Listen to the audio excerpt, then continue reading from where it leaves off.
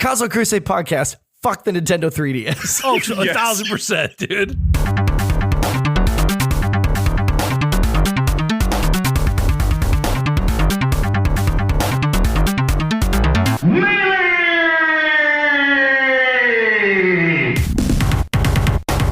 This podcast is all about our top 100 video games of all time. It's a doozy. This is going to end up being about 6 hours long. If you get through the whole thing, goddamn kudos. It's worth a listen. It's fun. It's angering. We piss each other off. We're definitely going to piss you off. To find the full list ranked, our top 100, you can go to solo.to/Console Crusade, and we will have a list linked at the very tip top. You can find all the podcast links there. You can email us. You can look at this list for yourself.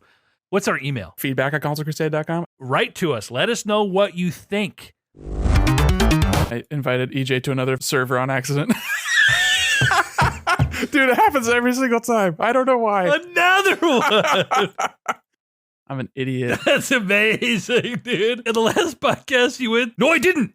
On purpose. You were so defensive that your first thought was to deny it. But you know you did it. So you're like, on purpose, though. No, I didn't do it on purpose. Well, I know you didn't. But that's just a good fucking bit. That's the third or fourth time. That's good comedy. Did you shit your pants? No, I didn't. On purpose.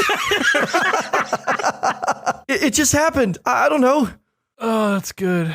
You know, sometimes you just need a good laugh. Hardest I ever laughed on this podcast was episode 4, the Console Crusade Hosscast, and we opened up with the fucking bit, and it was totally unintentional, and we just riffed on it, and it's not even funny, but we laughed so fucking hard. Oh, it got me. Was good. that with the cart swap bullshit guy? I can't remember. Yeah. This is my son, Big Rick. No, it's so stupid. Stupid. It's horrendously stupid. Console Crusade podcast. This is going to be a nightmare today. EJ Olson, Nick Durheim, Chris Gilly. We're back. I don't even know where to even begin. We have so much to even figure out before we can even start the podcast. What are we doing with this podcast, EJ? This is episode 100. Finally, it only took 6 years. We figured we would do something super simple, really fun, and something that's probably going to only take about an hour, is we're going to rank Console Crusade's top 100 video games of all time. And this has already been a saga today in the group chat with us back and forth. I don't even know where to begin. Yeah, you've been losing your mind over criteria.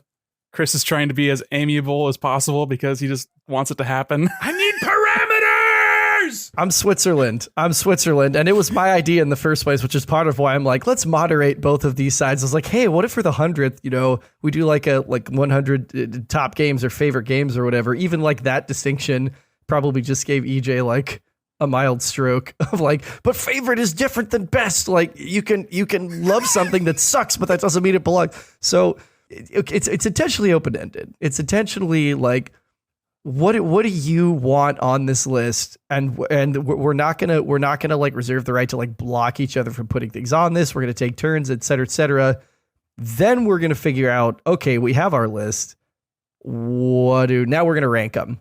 Then we're gonna kill each other. We're gonna kill each other a lot. It is going to be a bath of blood. What I was concerned about earlier, and this is probably just my insecurity, and take this with a grain of salt here. But Chris, I always give you shit for being a contrarian because you just love being the guy with the intelligent take about the thing other people were dumb about. And I don't want to just reduce your taste to that because I think you do have immaculate taste and you're a smart guy, but you like being a contrarian. And Nick, you have a very niche taste. Very niche, I would argue. And so it's like, I feel I came into this idea already defensive about like, I'm like, no, I need parameters so that I can make an argument that is like appealing to some semblance of logic and not just two guys who are going to disagree with me because they don't like Skyrim or the fucking Wind Waker, you know? Your whole ass is showing, EJ, and I love it. First of all, front, okay? It's professor to you from now on after that. So we settled on, this really is just going to be Console Crusade's favorite 100 video games, which is going to make it easier. I know it sounds like, well, I know, Nick, that's what you were saying the whole time, but like, there is a distinction. You talk best, and then it's like, well, should there be 3 Mario Karts on this list? Well, if this is the best of all time, let's just do 1 per franchise.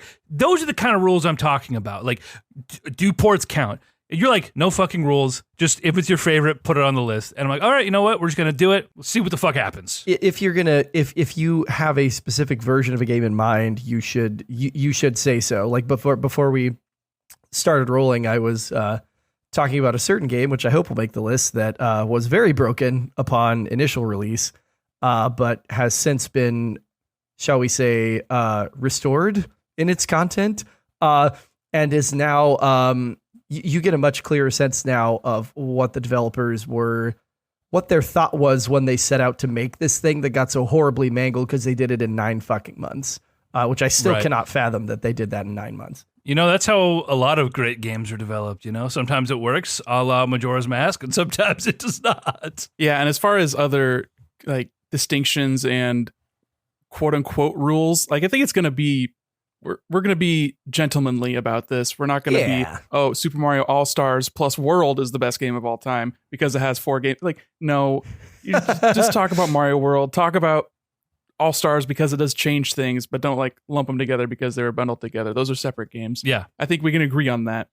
And for other sort of niche things like games with remakes, and it really does just depend on if you think that the distinction is enough to make the distinction, right? Because if I put Pokemon Gold and Silver and EJ says, no, Heart Gold Soul Silver was a really important game for me in high school, like that could be a separate game. That could be a separate listing. And then we would argue it out later when we're ranking, for example. Sure. But I would like to stick to, I mean, at least I did, primarily original releases, because most of the time remakes don't really add anything unless it's like the first time you play that game and then it sort of gets into your list, and that is like your touchstone. But all that is to say, distinctions are what we make them to be as we're adding them. Sure. So one thing I do want to clarify about sort of the hard and fast rules of this, and I tried to sort of nudge this in the group chat earlier about how, you know, I was going through sort of by system and making my list, not ranking them ahead of time, just putting out what I think of the games I've played on the system. What do I think are like contenders for some of my favorites if we're going to make a top 100 list? My thought was that we would sit here and we would discuss and we would kind of make a pool of games and then slowly whittle down. So this list will probably be 200 is what I imagine. And we'll just sit there and like go through and whittle off like all the obvious, like this, come on, this is not making the top 100. We could do that, but is that making more work for ourselves later as opposed to right now? I think it's less the work than like the first, you know, we're just going to put games in the first to 100 and then we have to argue every time we want to add something. Cause like, again, I haven't thought about ranking at all. Let me offer that I think that by the time we reach 100 numerically, we're probably not collectively going to have very many games left. I think there's going to be a lot more overlap than we think there is. So I'm open to revisiting, do we want to go over 100 Keep and adding, then start cutting? I'm open to that when we reach 100, but I don't want to say definitively, yes, we're going to do that, because it might not be a problem. That makes my life hard because now I have to go through and prioritize as we're recording what I want to add when it's my turn. Go with your gut. Go with your gut. Dude, I have 87 games on here that are all awesome. I didn't put any memes on here. There's only one meme, but it's still a good game. Like there's no chaff on here. This is all like quality shit. Do what I did, and in your spreadsheet, because I know you're in Google spreadsheets, is right next to the game for each one is just put a heartfelt 1 through 5 next to them. And then you can sort by that way, and then you're going to get your most important games at the top immediately. That would have been a lot easier to have done hours ago and not now that we're ready to start recording. This is going to be It'll be fine. This is going to be like drafting without any research. This is going to be a shit show. Be like, I don't know. It's good TV, man. Chris said that he wants to win by having the most of his games on the final list as possible. I want the top 30 to be absolutely stacked with my fucking picks, but I don't think there's going to be, okay, it doesn't matter. We'll talk about it more later, but yes, I do. Yeah, we're not going to be arguing over a lot of things being in the top 30, I don't think, but it'll be placement that'll be bleeding. This was sort of, to my point earlier in the group chat, was like, if the only parameter for like how a game should rank is I like it and I think I'm right and the other ones are worse, There's no, and then it becomes like, okay, now we're gonna pretend to make the historical or the more beloved or the review scores this just as sort of a fucking straw man, and then as soon as someone else comes in and says like use those same arguments for themselves, you're gonna be like, nope, because I was right about the other thing. And it's like, I know how we argue about things that we agree on, Chris. Actually disagreeing on something. I'm just saying, I think that that's going to be part of the fun of it, is that if we have a debate between like 42 and 43, one of the things you could bring up is this game is still enjoyable now. One of the things you could bring up is this game was a broke ground that had never existed before, even if it doesn't hold up as well now. And then you only got to convince one of us, right? Like simple majority. If it gets to the point where it's going to be a self-correcting process, because if it gets to people arguing, it is more often than not going to be a 2 versus 1. And that's going to be a majority, because this is our list. Like we're going to be deciding this together. So, I mean, you can really like dig your heels in and like make a stand, and that will prove your point and that you think something should be higher, but it'll be a lot of compromise. This list will be about compromise. We're all going to walk away a little bit happy about some things and a lot bit mad about everything else. Compromise in these sort of situations just means nobody's happy, and everyone's blood pressure is higher than when we came into this. That is the ingredients to a perfect podcast. Yes. So how are we going to round robin this with like do 5 at a time and just start sort of putting games on the list? Yeah. Or one game at a time? Are we going to, okay, I mean, I think 1 at a time might be too slow. 1's too slow. 5 feels like a lot. How about 3? We can do 3. There's 3 of us. We'll get to 99 and then keep adding. I mean, I don't know how much past 100 we want to go. I mean, I think we can cross that bridge when we get to it. Mm-hmm. I'm going random here. My list, I am not thinking about rank until I have the pot in front of me. So there's going to be maybe some weird things on here. I'm not thinking about, Sure. It's just great. I love it. I'm just putting things That's out totally there. fine. I love it. You don't have to qualify it. We're here for it. I'm just preemptively letting y'all know that I will be pushing to go over 100 initially. And there's some games that will, even on my own list, will weed themselves out. Like, realistically, is Spider-Man 2 Enter Electro going to make the top 100? Like, probably not. So that will probably weed itself out. But we'll get there when we get there. Chris's It'll be okay. face right now. It's pretty good. It's pretty good. So you have someone on your team. You're already throwing out the little rod. We're literally like looking at the map, and we've identified like 6 bridges, and we're like way the fuck back at like the starter village in the JRPG. Like, we don't need to cross these yet. Let's just do this. What order are we going in? All right. Yeah, you skip to the last page of the strategy guide, but you got to press start at the menu first. I elect Chris to start this list because it was his grand idea. Yeah. Let's go clockwise. I don't know if you guys show up on the screen in the same way as me, but I think it goes Chris, EJ, Nick. That's the order I have. I thought for sure I was going to go last because I was the latest to this party. Now I'm like, I've never played a video game. I don't know what you do. Don't think too hard about the order, man. Just start putting some good games on the page. You're right. Okay. Give me Mega Man X. We have to add it ourselves. Oh, I see. I have like 3 screens going and not enough desk real estate for this whole situation. How do you have 3 screens and not enough desk? Because there's 3 screens on it. Oh yeah, it's full. Give me Final Fantasy VI. Give me Metroid Prime. You're welcome for making our list text Comic Sans, by the way. You son of a bitch. I was like, wait, what is going on? Wow. Okay. Yeah, we got Metroid Prime on there. Okay, good. Give me... Yep, there you go. You got your 3. Oh, yeah, we're doing 3. Fuck. Okay, I'm good. No, I'm good. That's it. All right, EJ, give us 3. Mega Man X, Final Fantasy, 6. Metroid. Prime. Okay, I'm really, really going to go completely random here. I love it. I'm going to go... Spice it up, dude. Fire Emblem Awakening. Ooh. Oh, you didn't Control Shift V, you fucking anarchist. I'll fix it. I can. Okay. There's just too much happening. I'm going to go Spider-Man 2 on the PS2. We're going to go DuckTales NES. Whoa. I just love the parenthetical Enter Electro on that Spider-Man 2. This is Spider-Man 2 on PS2. That's the Sam Raimi Spider-Man, not Enter Electro. Oh, you're looking for... Yeah. Okay. I got a lot of Spider-Man on my list, bro. Nick, thank you. I was like, Nick, thank you for correcting it. Because I was like, Spider-Man 2, people, I don't know, the people who will never see this list might be like, that's not even out yet. Nick, what do you got? Breath of the Wild, Absolutely. Hollow Knight, Yep. and Pokemon TCG for Game Boy. Yes! My brother in Christ. Let's fucking go. I love that game. Did we just all agree on a game? Yes. Yeah. Put it at It's number gonna one. happen. Put it at number one. We'll cross that bridge when we get there. Don't worry about it, bro. It's back to me already. Holy shit. This is so I this is love so that fast. game, dude. This is so fast. Okay. Plock. Oh my god. Fucking Plock? dude. Plock. That's hilarious. I fucking love is that that? game. That game, it's Plock bangs. a mascot platformer from a lost age. It's tough as nails. I have beaten it. No save states. It's like Rayman before Rayman, right? Was it before Low Rayman? key, it was before Rayman. Yeah, he's like a little he's got like a yellow shirt and red limbs and a red hood on, and he could shoot his limbs, and it's like it's a mascot platformer basically, but it's so hard. The soundtrack is a fucking banger. It's so good. I feel like it's got pedigree musically from like old European PC games where they were making way too good of music for the quality of games they were making. It's got that vibe to it, you know?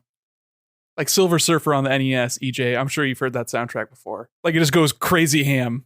Yeah, it's amazing. When composers, when they're limited like that and they have to do a lot with a little, like there's some wacky stuff out there. Can I give myself a pat on the back because I totally nailed it, because that's a Tim Fallon composed game and he straight up did Silver Surfer on NES. Wow. Just so y'all know. Wow. Spider-Man, X-Men, Echo the Arcade Dolphin, Revenge. Defender of the Future. Yeah. Oh yeah. Yeah, so Plock, and listen to soundtrack, EJ. Plock. Like you'll appreciate it as a musician just because like some of the fucking crazy time signature changes in that are in the soundtrack is ridiculous. Knights of the Old Republic, and Kirby Air Ride. Kirby Air Ride. Love those heart picks, bro. Wow. Okay. Yeah, this is going to be a very interesting top 100. It's not going to be as unhinged as I thought Dan Reichert's top 100 games of all time. No, that's a bit that he was doing. That was a Y'all know crazy it. list. Was it a bit? You gotta admit, dude, of course it's a bit. He plays the heel all the time because it gets him interactions on the internet. It gets you mad. Oof. Anyway, you got your 3, EJ.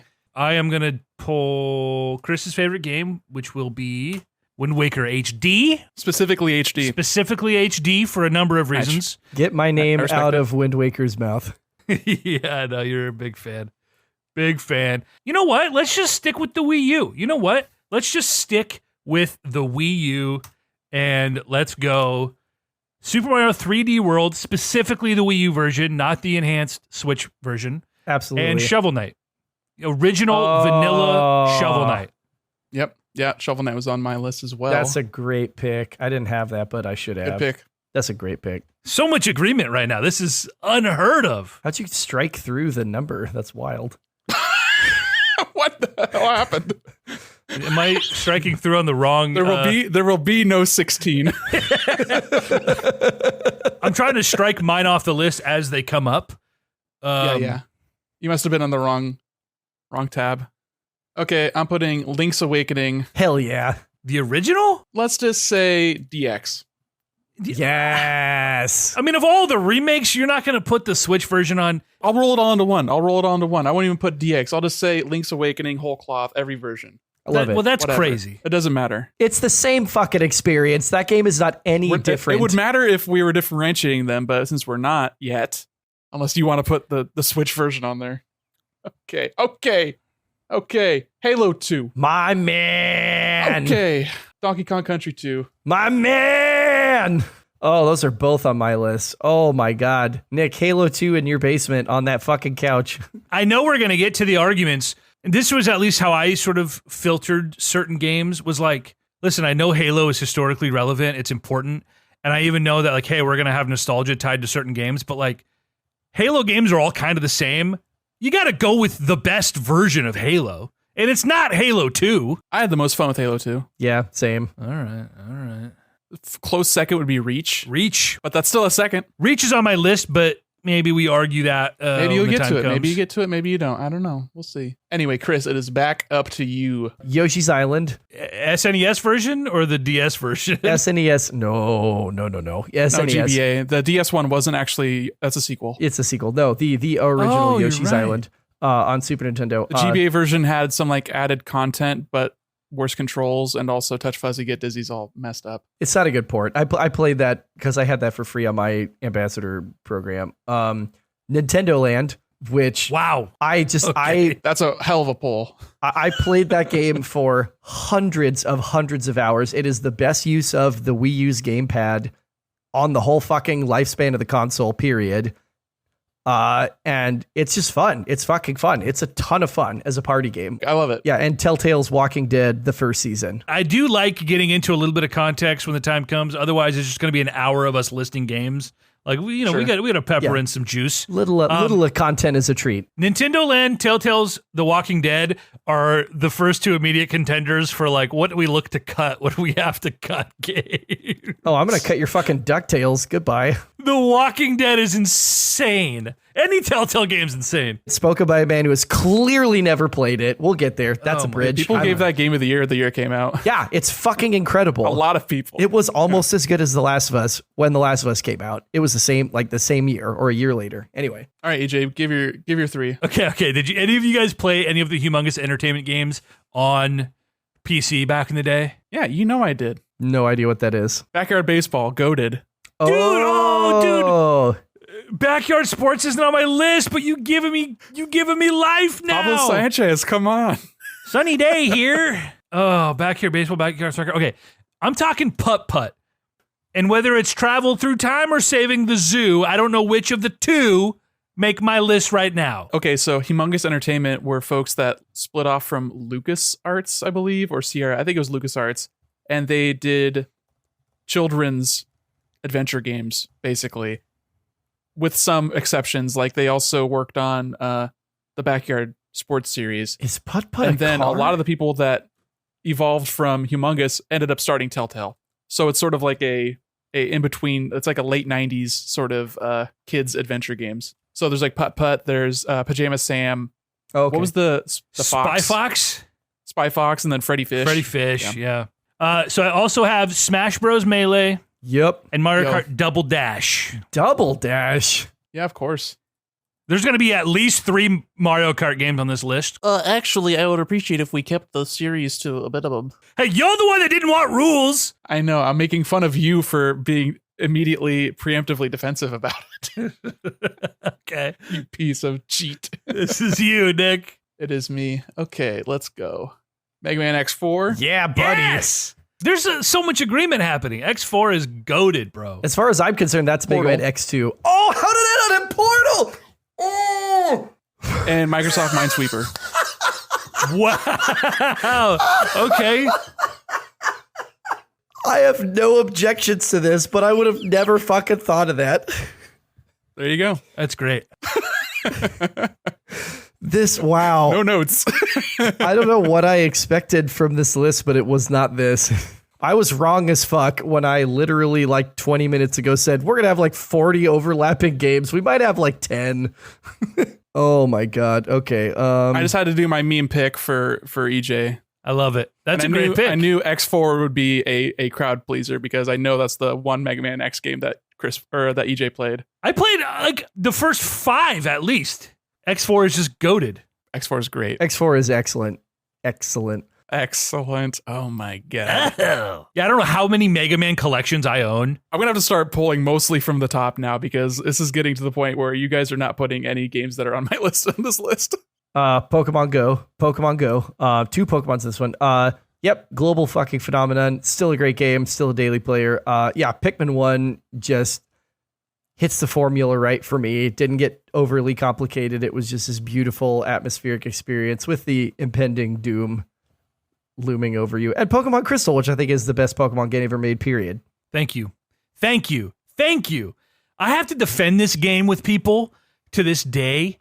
Really? And it's either some combination of like young people who are like, no, Diamond's the best game, Platinum's the best game, Fuck out of here with Gen 4. right? Or someone who says, you know, the remakes. And to be fair, like I have Heart Gold and Crystal on my list. Like if you want to argue, like they're both distinct to me because of time and place. But yeah, Crystal's the fucking goat, dude. I love that.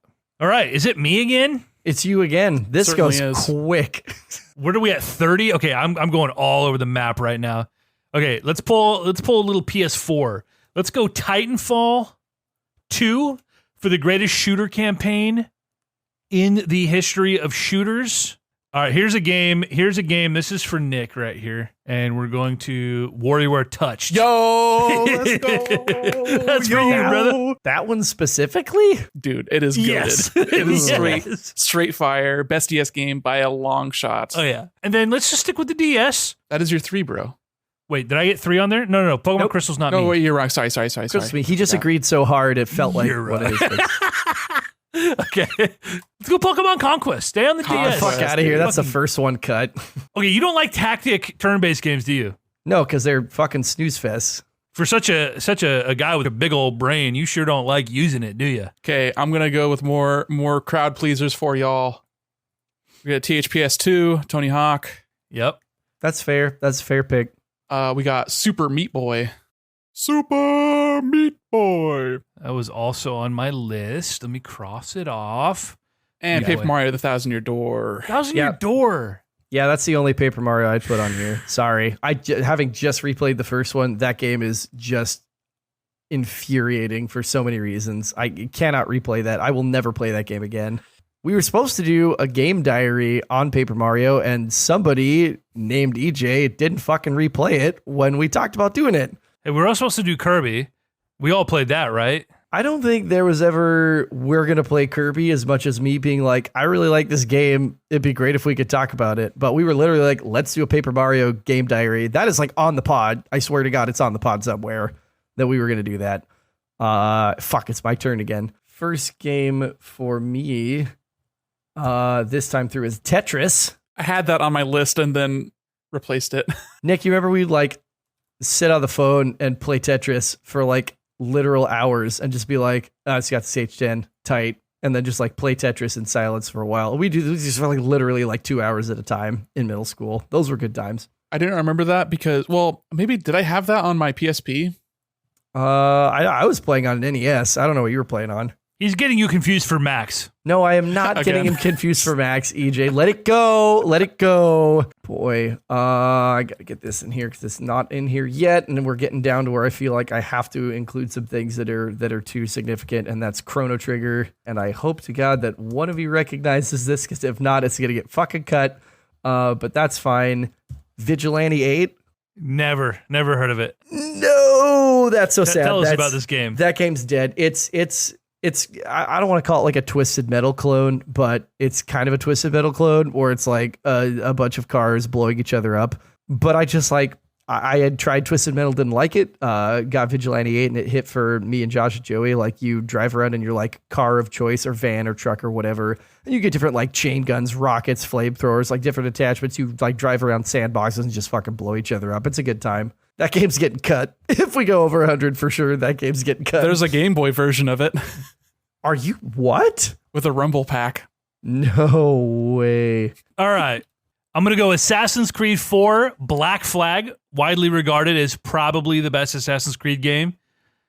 Guitar Hero 2 and Marvel vs. Capcom 2. That's a great fucking pick. MV6 is good pick. That's a great fucking Those pick. are all good. But oh my God, Assassin's Creed 4 being the best Assassin's Creed. Get the fuck out of here. That game is barely an Assassin's Creed game. There is a discourse about that exact topic in the AC fandom, and I think it's ridiculous because I thought Edward was the most fascinating of all the assassins because, I mean, he has got this outside perspective. You're seeing the same struggle that you saw for 3 games plus a spinoff, but from an outside perspective was way more interesting. And he was way more charismatic than Ezio, and especially fucking dickhead from AC3. And it's a goated pirate game. To this day, 10 years later, 10 years this year, still holds up. I don't disagree with that, but it is not the best Assassin's Creed game. It's a great game in its own right, but it is barely recognizable as an AC game. I loved it. I don't object to its inclusion on this list. I object to the description.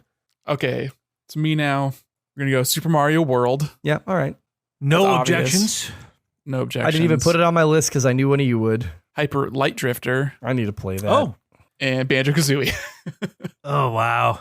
Yeah, I don't object. I never played it. I know how beloved it is. It's a good game. Number 1 in this rotation, NBA Jam Tournament Edition. Nice. NBA Jam is Sick. It's so good. That's what I remembered right before we started recording. It was like, oh my God, I have to have this on here. I don't remember if I had Tournament Edition or was that just the only SNES one? Because that was the one we had SNES. They had Standard Edition on the SNES as well. I think we had. I think we had Tournament. Tournament Edition is the the cover one. looks more similar. Yes, and it has more of the like he's on fire and the crazy dunks and shit. Like Yep. Yeah. Number 2, The Elder Scrolls 3 Morrowind. Oh. Not Oblivion, huh? Not an Oblivion guy. Oblivion is for normies. Was it Morrowind or Oblivion that you would just jump everywhere because you're trying to get your dexterity up? Definitely Morrowind. I can't remember if they still had that in Oblivion. Yeah, it was like, experiential based learning for your acrobatics. You could just like jump up. You could literally like do stairs and you'd be like leveling up and shit. Oh, I could go on, but I'll leave it for right now. And was it Oblivion or Morrowind that had the expansion with the Isles? I can't remember what they're called. The Shivering Isles. The Shivering Isles. Yeah, that's an Oblivion expansion. Morrowind did have 2 fucking excellent expansions, which were available on Xbox on the Game of the Year edition, which is that I played it so many hours. And for his third pick, Final Fantasy IX. Surely that's on your list, Nick. Like it's got to be, right? No, I never played more than like an hour of it. I like it. Do we have any good vibes. any I've watched someone else play JRPGs it. in common, or did like our branching paths? Like I went down the Final Fantasy path, and you went down like the Xeno path, and we just like never shall they meet again? I mean, I only got on the Xenopath after playing Xenoblade 2, so it wasn't really a early path. I'm sorry, EJ. Could you explain one of these one of these picks for me, please? Which one? How They're all about perfect picks? How about fucking Skyrim? I'm happy that it's on this list, but I am gobsmacked that you're the one that put it on there after all the fucking shit you talk about that game on this pod on a regular fucking basis. It's just to illustrate a point about how a 10 out of 10 game can still be an absolute broken pile of shit. And like that you put on your top 100 games? It's one of my top 10 games of all time. Yes. Then the what? Xbox 360 version. It was a broken fucking mess. The PS3 version, Even worse. so bad it got delayed almost 2 years, and when it came out, it was even more broken than the 360 version. But yeah, one of the goated games of all fucking time, still a broken pile of shit.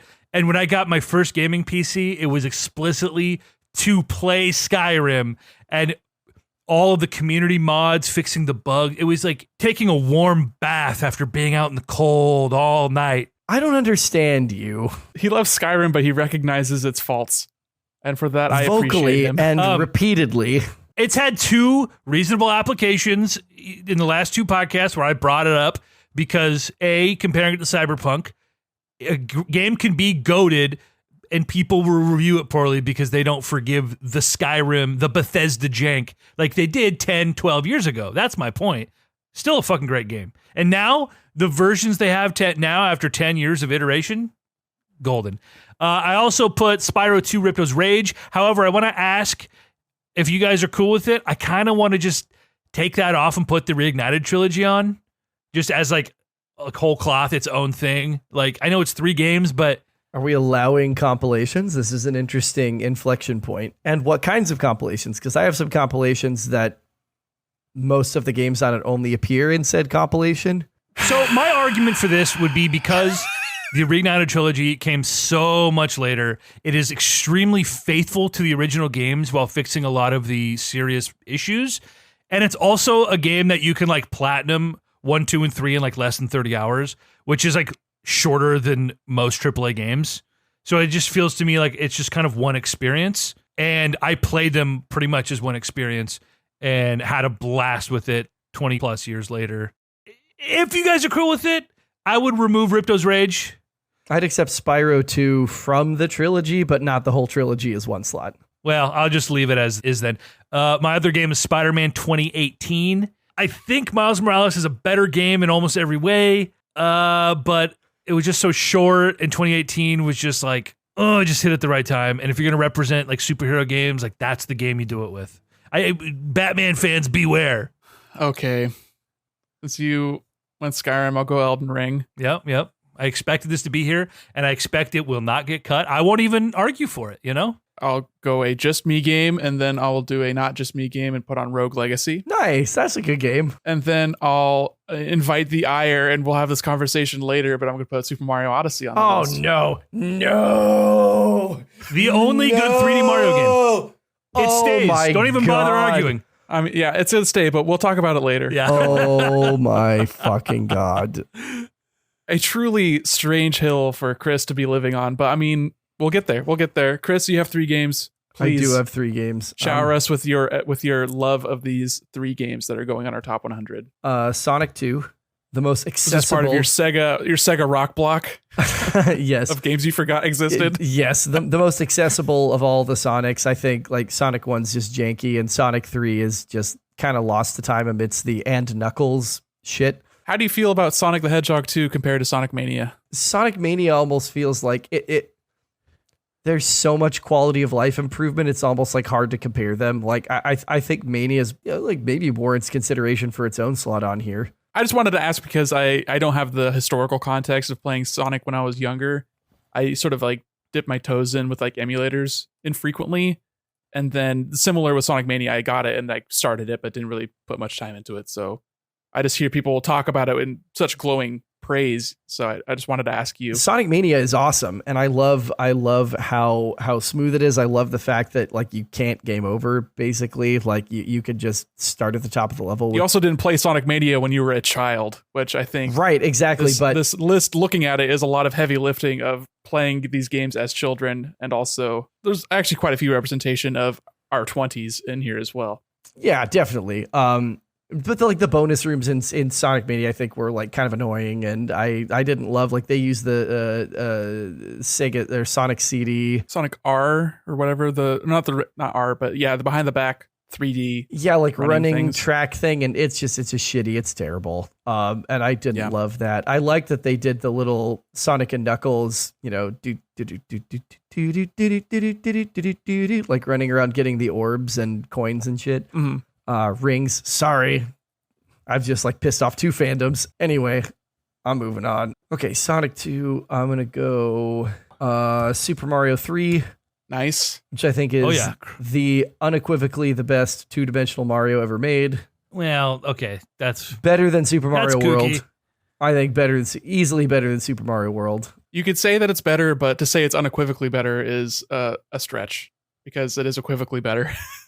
They're equally as better. Whatever with your logic.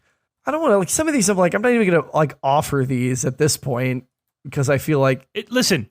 This list is going to 200. Just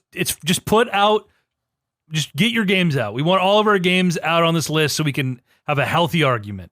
Get it out there, Chris. All right. What do you love? It's gonna hurt to cut. Trauma Center from the Nintendo DS, which I think is still one of the only games, one of the best utilizations of the touchscreen in that entire handheld's lifespan, which is really sad because it had a long lifespan.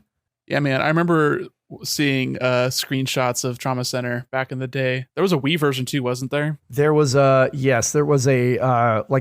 basically a remake with additional content called First Cut, Second Cut, something like that. There was this sort of like tangential sequel of another surgeon that had the healing touch called New Blood, and then they did Trauma Team in like 2010, where you had like 6 different people who all did like different specialized kinds of medical procedures. That game fucked. I won't put it on here, but it was good. Oh my God. All right, EJ. Chris likes something I put on this list, or maybe really doesn't like something, I don't know. If you want to put Warzone on here just so you can cut it later.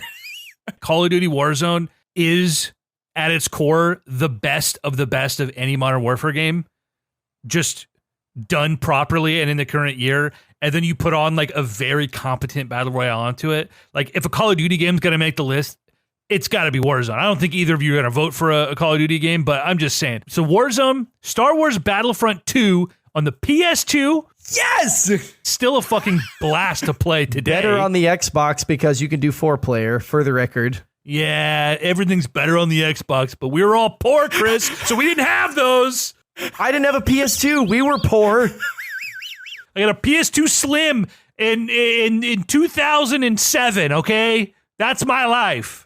And then NBA Street Volume 2. Fucking great game. Fucking great game. Great. Another game that holds up today. Had Dime in my starting 3 at all times, running the point.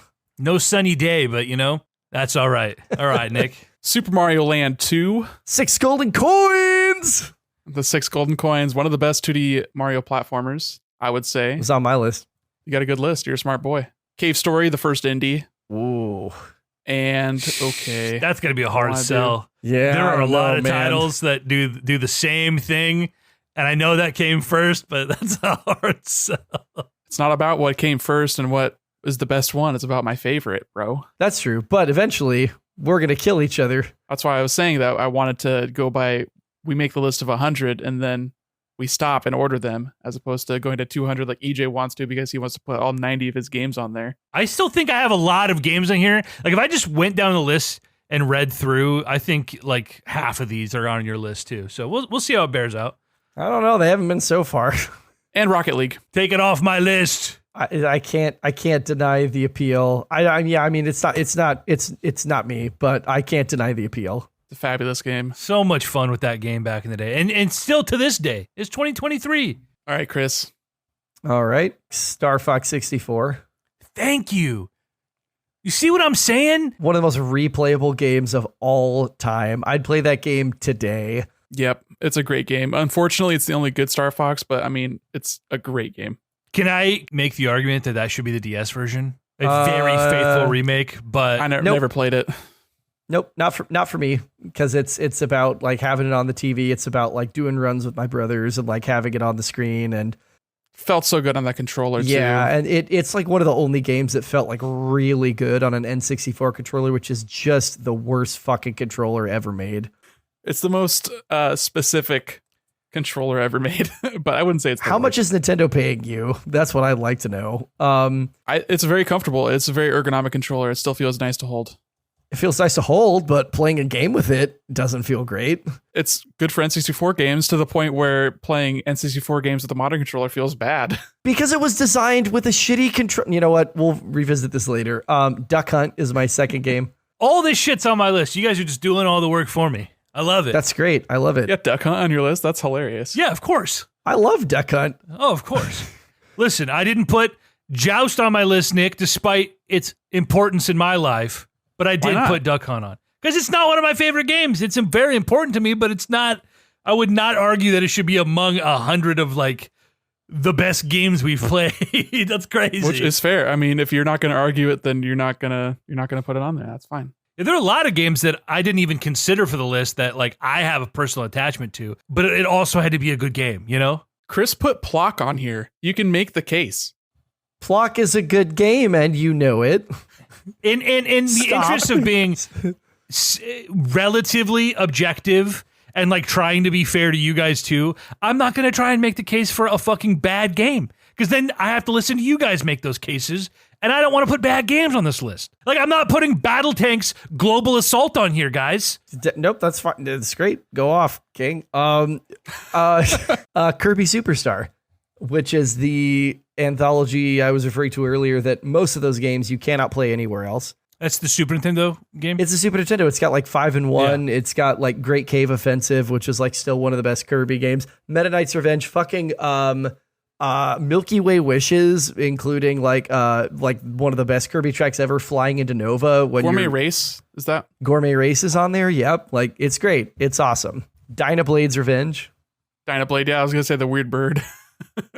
I'm glad someone put a standard Kirby game on here because I haven't played the new game yet, even though I guess that's not a standard Kirby game. Didn't you play Robobot? I did, and I really like Robobot, but I never beat it. Yeah, I feel like it should be on here, right? But like, I don't want to put... I was like weirdly hesitant to put Forgotten Land on here for some reason, even though I loved it. Recent. Yeah, I didn't want to recency bias. I didn't want to be like, oh, here's a bunch of stuff I just played. But Superstar, I mean, it's great. I want to put some respect on new games too. I'm trying to like diversify with my picks. Yeah, I'm sitting on some. Let's see. I have just like randomized bunches here. Let's go a little weird. Dead Cells. Nice. I have to put it on there. No objection. Lego Star Wars The Complete Saga on the 360. It's the greatest collection of puzzle platformers that exist. It's the pinnacle of the Lego series, and we played this game for so many years. I know it's like 6 games. It's one game. It's one game. And NBA 2K12, arguably pinnacle of the 2K franchise. I think it's rated at a 90 on Metacritic. I think there was one game that rated maybe higher, or maybe 2 games. 2K11 to 13 are kind of the years that they all, I think, hit 90s in those years. They had a good combination of the classic All-Stars and those game modes for them, and they just nailed the gameplay. It's just, it has never been as good as it was in 2K12. Nice. I can get behind that. All right. I'm putting Bloodborne on here. Oh, yeah. I'm putting Metroid Dread on here. Yes, sir. Yes, sir. I was going to do it if you couldn't didn't. escape it. And I'll put Xenoblade 2 on here. 2. Wow. Okay. 2. I need to sit longer with Xenoblade 3 to see how I feel about it in the grand scheme of things, but Xenoblade Chronicles 2 and its expansion are my favorite of the trilogy. Not because of the story, but just because of the gameplay and just the vibes. The music. Oh my God, the music is fucking immaculate. I'm glad you put Dread on here. It's the best 2D Metroid. I was going to do it if you didn't. It is. The Last of Us Part 2. I have Last of Us on our list. I do not have Part 2 on the list. Well, EJ, in your own words, from this fucking week when we recorded, The Last of Us Part 2 is a better game in everything except for like your opinions on the narrative and admittedly many other people's opinions on the narrative. If it's a better fucking game, it's a better fucking game. So that's my call right there. And it is better. It like in every way of the gameplay, is. It is better. And then the narrative, we can sit here and like have pissing matches about it all night long. But the fact of the matter is it plays better. So that's why I'm picking that over Part 1. Ugh, that's tough. It was tough for me to go like that one or that one, and I haven't played like the PS5, like the remaster version, Last of Us Part 1 as it's subtitled now. But I'm told by my buddy who just finished it, it's night and day. Yeah, I'd be curious to just get your thoughts on the remake, but it's like God of War 2018 like is somewhere on my list that will eventually end up here. And I'm like, Ragnarok was like gameplay leaps and bounds better. But again, the narrative, which is part of the package when looking at these lists, I would not put Ragnarok above 2018, even though, you know. There it goes. That's my second pick is Ragnarok for literally the same reasons that I don't agree with you about the narrative. And we're going to do that pod this week with Drew, which I'm very excited about. But Ragnarok is everything God of War is plus Ultra. And I'm going to put something on here that I am sure I'm going to get fucking roasted for, but I'm doing it anyway because at the time in which I came into this game, it had been improved so much that I was like, Destiny? I don't understand why people were so upset about. Cyberpunk? You're both wrong. I know, I was joking. No Man's Sky. That game, I played that game for probably like 120 hours in like a 6-week period. I mean, I devoured it. And I remember getting done with like a play session and I turned to my ex and was like, I haven't had this much fun with a game in years. I don't even remember when. And she looked at me and said, you shot rocks with a laser for 6 hours. I was like, good rock feel. I was like, you're not wrong, but also you're so fucking wrong at the same time. I'm tempted like every day to just like, well, let's just see what it looks like now. Cause I finished it. I got to the center of the fucking galaxy and not many can say they stuck it through to that point. Probably a good reason for that. All right. GTA 5, Fire Emblem. Interesting. 3 Houses. DBZ. Dude, listen, Legendary Super Warriors, it's one of the best RPGs on the Game Boy Color, like bar none. And I know that's also a general sentiment when people are ranking Game Boy Color games. I didn't know that was the case until very recently, that it's so well regarded, because so many Dragon Ball games aren't. It's a card-based, turn-based RPG with like action elements in combat. It's hard to fucking just explain, but it's a top 2 Game Boy Color game for me. It's a top 10 Game Boy Color game when you remove like shitty ports and like tie-in games and like, you know, there are a lot of good games on the Game Boy Color for what the Game Boy Color is. This is legitimately fucking one of them. And yeah, GTA 5, it's just like a GTA game has to make this list, and GTA 5 is the best GTA game. I've played all the mainline ones. It's just a no-brainer, you know? I can respect it. I can get behind that. Yeah.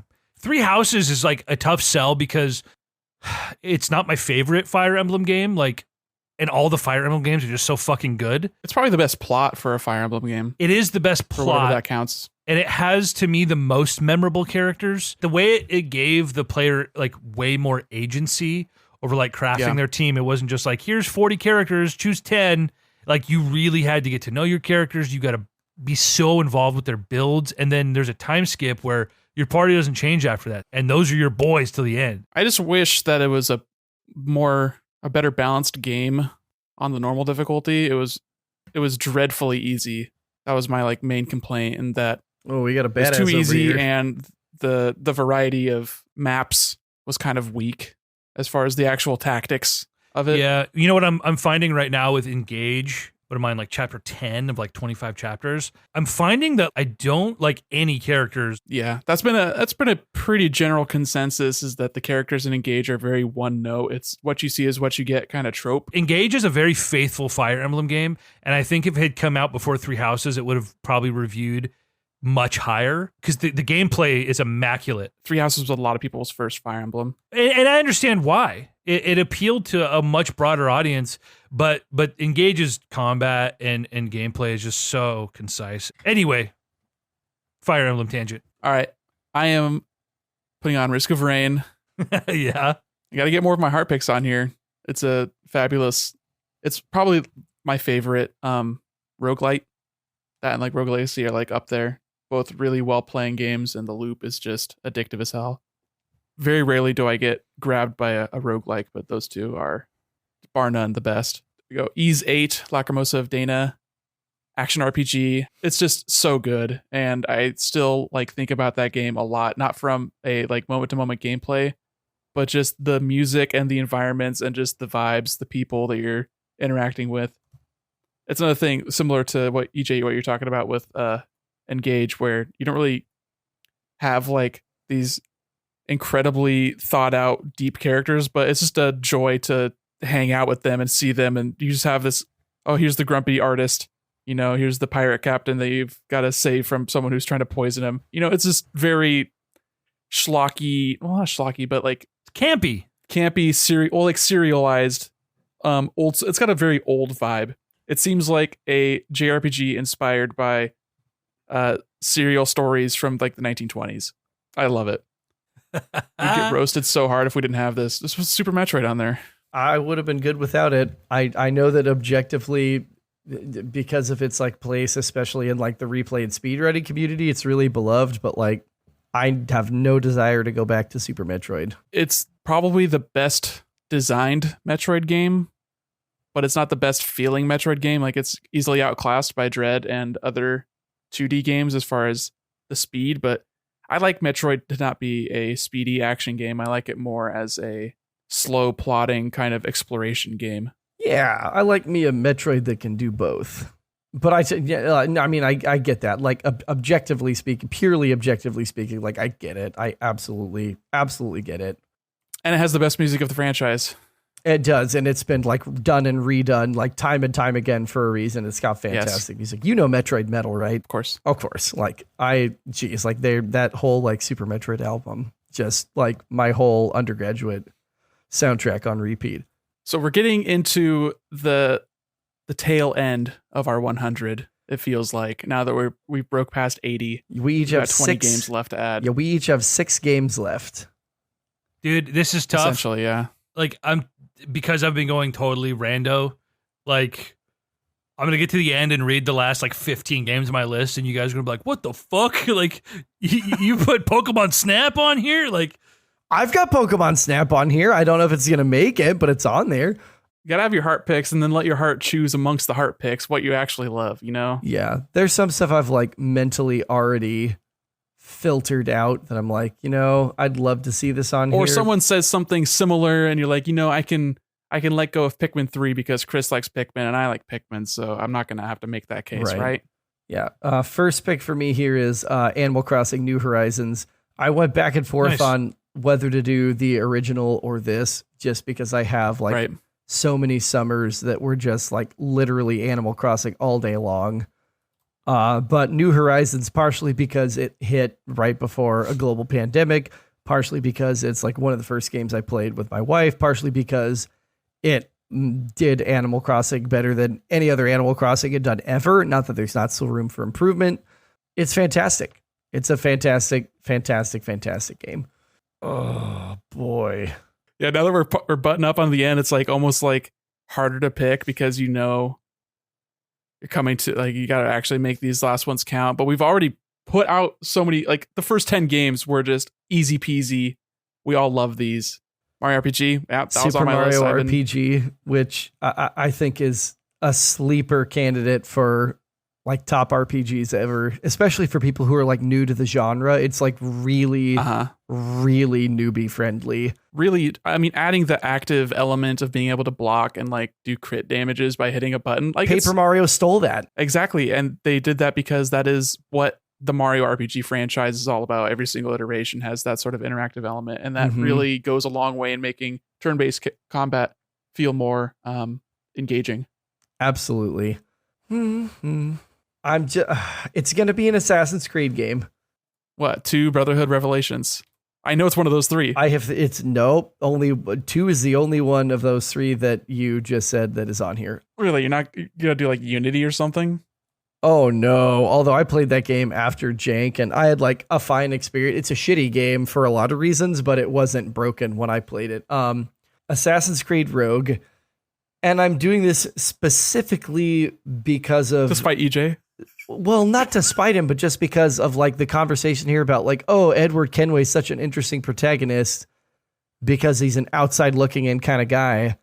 That is Assassin's Creed Rogue, except he's not a shitty assassin and you actually do assassin things. And you also have all of the boat combat that Assassin's Creed 4 has. This was their like apology letter to PlayStation 3 owners, basically, because Unity was a PS4 only game and it's a better game. And it is as good as Assassin's Creed 4. Like I said, it's got all the ship-to-ship combat, the same like optional like legendary ship battles in the corners of the map. You can explore like the river delta of the Potomac River, like in inland New England. And it's also got a really, really interesting story of like the rise of the Templar Order and how it interfered with all the characters we meet in Assassin's Creed 3, but also the protagonist of Assassin's Creed 4. Spoilers for Assassin's Creed Rogue, I guess. It's like 10 years old. You know, he plays his dad or something. You kill Arlo, you assassinate Arlo's dad at the end of Assassin's Creed Rogue. So you are the tragic origin story for the hero of Assassin's Creed Unity. And it's a great little just stinger of like how this dude, this assassin Breaking Bad basically impacts like not only all of the Americas in the course of the games that we're about to play, including like Haytham Kenway. We spend time with him in this game, which sets up Assassin's Creed 4 and Assassin's Creed 3. It's a great game. I played this game. I beat this game. I definitely wouldn't argue it's better than AC4. I guess if you're having the conversation of is it a better Assassin's Creed game, like sure, but I don't think Assassin's Creed, it's not that interesting of a concept. It was pretty played out after the second game. The fact that we got how many more fucking games ripping us out of like these immersive worlds to like make us on rails. Yeah, if it's more interesting to you, I understand. Well, it. It's story, it's gameplay, and like you said, like Edward Kenway is not an assassin. Like literally every single one of the stealth missions in that game ends with "I can hear you there, Edward," and like, great. What the fuck was the point of me sneaking around this building other than you guys have stealth mechanics? You've already built an engine that you want to reuse. So like, it's everything. It's like, to me, it is the quintessential Assassin's Creed experience. And I wanted that represented, not just like hip, hip, hooray, fucking pirate game, which I loved, but does not represent the Assassin's Creed experience to me. I would say if we're just having a strictly conversation about AC games, like I know like Rogue is like better than 2, but 2 is probably the game that should be on here. 2 is great. I was going between Rogue, 2, and Syndicate, and I fucking love Syndicate. I think that's the last one I played. I own Origins and Odyssey. Never fucking touched them. This is tough because we're at 85 here, and I just have so many games like I want to give their due diligence. This is such a wacky trio. Oh, I pasted the wrong one. This should be Smash Bros. Brawl. Brawl, okay. What? Listen, I know that this is going to be replaced by Ultimate, and like rightfully so, but I just want to acknowledge how much fun Subspace Emissary was, playing it with you, Nick, playing it with my brother, playing it with Max, and I know it's the black sheep of Smash Bros. Games, and that includes the 3DS version, but like Project M But that's not what Brawl is. I know, but I'm just saying put all Project of the... M on here if you want to put Project M on here. No, I mean, Project M, it just took all of the good things about Brawl and was like, what if it was fun, like Melee? But Subspace Emissary was so fun, and we've never gotten anything like that. So I'm going to put Brawl on here, acknowledging that it'll get replaced by Ultimate, which is totally fucking fine, because Ultimate really is Ultimate. It is. Also, shout out to the first Smash Bros. With created stages.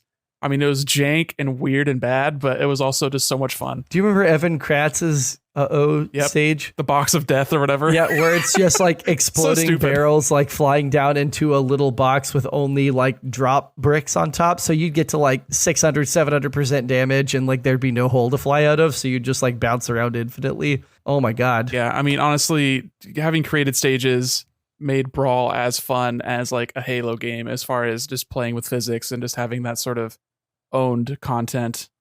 Like, yeah, we're playing our home, like this is our pet little project stage that we all fight on. It's just stupid and fun. My other two games are Wii Sports, which is yeah.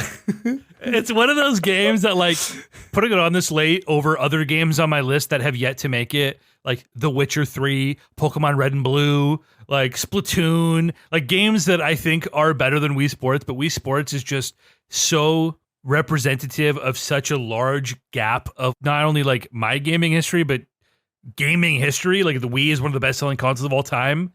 And it has only 4 playable games, you know, and Wii Sports is somehow one of them. So much fun. Fun for the whole family. It's not a bit. Bowling with 100 pins or whatever. Right. Strike. And then Age of Empires 2. And I want to say I have 3 strategy games for the PC on this list. Rise of Nations, Age of Empires 2, and Civ 3. And it could be any Civ after Civ 3, and I wouldn't argue. Oh, yeah. I just went Age of Empires because it's a game that still holds up and that I still literally like play with tons of my friends to this day. Like, did the remaster come out yet, or is that they had a HD quote unquote remaster for years now, and there's different options with how the AI works depending on which version of the game you want to, the CD version, the original version, the HD version, the Steam version, and it's so customizable, and it is. I mean, there's still a huge speedrunning community for this. You can log on any time of day and find like public matches and just hop in with strangers. Like, that's tight. I love that. So I'm going to put SSX Tricky on here because I haven't gotten to it yet. Ocarina of Time. God damn it. Yeah, this will be a fun conversation. A seminal moment in video games for me. High watermark for that generation. Do this one for EJ. Castle Crashers. Wow. One of the greatest couch co-op games of all time. The best. And what I really feel like needs representation, needs to be spoken about, needs to be given the shine that it fucking deserves. All these games deserve it. We'll go Fez. It's a great game. Great puzzle platformer. Phil Fish may have gotten booed off the internet, but he made a hell of a game. I know the name. I don't know the game. You would like it. It's really fun. I have my 3. I actually went and like collated all of them. Final Fantasy VII Remake. Interesting. I think that it is like the definitive version of, admittedly, a part of. That's what makes it interesting. A JRPG that like literally revolutionized the genre in terms of like, oh, you can build worlds like that. Oh, you can tell stories like that. Oh, you can fucking kill like arguably the most beloved character in the game, like half of the way through the game and get away with that. That's amazing. And it was my game of the year in 2020 over The Last of Us Part 2, which I already put on this list. And so as I'm sitting here thinking about this, I'm like, this has to be here. And also the fact that like spoilers for Final Fantasy VII Remake, it's not called Final Fantasy VII Remake. It's Final Fantasy VII Remake, as in the verb to remake something. That it's a game about remaking Final Fantasy VII, not a game that is remaking Final Fantasy VII. Like the final boss is literally like audience expectations, basically. It's that fucking crazy. Hilariously stupid Japanese like delineation. No. Colon remake. It's not ridiculous, and the significance of it wasn't even apparent until the game was out, and certainly until like the next one was called Rebirth. That we're like, okay, this is like a thing we're doing. But also, like, it was apparent to me at the end where you're literally like fighting echoes of Cloud and Tifa and Barrett, that it's like Anyway, I don't want to spend any more time on like deep diving this game, but like I thought it was fucking brilliant. I thought the way that they approached the deviations is brilliant. I'm thrilled to see what happens with Rebirth. Next is Punch-Out, the fucking OG sports game that I thought needed to be on here. Still a blast to play, still challenging to play. I never did beat Tyson. I got there a couple times, but I never did beat Tyson. Fake fucking fan. And then the third is a heart pick, and this might get cut, and that's fine. And it's Digimon World 3. I think that there's been like a billion of these games, and I didn't play Cyber Sleuth, and I hear it does like a lot of similar things and does it better. I wouldn't know. But just in terms of like a really crunchy, good JRPG in which you can make these party characters into like pretty much any of your like favorite Digimon that you like by raising stats to certain levels and digivolving them in certain directions. It's a blast. It's like deeply immersive. It's got a great system. The combat is great. You can do DNA digivolutions in battle to like temporarily like buff your dudes and add things. It's a great PS1 game that I would love to see remade because the loading times on PS1 at this point are so fucking bad that it's just like not even worth playing. That you go like random encounter, black screen, 5 to 6 seconds of music playing before the picture comes back, and then another 3 to 4 seconds of that until you actually get your combat menu. And that's my last 3. Holy shit. I don't have as many, like, oh my God, how did we forget that games as I thought I would now that we're kind of getting to the end. Let's do another 2 rounds after 99. Let's go to 118, which is another 6 games a person on top of this round, which both gives us a reasonable cap for paring games down and also gives us time to discuss cutting some games and getting into what gets filtered. Well, I apparently have to be much more discerning with how I do this. You should have been discerning from the get-go, but you chose not to be. Well, if I had realized exactly how this was going to go, I would have said we should just record tomorrow, and I would have ranked a top 100 and not really felt bad. If you think that Chris and I are going to be more salty about ordering them than you are about just putting games on the list, then I don't know where you got that thought from. Considering that Chris was the one who said that he wanted it to be a bloodbath because he wants the top 30 to be all of his games. I don't know. How dare you say what I said to me? Nobody makes me speak my own speech. Nobody. Just because Red and Blue aren't on here, I'm not going to pick the original or even the remake. I'm going to do the remake of the remake. It's a very interesting pick, and I respect that for its interestingness. I love the Let's Go games, man. It's I on my loved list. them. I grinded them for shinies. It was a fun reimagination of 2 beloved games and like changed the Pokemon formula enough to like justify existing outside of just being another remake. Dude, they are eminently playable. This is also probably going to be controversial. Wow. A Dragon Ball Z fighting game has to be on here. And I'm like, I could go Infinite World. I could go any of the Budokai games. Xenoverse was actually good. This will probably get cut, but you know what? Budokai It's 2, a heart man. pick. That was the peak. It never got better than that. You know what's funny is Budokai 2 is regarded as the worst of the Budokai games. I also liked that game a lot as a kid. I think the Budokai HD release on Xbox 360 is great. Infinite World was good. People didn't like it because it was too hard and people suck at games, but... Did you play much of Fighters? Yeah, I put a decent amount of time into Fighters. Presentation, it's like, cannot be beaten. If I was into fighting games, I'm sure that would be the best. Yeah, it's like fighting games are so hard to get into. They're so deep. And as a single player experience, like it's not that fun. As most fighting games, I don't think are. Yeah. What did you just add? Destiny. And I'm just wrapping Destiny 1 and 2 into each other because they're the same thing. They've just iterated for 8 years now. But Destiny, the experience. I accept that because Destiny 2 was basically just an expansion of Destiny 1 that they put the number 2 in front of. Like, Yeah, they had to Activision it. They're trying to sell more copies.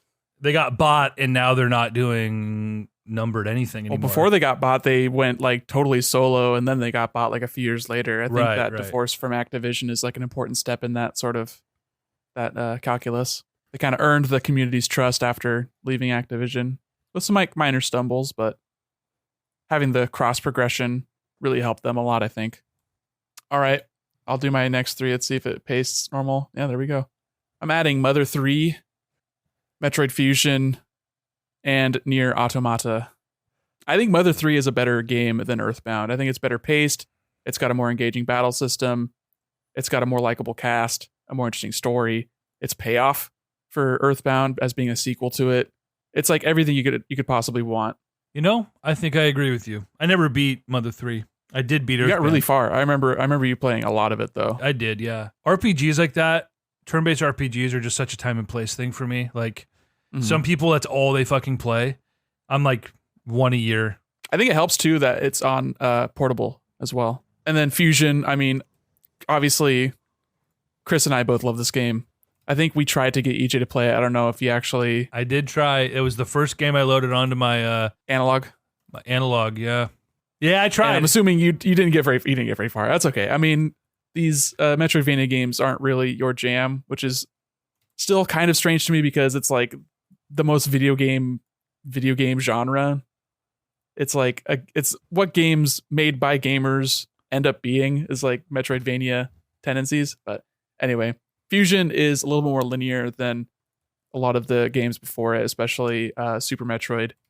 But it sacrifices the exploration a little bit in service of a tense sort of storyline that is a lot more front-facing. It's a lot more explicit, which, you know, people will have different opinions on whether or not they prefer an explicit story versus an implicit story. But for me as a kid, it was a very formative sort of experience in the Metroid franchise. I think it was my first Metroid game. I think I played it before I played Prime, and my first Prime was Prime 2 because I'm a weirdo and you get the games that you get, right? Yes. But You know what I bought this week? what's up? I bought a complete in box Nintendo DS, the original Trapezoid, the Metroid Prime Hunters Demo Edition with Samus on the front and the demo card in it. Dude. I had that box for years. I care because I pre-ordered my launch copy of the original DS, and I still have the original system, but I carried that box around for fucking ever. Oh, it kills me that you got rid of your boxes, man. I didn't know if I'd have known that you were into them, I would have just been like, if you drive up before I move to Louisiana, you can have whatever you can put your mitts on, and you probably would have made a couple $100 on those boxes. No, I wouldn't have sold them. Dude, like now, like the things I collect as I always say, reformed collector is things I have connection to, but like I want, like my end game when, you know, we're all rich and living the life on a private island somewhere is to have like a game den that is like part sort of retro, like game store. Like I want complete in box things. I want the ephemera. I want the experience of like, what was it like to exist in this time? You want your room to look like the wall of a Target in 1999, like the shelf of a Target. See the inside of my closet now, and it just is like vintage Lego sets, like complete in box toys from like, with KB toy stickers on them. I don't do complete in box. I want it out. I want to touch it. I want to use it. I respect the hustle. I don't do anything sealed. Like except for toys. But like, games. But it's like I want to be able to open that box and relish in the nostalgia of that time that I went to Target at 8 years old and I bought myself a copy of Pokemon Crystal and opened it in the van. I love you waxing nostalgic and talking about your dream game den. We need to finish this list. So I also added Nier Automata, which is a fantastic action RPG, one of the best soundtracks of all time. If you haven't played it, you should play it. And Chris, I'll pass it along to you. I'm going to put BioShock on the board. I think that it was it was a very interesting blend of genres when it landed, of this like shooter, horror, diesel punk, undersea nightmare with like one of the better, dare I say, like best plot twists in gaming, even to this day. It's a legendary twist. Yeah. It is, yeah. It's part of the canon of games. Yeah, it will hopefully make for good TV when Netflix is done with it, although I doubt it, given their track record. I've got Luigi's Mansion on here. I think that, you know, the Green Man is very close to my heart. He wasn't close enough to make like the top 100 cut, but as a lanky son of a bitch, I respect the hustle. And it was just a really interesting like side adventure for him that like spawned its own franchise of, and gave a lot of character to somebody who was just sort of like Green Mario, like literally until this game. And it sort of defined his character for like basically the rest of the Mario Brothers extended universe. He's the only Mario character with a defined character. Yeah, right. Honestly, even like more than Mario, which is why I like him better. And the other one is Mass Effect 3. And I think that this is, people who played it when it came out are going to rage about it. But a lot of people who played it when it came out were kind of big babies about a lot of things and like took their complaints too far, as gamers are wont to do. But I still think that it is like the culmination of the way, like choice-based gaming. It's been a thing forever. It's like a buzzword now, right? And Telltale takes it like to the extreme. But like the Mass Effect trilogy, this like tentpole American RPG from BioWare, that your actions in the first two games had like dire and immediate consequences in the third one, like still is something I haven't seen replicated in a trilogy of gaming. And stuff that like I get to the third game and go like, I am so glad that I did like that I saved Rex in the first game instead of letting him get domed, because that was like a beautiful payoff in the third game to see. And then the fact that I like stopped the genophage from happening and like did get to see like Rex just be like, I get to have kids. Like this is literally like the greatest day of my life. Like that's fucking amazing. And it's 3 games worth of payoff. So that's me. What did I say at the beginning of the pod? Professor Contrarian. Yeah. PC. I almost did 2, but I think that two sets up 3 so well that I don't know. I can't not pick the payoff for me. 2's the easy pick too. There's probably a good reason for why that's the easy pick, right? Yeah, but again, like we're like meeting all these characters for the first time, and like I like some of them and I don't care about a lot of them, and then in 3 they pay off a lot of the people that I gave a shit about, and some of the ones that I was kind of like, oh, you're cool, but you're never going to show up again. They never showed up again. I think it's also just trilogies in general. The second one's always the best one. Pirates of the Caribbean, Dead Man's Chest would like a word. To be fair, that entire trilogy is pretty good. I like all those movies. Yeah, they're all good movies. They're fun. Okay, I've been sitting here trying to narrow my list further down. I've eliminated 15 games, and I'm just trying to get 6 more that I feel good about. And when we get into actually ordering the list, I have a couple of my previous picks that I will volunteer as tribute. So now I'm just trying to get a good combination of heart picks and just like, come on, this has to be on the list. Sure. I would be remiss not to add one of these 2 games, given all the shit talking. Horizon Zero Dawn. I always joke that Zelda wasn't even the best open world game to come out that month, and Horizon came out that like a month later. I respect what that game does, despite my beef with it, but Horizon just like hit this fucking niche for me of like cyberpunk weirdness and fucking dinosaurs, and just like being a really casual open world like collectathon that always had you doing something new. It was a well-paced game. Chris, did you play that? Nope, not a bit. I own it. I own the Game of the Year edition, but it's sitting in my backlog next to Spider-Man. I still have Leaf's copy in my entertainment center. That's funny. Here's a heart pick for you, Nick. I don't know if you have the same attachment to one of these games. Pokemon Pinball Nice. Advance. Come on. Pinball has to be represented on this list somewhere, and if you got to do it, a handheld's the way to Good go. game. It's crazy to me that like none of the Pokemon Advance games are going to make this list. None of the Pokemon DS games. That makes more sense to me. I guess it's not that crazy when you're like just evaluating Pokemon like objectively. And just not even objectively, just like our love for the franchise definitely peaked, and it all peaked for us in a very similar location.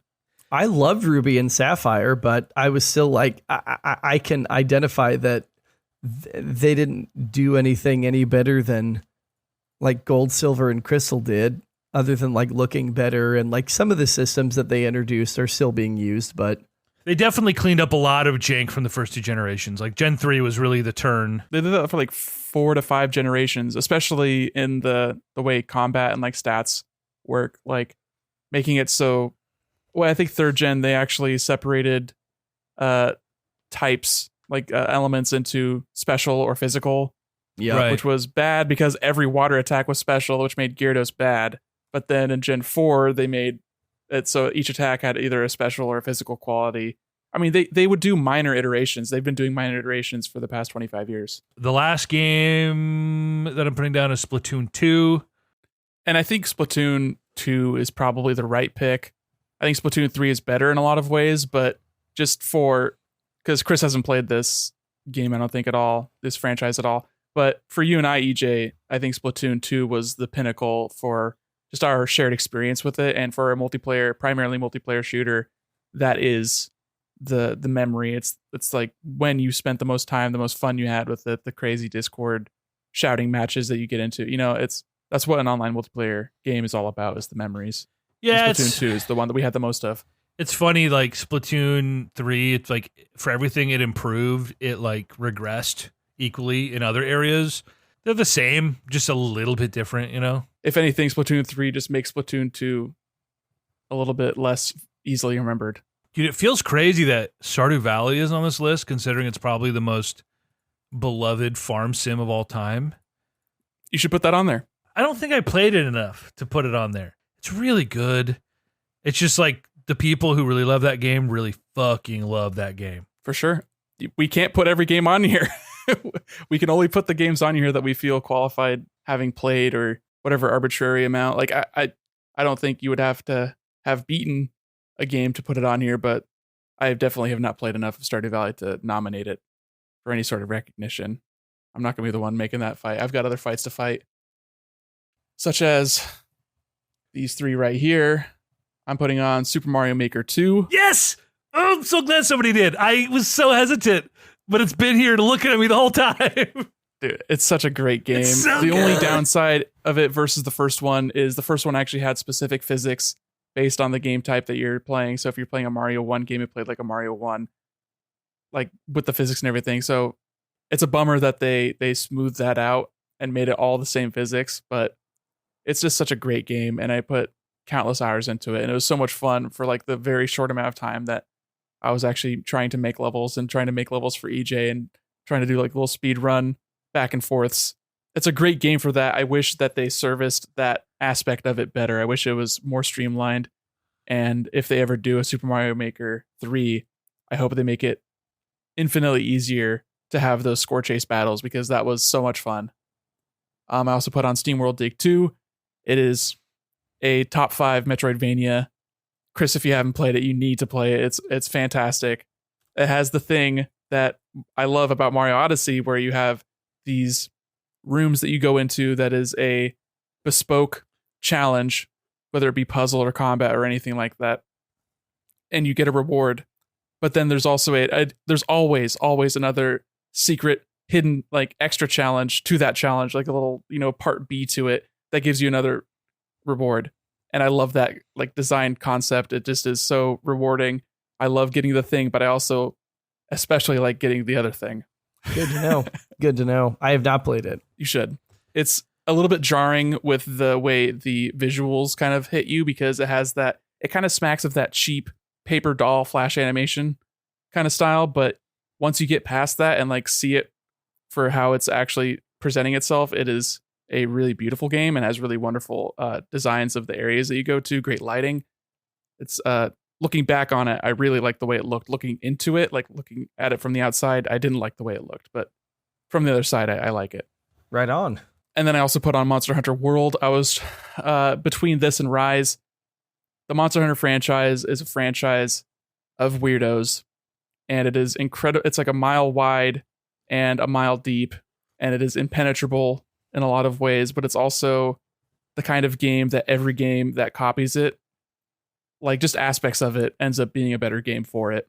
I think a lot of what makes Destiny great was pioneered by games like Monster Hunter and Phantasy Star Online.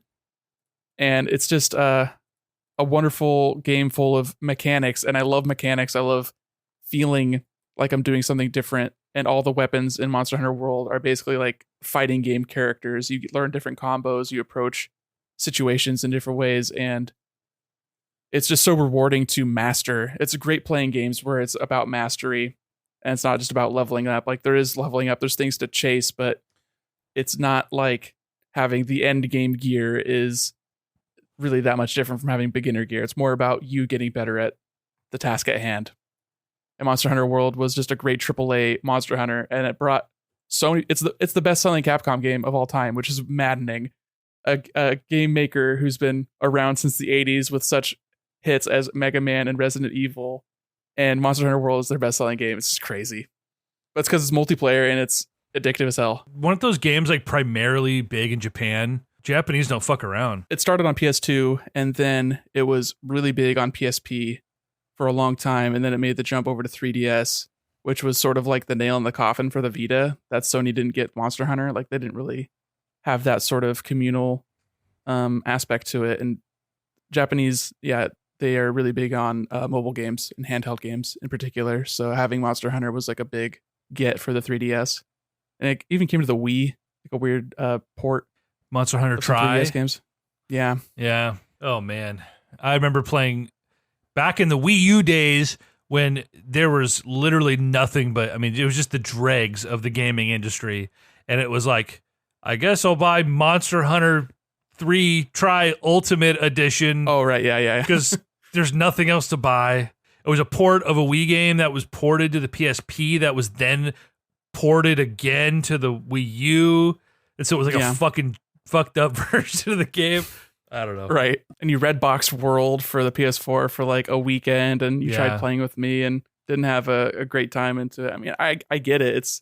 It's not for everyone, but it is just so satisfying. And every time there's a new one, I know I'm going to be jumping in. Like I had such a good time with Rise, even though I didn't have the same experience, because with World, I was getting in on it with like a few other people, and it was this great sort of experience of playing it at the same time and like doing little hunts with each other and like, let's go beat up a Kezu, you know, let's go fuck up this Palomo. Like it's just like these monsters that become iconic to me. And I love iconic enemy designs, and I think Monster Hunter has some great enemy designs there. The equivalent of just bosses in any other game. It's great. I love it. It's one of those games, you compare it to Destiny, but it's similar to Destiny in that, like, unless you are just kind of a crazy person and get like super hyper fixated on things and get really into obtuse shit, or you have a group who onboards you, it's just really hard to get into. And I remember when I played that game and I was just like, dude, there's so much and I don't know, like, what's the actual loop here? Because what they're telling me to do is not the fucking loop. How do I go have fun with my friends? And you were just like, fucking look it up. I don't know. And I was like, I don't have the patience for this shit. If I'm not getting on board and I'm not playing. And that's how it was with Destiny. Like, if I tried getting you on the way I got on, but that was probably not the right way, because I just played the single player aspect of it, and they just sort of tell you to do, you know, it's doing missions. I mean, by the time you're done with all the missions in the single player, you sort of have, you get what you're doing. And then you can go on and do like the extra ranks and master rank and all this kind of stuff. But yeah, it is totally obtuse. It's hard, I imagine, to make a single player campaign out of a game that is primarily driven by just fighting these things over and over to break off their individual parts in specific ways, and like fulfilling these, you know, random requirements. Like, oh, I'm doing this hunt because I have to capture this monster and kill 3 of these monsters. And you know, it is very gathering based. So it's impenetrable in a lot of ways, but I still had a great time once I got in there, once I penetrated it. it's like shooting rocks with lasers. You just don't get it unless you fucking get it, you know? Totally. Like as soon as you started talking about like, oh, it's really obtuse and there's like a fuckload of systems and you have to like, Chris, you would love it. no, I would not. I would fucking hate this game. And what I was going to say is like, this is exactly where our JRPG paths diverge, is that I like JRPGs that I can break by getting into areas I'm not supposed to be and power leveling and getting gear I'm not supposed to have and banging my head against the wall that I shouldn't have to bang it against, and then just destroying everything because I did that. Like I don't want to have to get good at a bunch of like obtuse. The fact that you're like celebrating its obtusity, like, no, that's not for me. That's not for me at all. Like I do not think I would have a good time with that, especially with the online component that I'm going to have to spend a bunch of time like learning how to work with people who are already know what they're doing, like that just sounds like my own private hell, and why I don't play online games. Yeah, it's tough to get into those sort of things, and if you have a play group who's willing to onboard you properly, it can be a glorious thing. But I had the same experience with what's that Final Fantasy game you guys are playing online? 14. Yeah, I was like, this is not only obtuse, this is janky as hell. I can't believe it's as popular as it is. And all my friends would just be like, get in, make a character. And then they would just do their thing. And I'm like, I'm right here. I don't know what I'm doing. We got to power grind past MSQ, and then you can start, get into the good stuff. Listen, if it's not fucking Repels, I don't give a fuck. Yeah, bad Korean. Wow. Repels is not on this list. But it could Not be. yet. But it could be. You have 3 more Chris, picks. give me 3 more. Your hard-earned 6 extra picks, EJ. I've got mine locked, loaded, and ready to fire. Pokemon Snap. Oh, dude. Which is the greatest Pokemon spinoff of all time. It's brilliantly inventive. Even still, I played this through with Tiffany like a year and a half ago, like start to finish, full decks, and loved every second of it. 2 hours of fun, man. It is a fabulous game. It is a bite-sized little get in, get out. The way that you can interact with the world and discover new Iconic shit. moments. Oh yeah, like Getting that Charizard. Yeah, luring Electabuzz over to shock the egg, and just like, you could do that. Like it just takes me right back. I'm all like, you can't get the legendary birds. You can. You have to get Electabuzz to electrocute the egg. I'm like, this sounds a lot like there are car keys on a Goldine's neck, and it'll let me move the truck to get to Mew. Except it was real. It's like everything we wanted from Red and Blue in the like secret world, but it was real. It's a great game.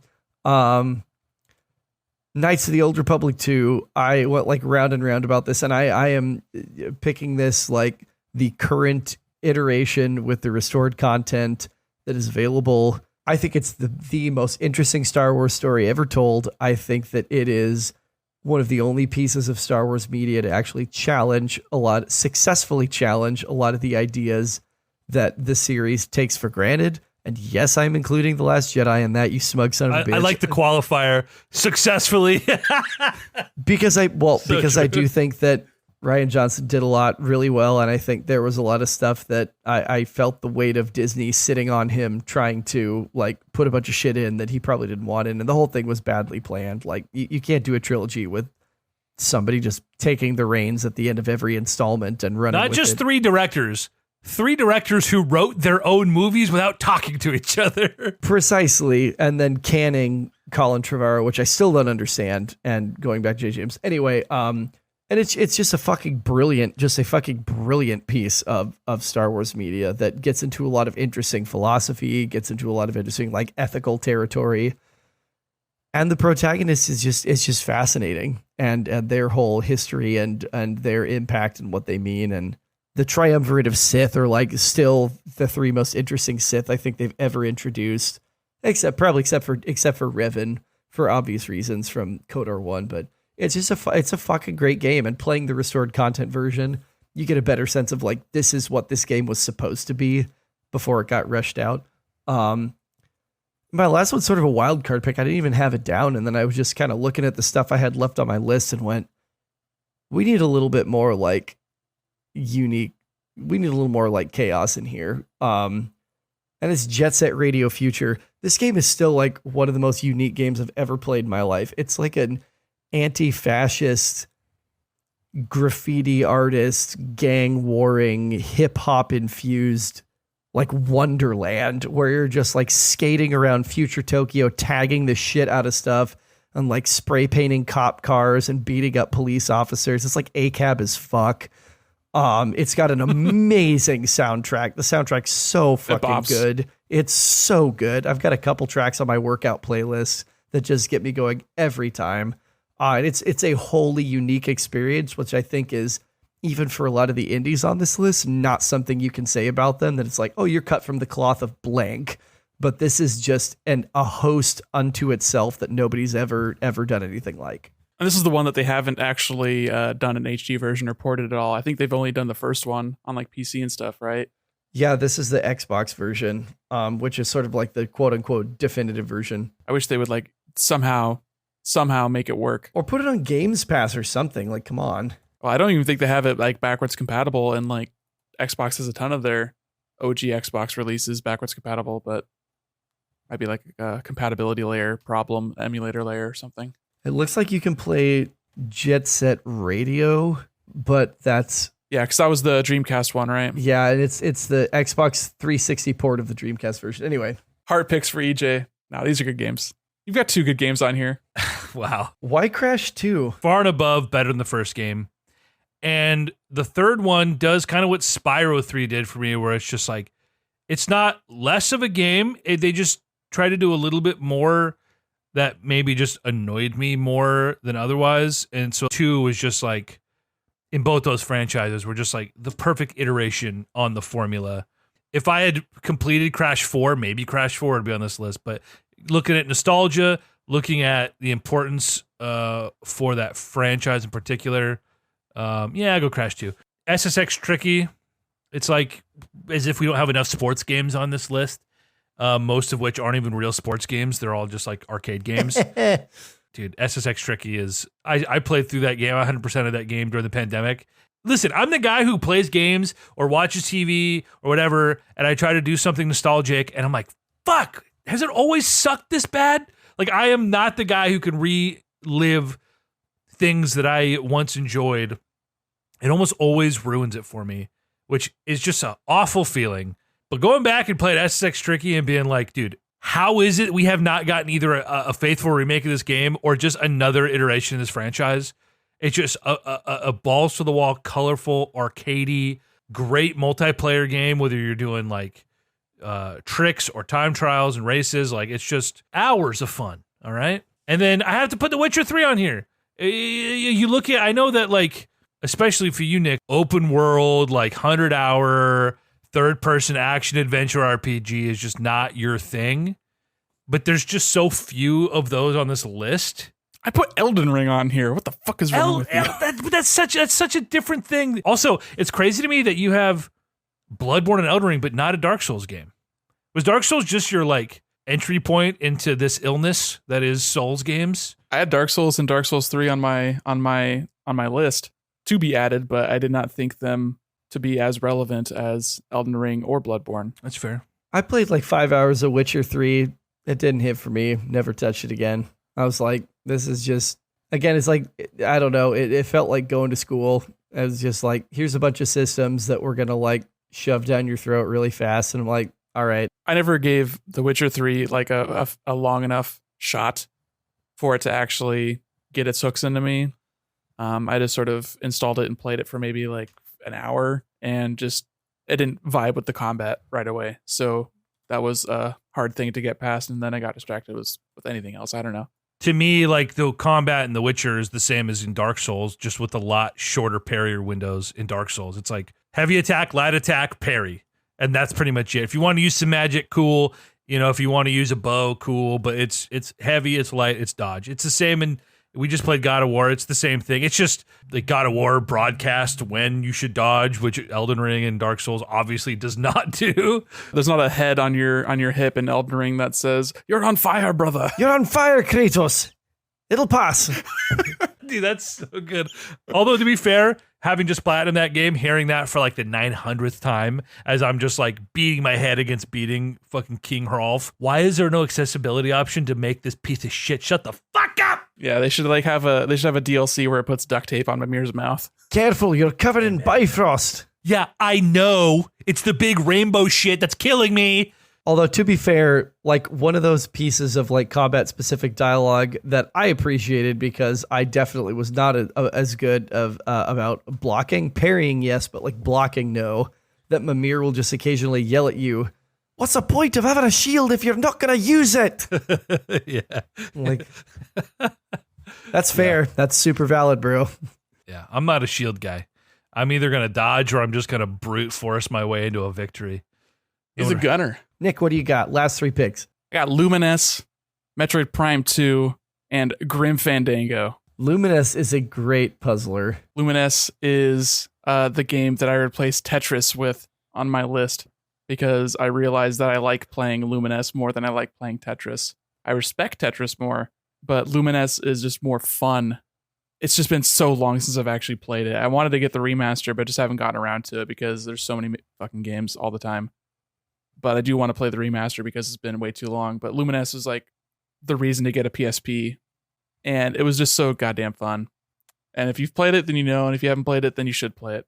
It's hard for me to like sell it beyond that. I mean, it's just a great block dropping game. Every block dropping game sort of has like a rhythm to it, and usually that rhythm gets faster and faster. And don't remember, does Lumines, it goes like up and down, doesn't it, as far as the speed of the bar, and it's dependent on the music. As far as a marriage of game and music, Lumines is a huge success, and it's you will feel a trance-like pleasure while you're playing it if you're vibing it. I love that. Metroid Prime 2 I like more than Metroid Prime 1. I recognize that is a unpopular opinion, but I loved the Dark World. I loved the Link to the Past take on Metroid, and replaying it with a dual stick, playing the Prime Hack version of it. It was just so much fun, and some of the boss encounters are just second to none. Quadraxis is the best boss fight in the trilogy, and Emperor Ing is the second best boss fight in the trilogy. Emperor Ing is fantastic and has like probably one of my like top 3 or top 5 tracks, like soundtrack Yes. bangers. Just a fucking absolute banger of a final boss fight. Give me that last Dark Samus fight in Corruption over that any day of the week, though. With the robot, the big robot brain. No, that was bullshit. But there's always like a coda boss in these games. You know what I mean? Like the Metroid Prime out of the shell. That it's like, okay, that's not really the last boss fight. You know, it's the same way. It's like Dark Samus technically. That one was trickier with Prime Hack because I think there was like some motion control stuff that was hard to pull off with the mapping that they had done. Similarly, just total side tangent really quick, but in Prime 3, when you're fighting against God, what's the chick's name? The purple Gandrada. Yeah. Whenever she would like mount you and be stuck to you and be hitting you and stuff, you couldn't shake her off. I didn't have the option to shake her off using the mapping the way I played it. So it was just like, okay, let's see if I can face tank this literally because I don't have a way to actually interact with this. That was funny. Anyway, Prime 2 is great. It's unfairly maligned for no good reason. Absolutely. Grim Fandango is just a perfectly written adventure game. It is so charming and clever, and I cannot think. It's probably the first interaction I even have with like that sort of side of culture.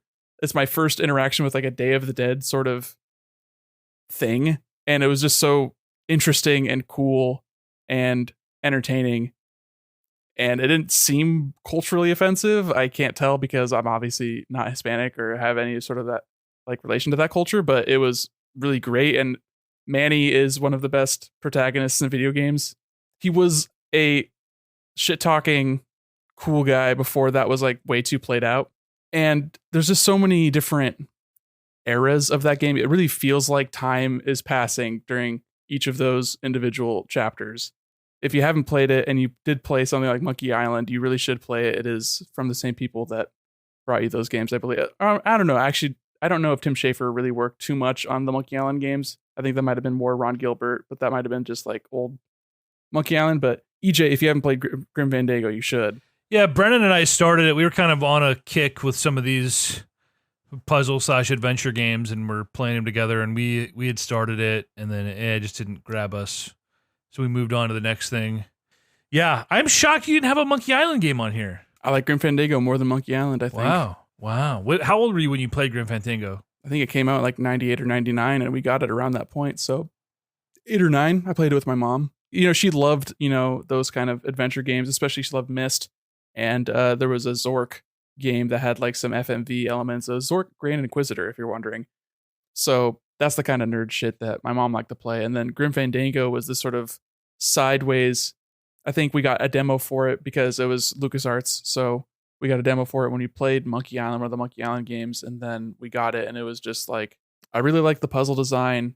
There were some like quote unquote feel bad, but I mean that's like every adventure game from the 80s and 90s. So I can forgive it for that being just part of the era and the genre, but just the writing is so good and clever and funny, and it's still funny. Like I played the remaster of it when that came out a few years ago, and it was just like nothing is really written this well to this day. I had the remaster. I think it was a PS Plus freebie, and so I probably put like 3 or 4 hours into it. And I don't remember when I stopped exactly, but I was kind of like, I just don't think this is for me. Like the pace of all of it was just. I mean, it's slow. Like it's supposed to be slow because you're supposed to like find stuff and interact with it.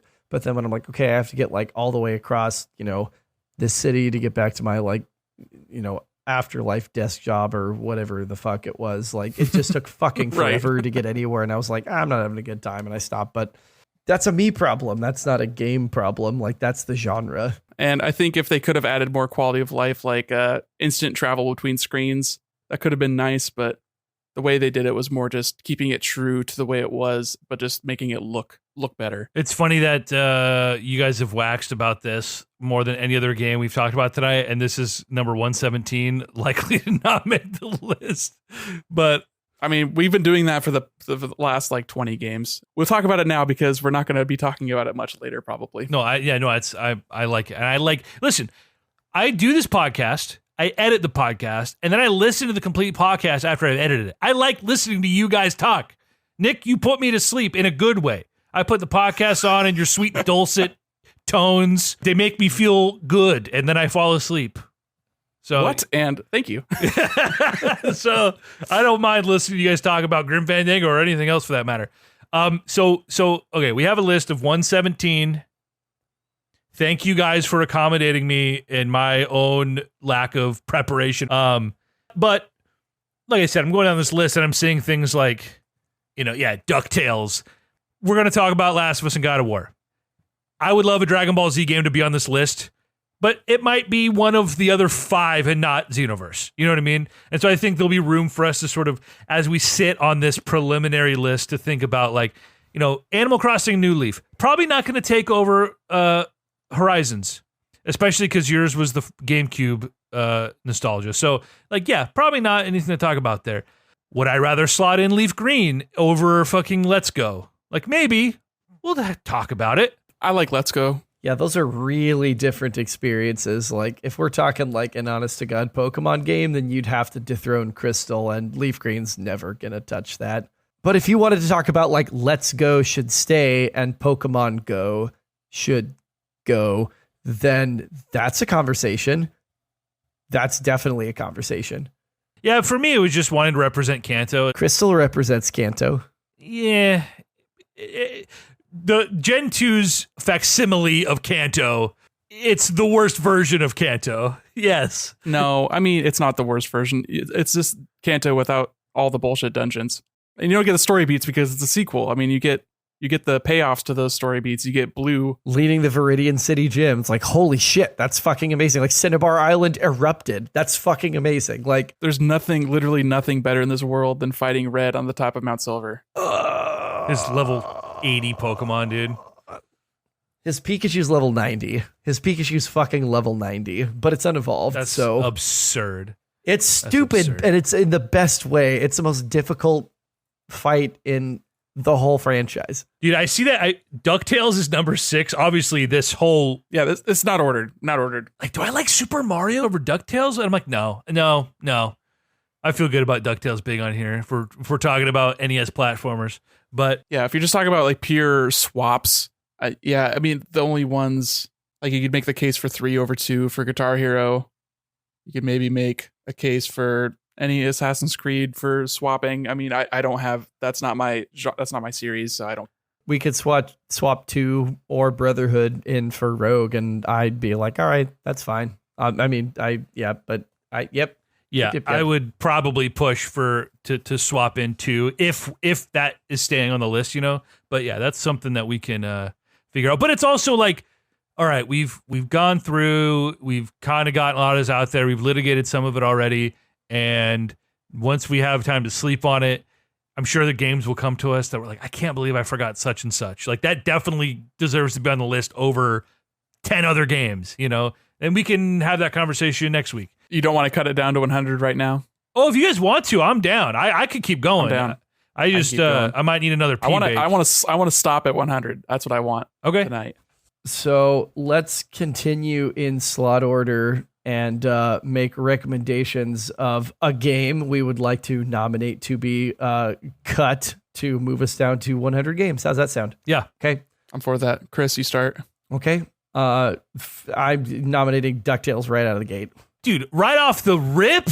Right out of the gate. I think we've got better NES representation with regards to platformers. Like, and what do we really need to have from the NES? We've got Mario 3, and like we can talk about, is that the best 2D Mario game? Like y'all would seem to disagree, but I don't see any reason to include a game that needs a quality of life upgrade to still be playable when I could put Mario 3 in my NES today and enjoy it. I would definitely take umbrage with the fact that you would need an upgrade to make it playable. I think it got an upgrade because it is widely regarded as one of the best NES games, one of the best platformers not named Mario. But why do you need save states? Like most other games on that console, it's difficult. But I also beat that game when I was 6. So it's not that hard. It's not one of the early Turtles games, or it's not like I don't know, there's so much chaff on that console that is just impossible to beat. But oh man, don't make me pick Plock off the rip. I won't do that to you. We'll come back to that. You'll get voted down, baby. You can try, but I'm gonna go my own game. I'm gonna go Putt Putt. That was a weird heart pick. I just wanted to represent the humongous games because they are like they're massive, but also like such a huge chunk of my life. They're humongous. Yeah, from ages 3 to 7, it's just like what we played, and so I wanted it to have some sort of representation on this list. But I will nominate it. And then we can come back to that. Yeah, it was an interesting pick, but I don't know if it sticks around necessarily. I'm going to nominate Duck Hunt because I hate ducks. Okay, apparently we'll just take all ducks off of here. Duck Hunt, I don't know. It was like a gimmick game with the zapper, and I never really had any interaction with it. And when I did, it was like, oh, this is like a cool sort of idea, but it's not a very good game. It's better because it's packed in with Super Mario Bros., which is a great game. It's not in our top 100 because there's better Mario games, but this is the most important games. This is our favorite games. That's fine too. Realize I'm an idiot and I can't believe I didn't include, like, you guys would disagree, but dude, the Donkey Kong or Donkey Kong Jr. on the NES, dude, just great memories. I had Donkey Kong 94 on my potential maybe list. Yeah, well, which is a better game than Donkey Kong, the arcade game. We have DKC 2 on here though, which is just like, if you're going to represent Donkey Kong, that's how you do it. All right, Chris. I think for being such a niche genre, we have too many roguelites on here, but I don't know which one I would pull out of a hat to say we need to cut this game. So I guess I'm like weirdly open to input on this pick, but I just am looking at this. I'm sort we've of got, like, what, the 3? Well, yeah, and like like 1 or 2 feels right, but then I don't know. Well, I was gonna say I played a little bit of Rogue Legacy and I liked it. I liked a lot of the like quirk. This is one where like your next generation could be like randomly like colorblind or something, right? And it would just give you like a weird yeah, that's fucking hilarious. I love that. Or Vertigo and everything's upside down. Right. So then I'd nominate Risk of Rain. That's fine. I don't know how to highlight things on here. Apparently, I can't highlight the number and I can't highlight the actual game itself without changing. You don't highlight the number. You just highlight the text and then hit the highlighter button by the text color. And look at it changed the whole border. It's so funny. I don't know. Weird. Anyway, Smash Bros. Brawl. Like I said earlier, I just wanted to bring it up. I would not put this in over Melee or Ultimate, which Ultimate's not even on this list. But I think when we get down to brass tacks next week, like, you're going to have to put Ultimate over Melee, probably. I think it's really tough because all the Smash Bros. Games excel in like one way, but then fall short in a lot of others. Except for Melee, which was just like such a time and place. It really set the code for like what was successful in following entries. So there's things that I like more about Ultimate than Brawl, obviously. Like, it plays better, but its single player suite is very lacking. I didn't like World of Light at all. And I had a similar problem with Smash 4. Like, the 3DS version is a better game than the Wii U version, but the 3DS version is on the 3DS. So those both they fall short in ways. So it's weird. Ultimate it's kind of like, we're going to come back to like Mario Kart Double Dash at some point. Like, Mario Kart 8 Deluxe is, to me, the definitive Mario Kart.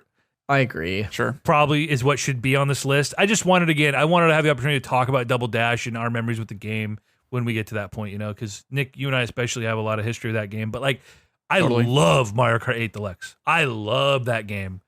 So that should be on this list. So yeah, Brawl, Melee's better. Ultimate will probably end up on the list at some point. I mean, Ultimate is just so good.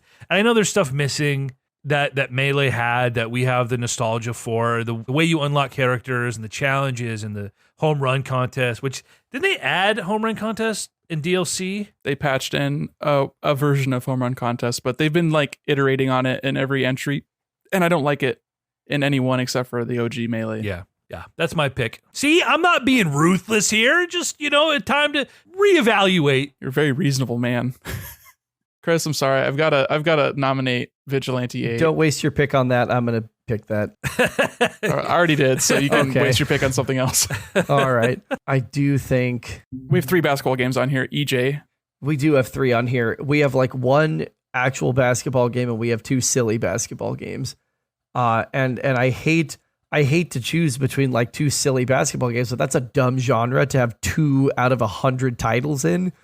It's only 2% of our titles. And I played both of these and I like both of them. And that's the dilemma I'm in right now. So I'm going to punt on that. I'm going to tap Cave Story for the reasons we discussed earlier. I played that game. I enjoyed it. It's eminently forgettable. I respect its place in history, but a ton of other games do what that does a lot better than it does it. That's fair. I like it more than most Metroidvanias.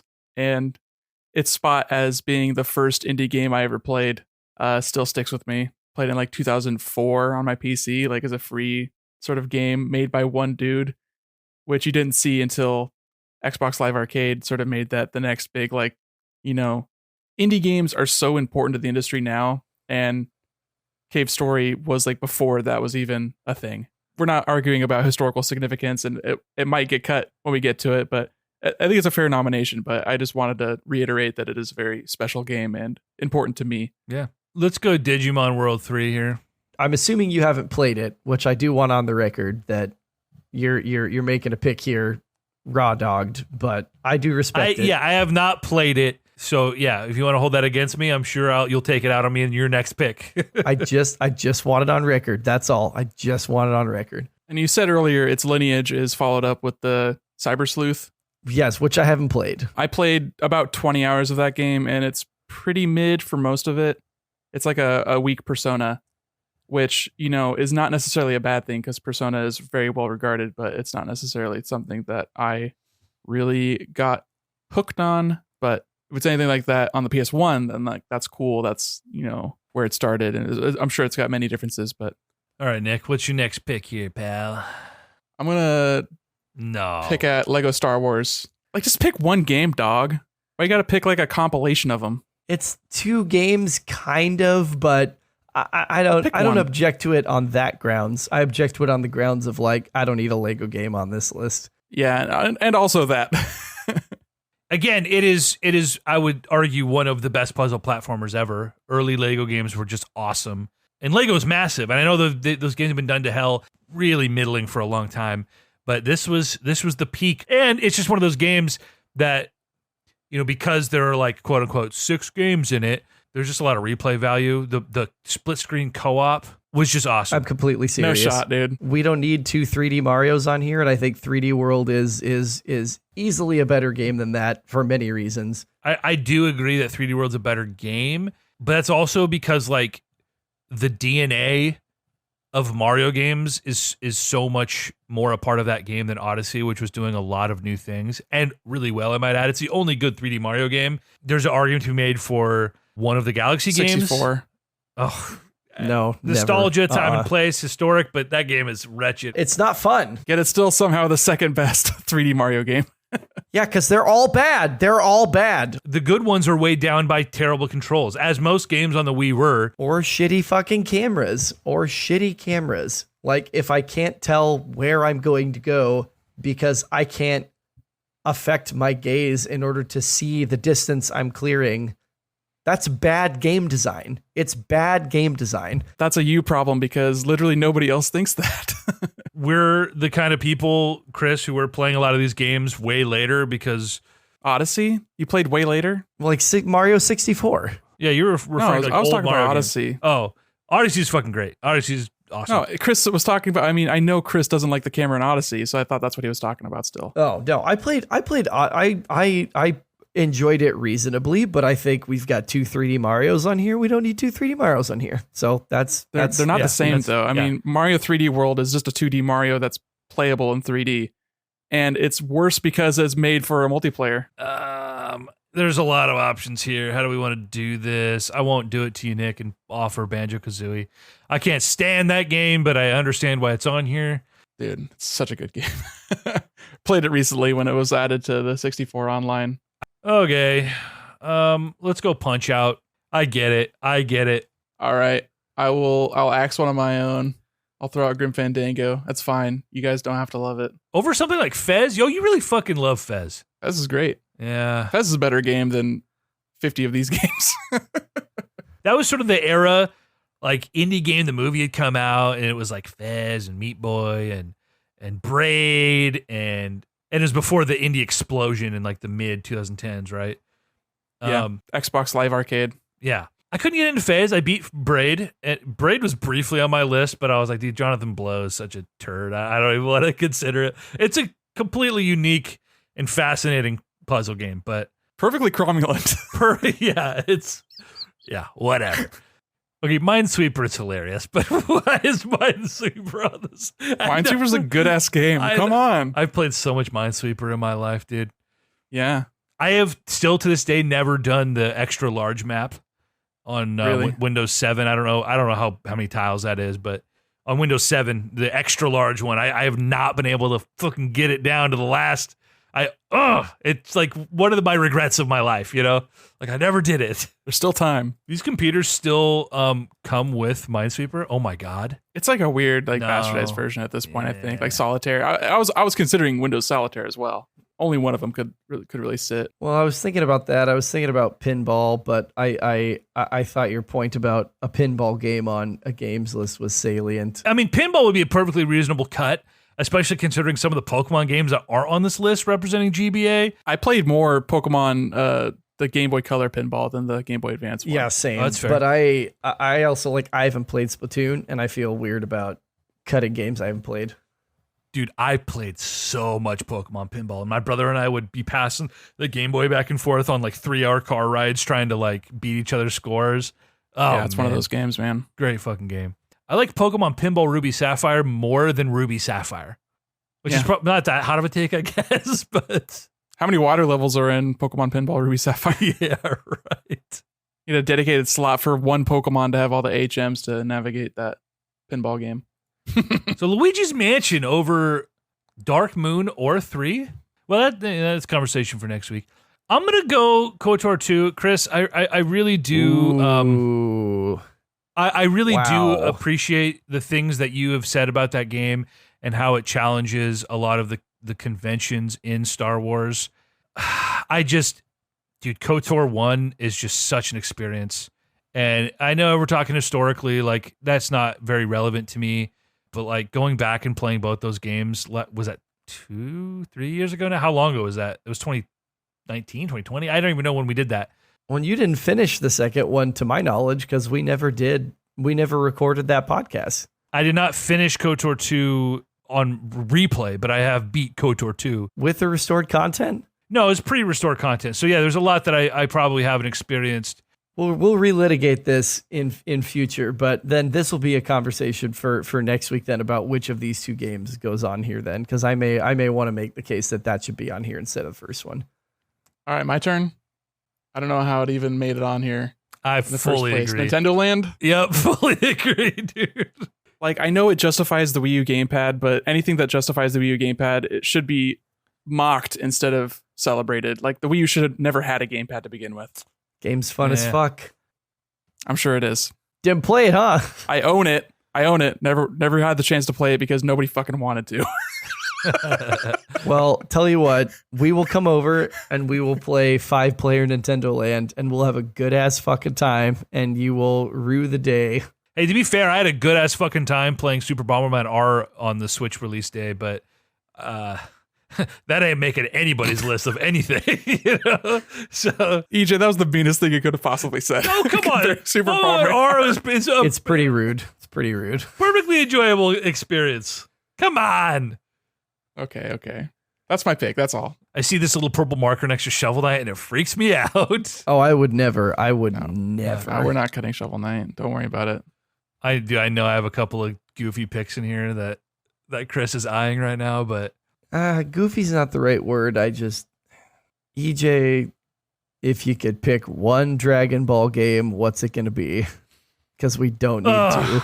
Take the Game Boy one out. That's fine. dude, oh my But god! at the it's same just like, time, I was though, thinking about that too. if that does things well that are unique, I'd rather have that than a fighting game with Dragon Ball characters. You know what I mean? So like, that's why I want to ask the man, like, what would you rather see on this list? I'm gonna feel pretty bad if a conventional Dragon Ball Z fighting game is on this list, and I put Xenoverse on here in my brain, acknowledging that like this will probably get swapped out for one of the more classic Budokai or Budokai Tenkaichi games.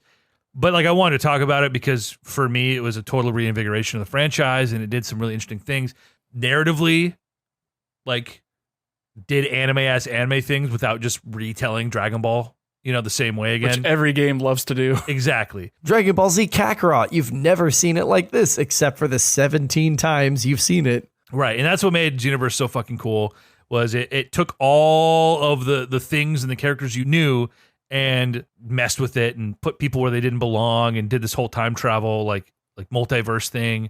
And it was just a dumb anime game. It didn't review that well. It reviewed in the 70s. Like most anime games. Whereas like Legendary Super Warriors, incredibly niche. And like I said earlier, I'm shocked to realize at 30 years old how beloved that game is. And when you look at other like top Game Boy Color game lists, this makes its way on it, which I just feel so vindicated by, because this has been one of my favorite games ever. I still go back and play this every couple years.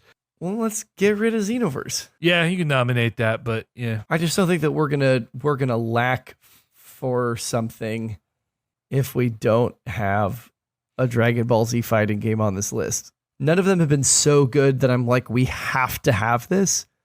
Like, I played a lot of the Budokai games, but I don't remember a lot of them.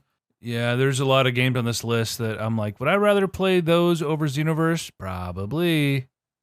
Legendary Super Warriors is my heart pick, and I don't want it to go anywhere, but I love that. That's why I wanted to ask. We are approaching, for the record, the end of this round will be 18 games picked. I feel that we should go to 21. So y'all have got 2 picks left.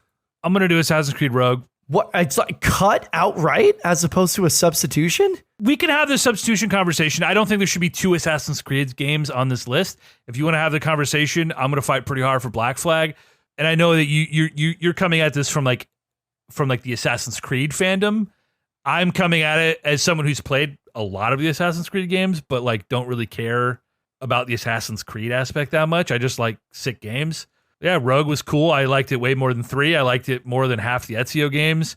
Black Flag to me is just still the fucking sickest game in that franchise. I got no problem with Black Flag being on here, but like I said, like telling me that we can only have one Assassin's Creed game and then making it Black Flag is like saying, oh, we can have only one Pokemon game, so it's going to be Pokemon Snap. Like, what the fuck? Like, I don't, that doesn't make any fucking sense. It's something to discuss. We'll keep nominating games here. I feel like Black Flag sort of, there's more games in the Assassin's Creed franchise, more like Black Flag than what you would consider real Assassin's Creed at this point. Black Flag kind of does its own thing, and like Rogue does elements of it with like a lot of the ship combat, but after that, I mean, like Syndicate was the last like Assassin's Creed, and then they got into the like leveling systems and equipment and like more third-person action. I thought maybe RPG. that was like seeded a little bit in Black Flag. Not at all. So it's just it's more about like the boat stuff than it is just boat stuff than it is about like the traversing environments and stealth and stuff like that. Like it's barely necessary to play that game, and it's great for what it is. But well, I would argue the parkour and traversal is as good as it's ever been in those games, and you get a little bit of everything the previous games offered, as far as like locale and the types of like platforming you're doing, or parkour. It's not platforming, but to me, it's like if you want to talk about like narratively as an Assassin's Creed game, totally valid, but it still does the Abstergo crap. It's still the Templars versus the Assassins. No, it doesn't. The worst part about that fucking game, every time you get ripped out. Yes, I completely fucking agree, because it was nothing like the rest of the in-world sections, like in Assassin's Creed 2, which should be on this fucking list. If you're going to cut Rogue, we should have 2 in here. That you're running around as Desmond with the bleeding effect, like being a fucking assassin just around in the world. Like, that was awesome. Black Flag is you're a fucking desk worker getting fucking emails, and that's the real. Of course, that sucks. It's terrible. Anyway, it's Nick's pick. It's Nick's pick. I'm looking at the list. I'm seeing a lot of heart picks, and I don't want to be attacking the heart. So I want to ask questions about the games that maybe seem obvious as far as the quality of them, but is there the heart behind them? I have to ask, do we need 2 Elder Scrolls games on here? Is 3 Morrowind different enough from 5 Skyrim for it to be like reasonable to have both? I think both of you like Skyrim, so that is like an easy stay. And maybe Chris, you like Morrowind. I don't know if EJ even played it. I've never played it. Do you think that it is justifiable in its inclusion? Morrowind was on original Xbox, right? Yep.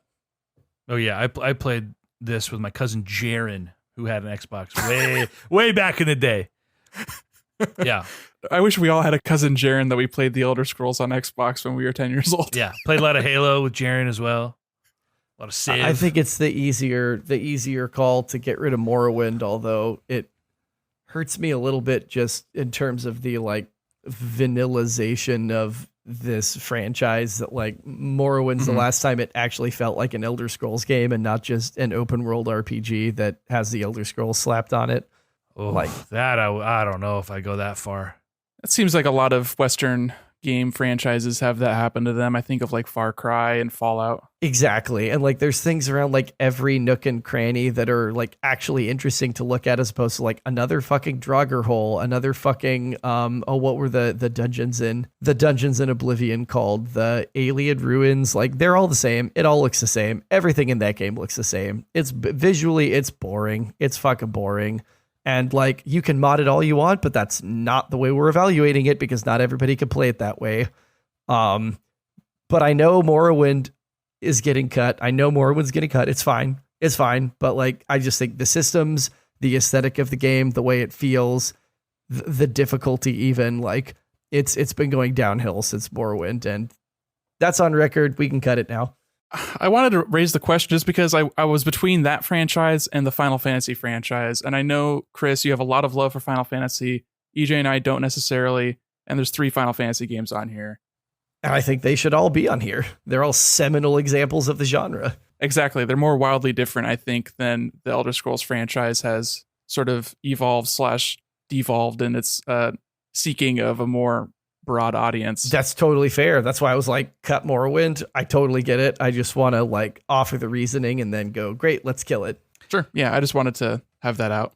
I think the issue with Skyrim, there's 2 major ones. Is A, we haven't got an Elder Scrolls game in, it's been 11 years and counting, so it's just been re-release after re-release.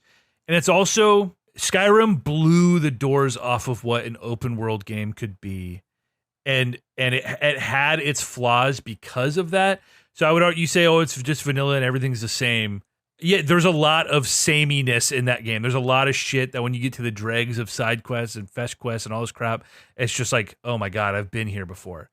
But the parts of it that are unique and refreshing, which is a lot of that game. Mechanically, and like in terms of look at this gigantic fucking sandbox, but it all literally visually, it's all the fucking same. Like, I could not distinguish a single one of those fucking cities for you, except for the one, even having played it twice, like over 100 hours each time, could not distinguish a single one of those fucking cities for you. Oh, Markarth carved into the side other than of a the one mountain. that's carved out of the side of the mountain. That is the only one that I remember.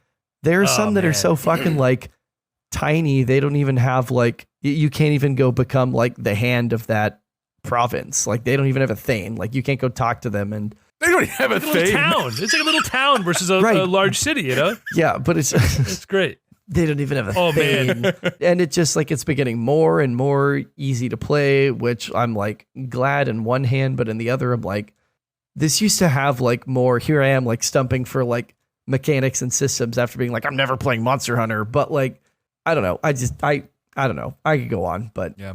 it's my turn, isn't it? Yeah, we each get one more Yeah. for nomination.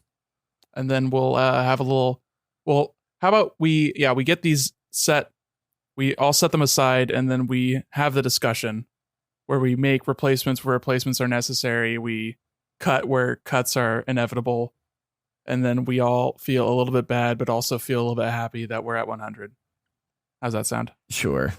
Chris is fading. This man needs a coffee break. No, I'm hanging. This is going to be a banger of a list, though. Yeah, this list fucks. Console Crusade Top 100. We all have to go and play the games that one of us hasn't played to do a review on together over the course of the next year or 2 years or 10 years.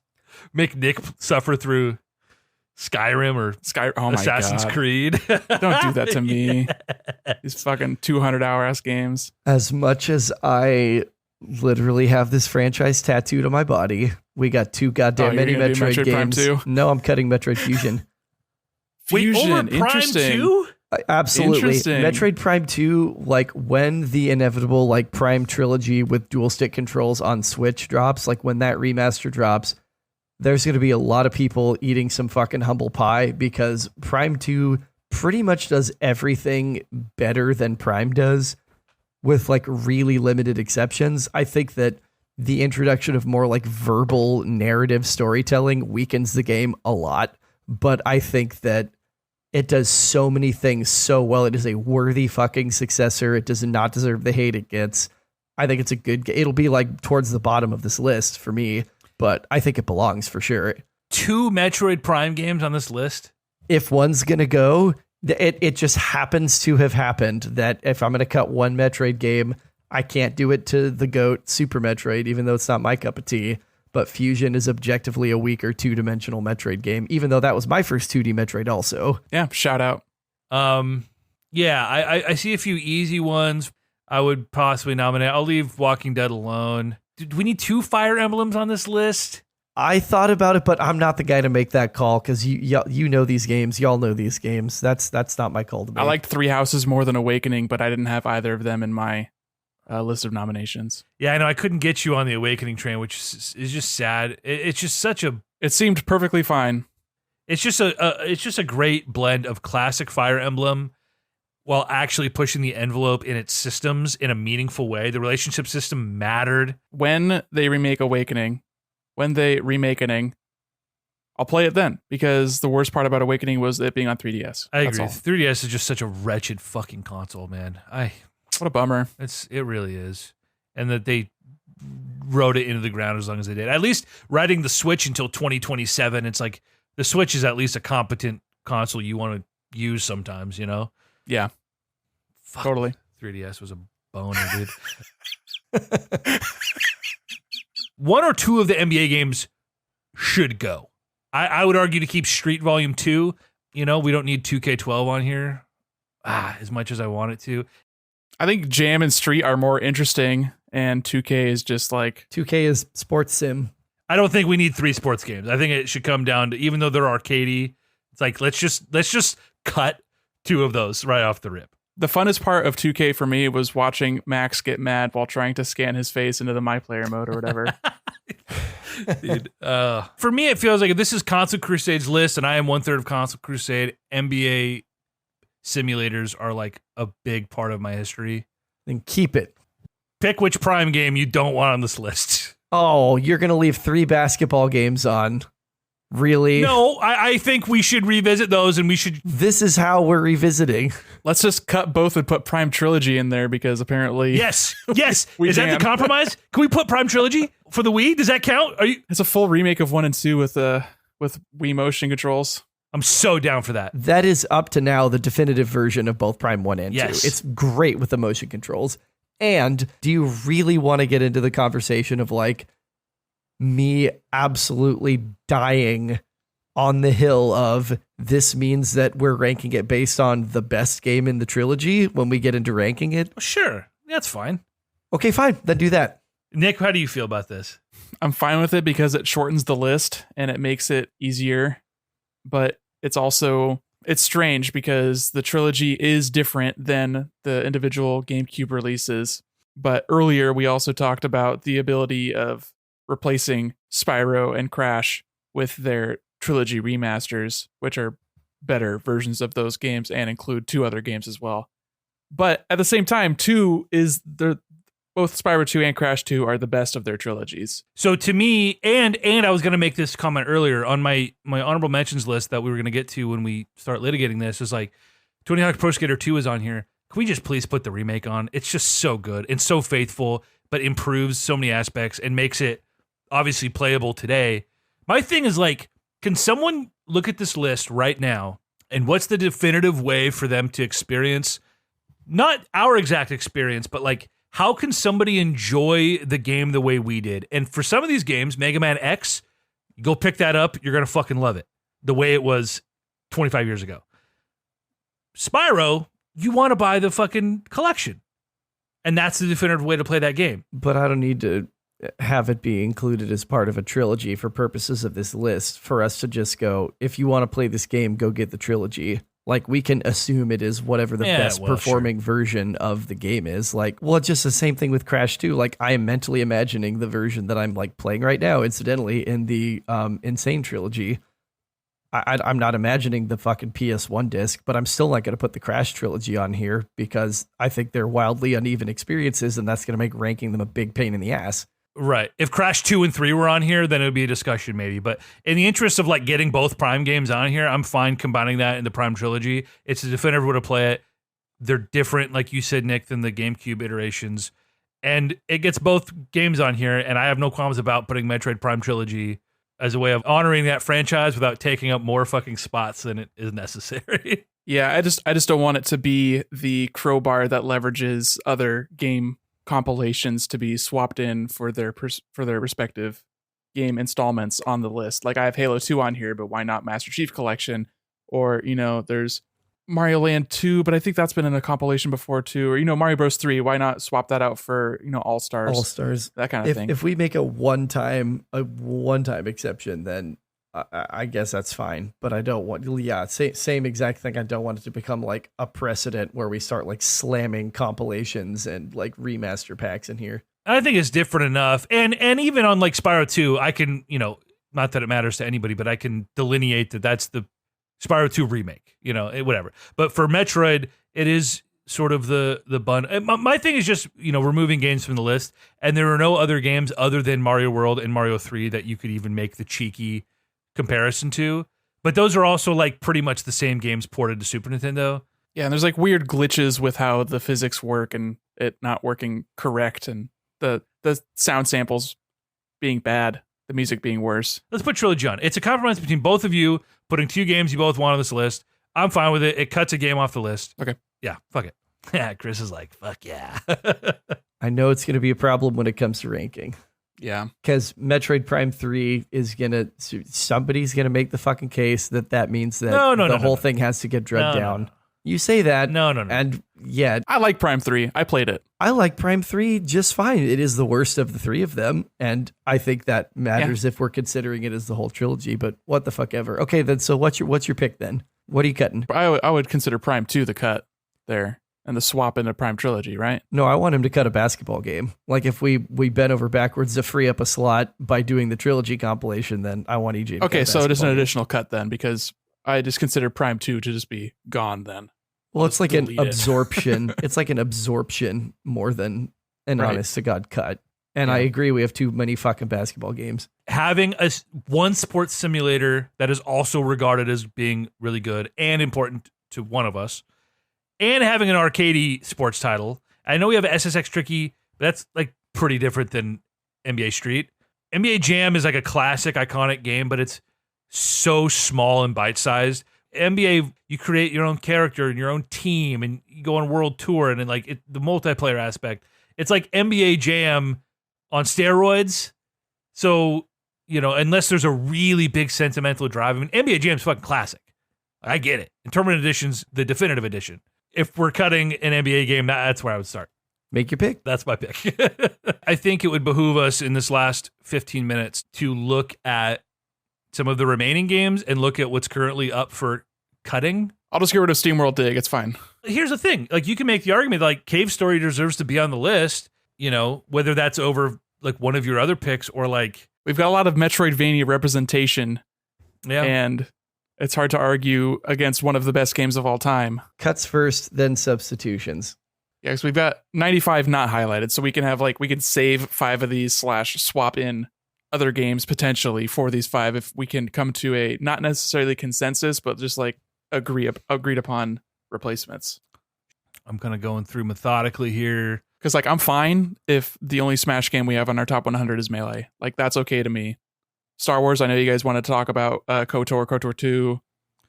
Same with Pokemon with Pinball with a spinoff. Didn't even get the smack. So EJ, if you're fine with just keeping Conquest and Snap as our Pokemon spinoffs and getting rid of Pinball, maybe you want to do that swap. If you want to swap in Pinball for Conquest. Yeah, Pinball can go.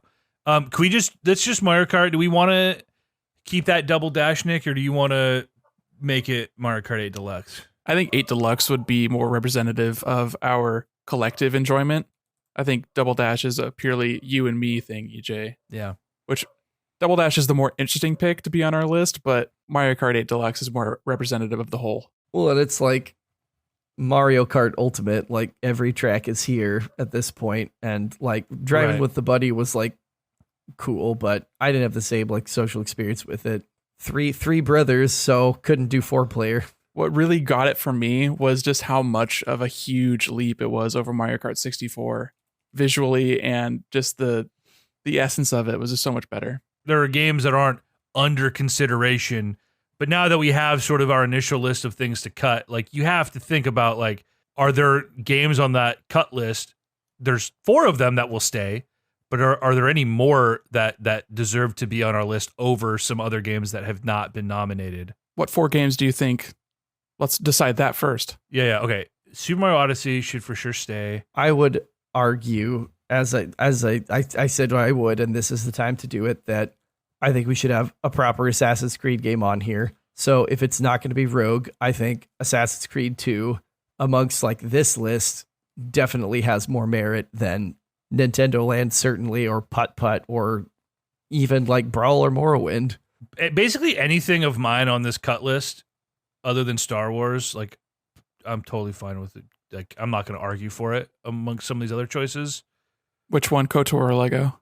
KOTOR was not my pick. That was Chris's. No, that was mine. Yeah, Lego Okay. Star Wars. Yeah, I'm fine cutting. What else did I? DuckTales can just disappear fully. Putt Putt can disappear. Putt Putt. Brawl can disappear. Yeah, Nintendo Land, NBA Jam, they can go. Morrowind can go. Vigilante 8 can go. Fusion can go. I don't have the support. Cave Story can go. Well, leave Cave Story on, because if we gotta would you rather have Cave Story over Fez? I know Fez wasn't nominated, but Fez wasn't nominated. It's not in the consideration. see, you guys were all about there are no rules, and now you're sticking to these rules. It's it would not hurt anybody to just say oh, I like Cave Story better than Fez, and just swap it out. Y'all didn't want to be strict, so we haven't been strict, so we don't got to start now, you know? Sure, that's fair. Let's finish this. And then if you want to go okay, we're down to 2 left to cut. Maybe I can move this in for something we didn't already consider, a la switching Fez for Cave Story, even though I gather that, Nick, that's not something you want to do. Duck Hunt we can kill. No, I don't care. No ducks. How many more do we need to cut? 2. 2. And this is where, okay, now I'm into, if we're going to do, One Night's the Old Republic game, I almost would rather have 2 in here than 1, because I love the first one. It is a really interesting game. 2 does everything that 1 does better, and it's a hell of a lot easier to play in terms of, the user interface, how to handle different party members. The force powers are more interesting. The story is more interesting. I wouldn't say everything's more interesting than the original game. I think there's a lot that has been iterated on well. I also think that even with the restored content, But you didn't finish it. it's not I'm clueless as to what is included in the restored content. But you got to feel it. We're at 100. I got rid of 2 of my games. I got rid of SteamWorld Dig and Grim Fandango. And now I'm making it into blocks of 25 for my own enjoyment. Ooh, this is an interesting list. Brendan popped into this spreadsheet earlier, and he said 117 games and no Metal Gear Solid 3. What the fuck? None of us have played it. No, I think Hideo Kojima is vastly overrated. Talk about just garbled fucking mess of a narrative. Anything he's ever done. They're like, no. But you go to YouTube and you watch all 97 hours of the cutscenes, but you have to stop every third hour and go watch this other video, and then it won't make sense, but it's super fucking cool, I promise. Like, no, shut the fuck up. No. Sorry, Brent. Now, shall we comb and look for potential substitutions? I'll be down for that. If there's anything left on our list that were never submitted, but then can potentially get put in instead. Stuff that makes sense, at least. Like, right. Chris isn't going to swoop in and put in fucking Plock 2 instead of Trauma Center, you know? There is no Plock 2. There fucking should be. You know, they have a webcomic, like a long-running webcomic. That's ridiculous. Why? It continues the story, apparently. Joey's read all of them because, of course. The deep Plock lore. Oh, Joey. I want to know what the Bobbins bros do in their free time, okay? I think that's a reasonable request. Is it? Is it, though? They're just giant mouths. Like, come on. You can't tell me you don't want to know. It can't be good. My only real suggestion as far as like swapping is God of War 2018 instead of Ragnarok, because I played it and liked it. Yes, that for sure. But also The Last was Part 1. And here's my argument. While I agree that the gameplay is better in both of those games, world design, level design, enemy variety, and we can quibble, obviously, Chris, about like the quality of the narrative. But I would argue that both of the first iterations are so much more focused in their stories, and that like if we were to just tell somebody, and I know it's like the recency bias thing, we just finished playing Ragnarok, but like if you were to suggest either of those franchises to anyone, it's the first game. And they're not like, oh, well, you're really losing out on X, Y, and Z because you're not playing the sequel. It's like the stories are way more concise. Well, I was going to say, if the argument is you need to play the first game to play the second game, that's not, that does nothing for me as an argument. The story is more concise. I'm not sure I know what that means, other than there's necessarily more to tell that is a second story that is not just the first story in both of them. And I thought that I flat don't agree with your story assessment of Ragnarok, that it's not laser focused. I think it's extremely fucking focused, and I'm not going to like blow my wad on air right now with my takes for that podcast next week. But no, I don't agree with that at all. And I think it's a more fun game. It's a more interesting game. It's a better looking game. And I would have no problem swapping The Last of Us. Like, I'll meet you halfway there, part 1 instead of part 2, but I will not move on Ragnarok. Nick did have a point too, that he actually played 2018. I don't know how much that weighs into it if you think that Ragnarok is like that much better than the first, the previous game, well, not the first game, obviously, but just that is another aspect of the 2018 God of War that might put it into a favorable light. I'm not sure. Yeah, it's disappointing that we haven't had a chance to talk about that game yet, Chris, because I feel like I've got like 9 questions about the story that like you won't be able to give me a clear answer to, which is not necessarily indicative of like, we'll see. It was still a great game, but I think it would give you pause and be like, it's not as tight knit of a narrative as, I mean, the first game was just, you know, it might not. That's also just that could be a preference thing.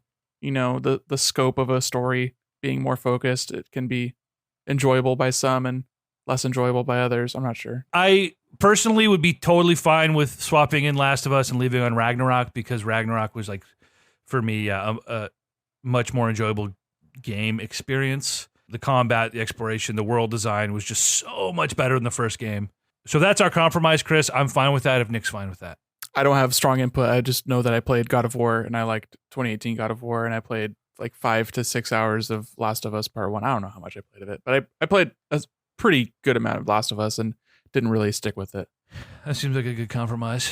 I'm not going to argue the Halo Reach thing. You guys both feel pretty strongly about Halo 2. Halo 2 was like a very much a time and place thing. I just remember playing LAN over at Chris's place. Dude, we had 16 people schlepping TVs over. We bought like a modem. Big ass CRTs. Everybody could play like 4v4v4v4 in our basement. And like, Reach, I have played Reach, and it is definitely, it's very good. It's very good, but it's not of my time.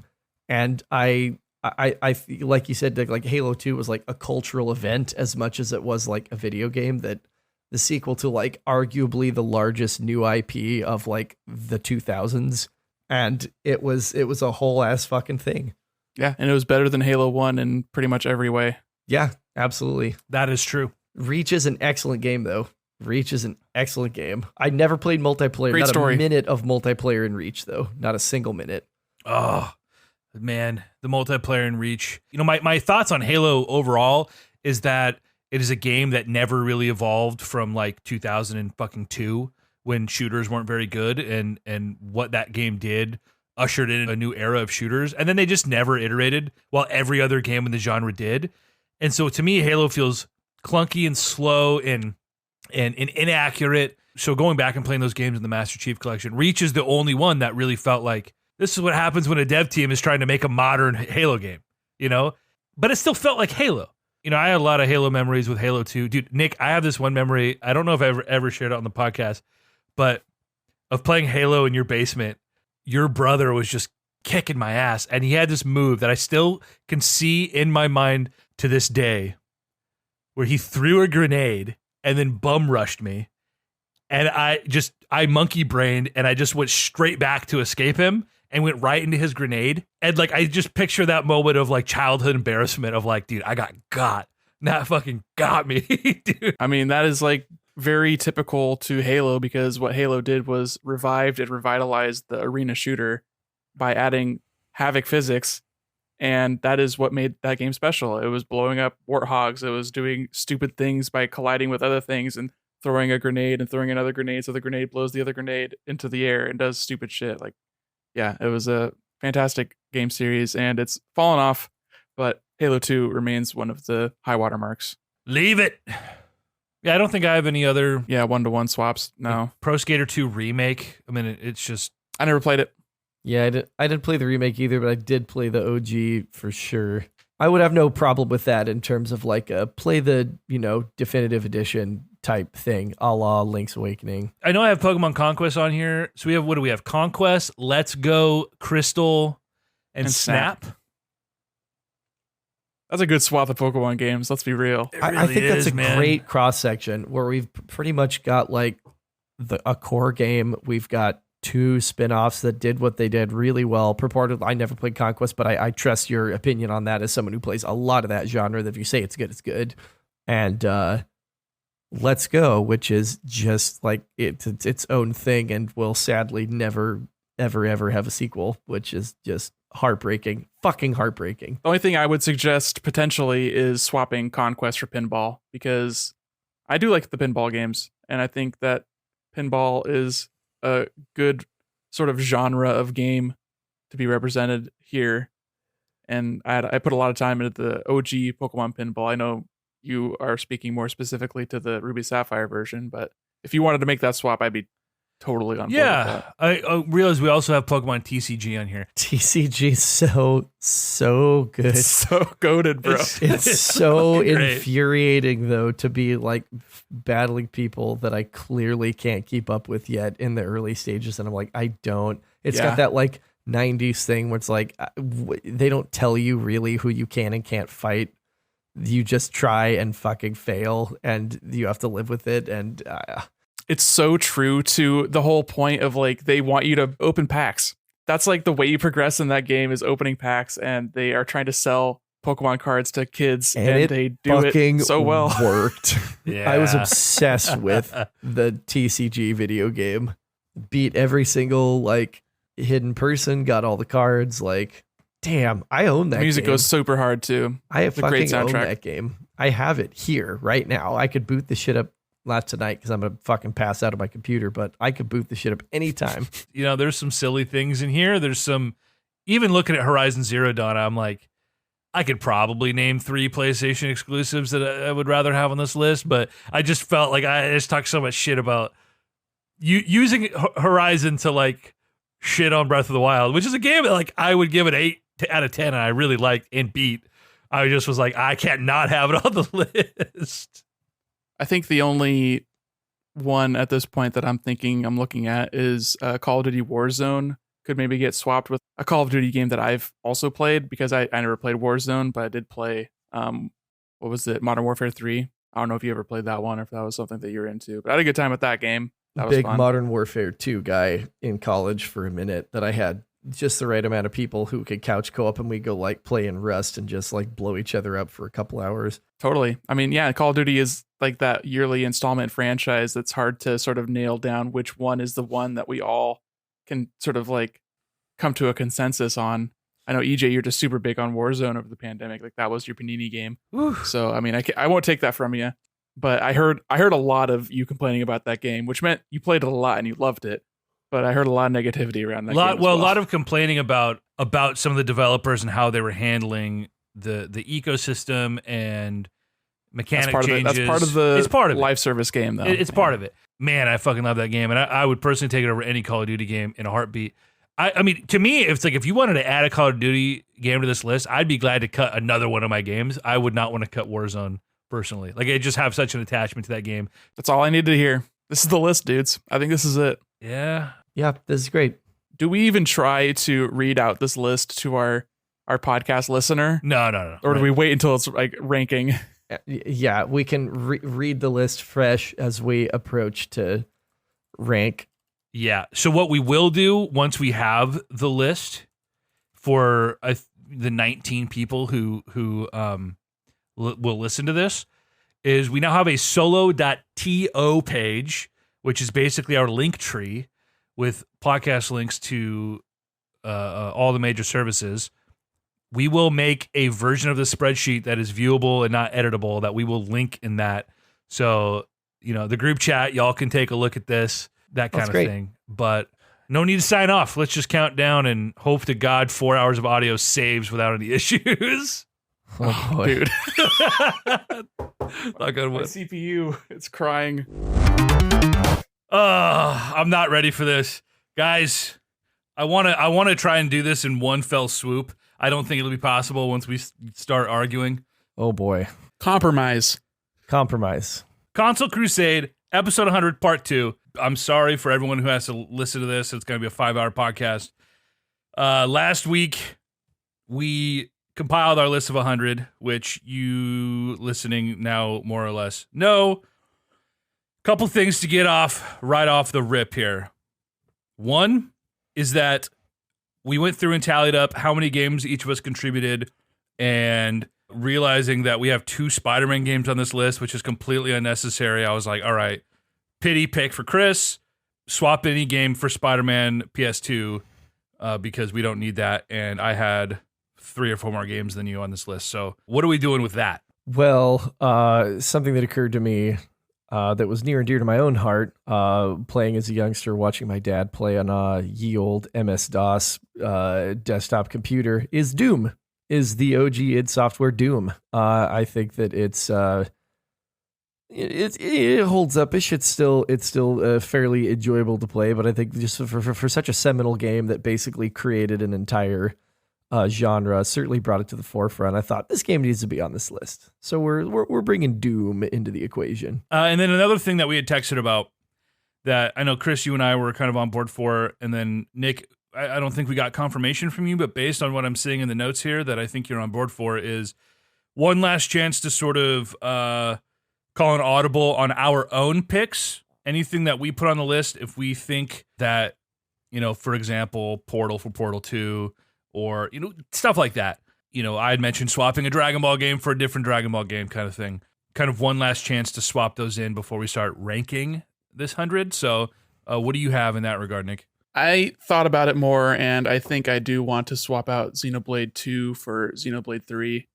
Ooh. Not even, I don't know how to put it, but it is a really good payoff to the trilogy. It is the best gameplay wise. It performs a lot better just on a technical standpoint than Xenoblade 2. It's got a lot less annoyances to the sort of design ethos of the characters and the gameplay. Not having like gotcha pulls and that kind of stuff. I think overall it's a better game. I think Xenoblade 2 has the better soundtrack.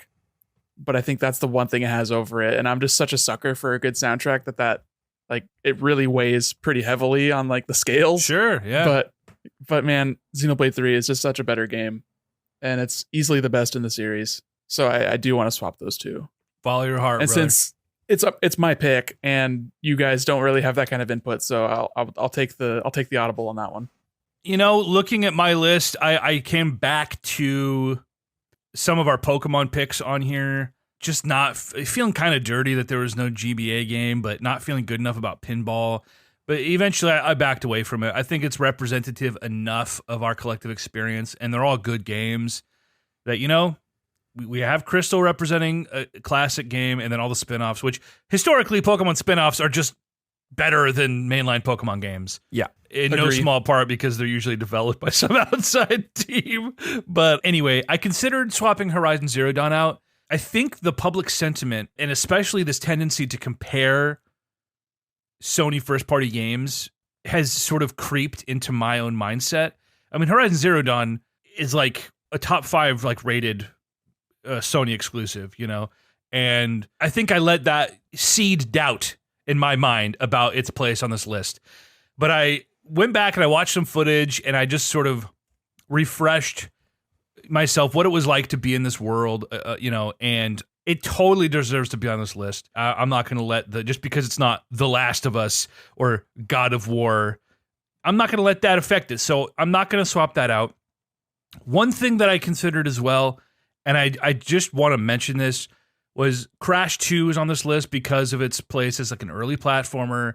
And for me personally, just sort of one of those games that you played to death because you only have 3 games on a console as a, you know, 9-year-old kid. Man, if you want to do the Croc 2 for Crash 2 swap, I'm here for it. I was trying to find another game. It's okay, man. Croc 2, it just does not hold up the way, so, you know, Crash or Spyro does. But no, I wanted to maybe swap it for another game that I have a similar experience with as far as like trading sticks with my brother, something we're doing together. And the closest thing on my honorable mentions list would be Mario Kart DS.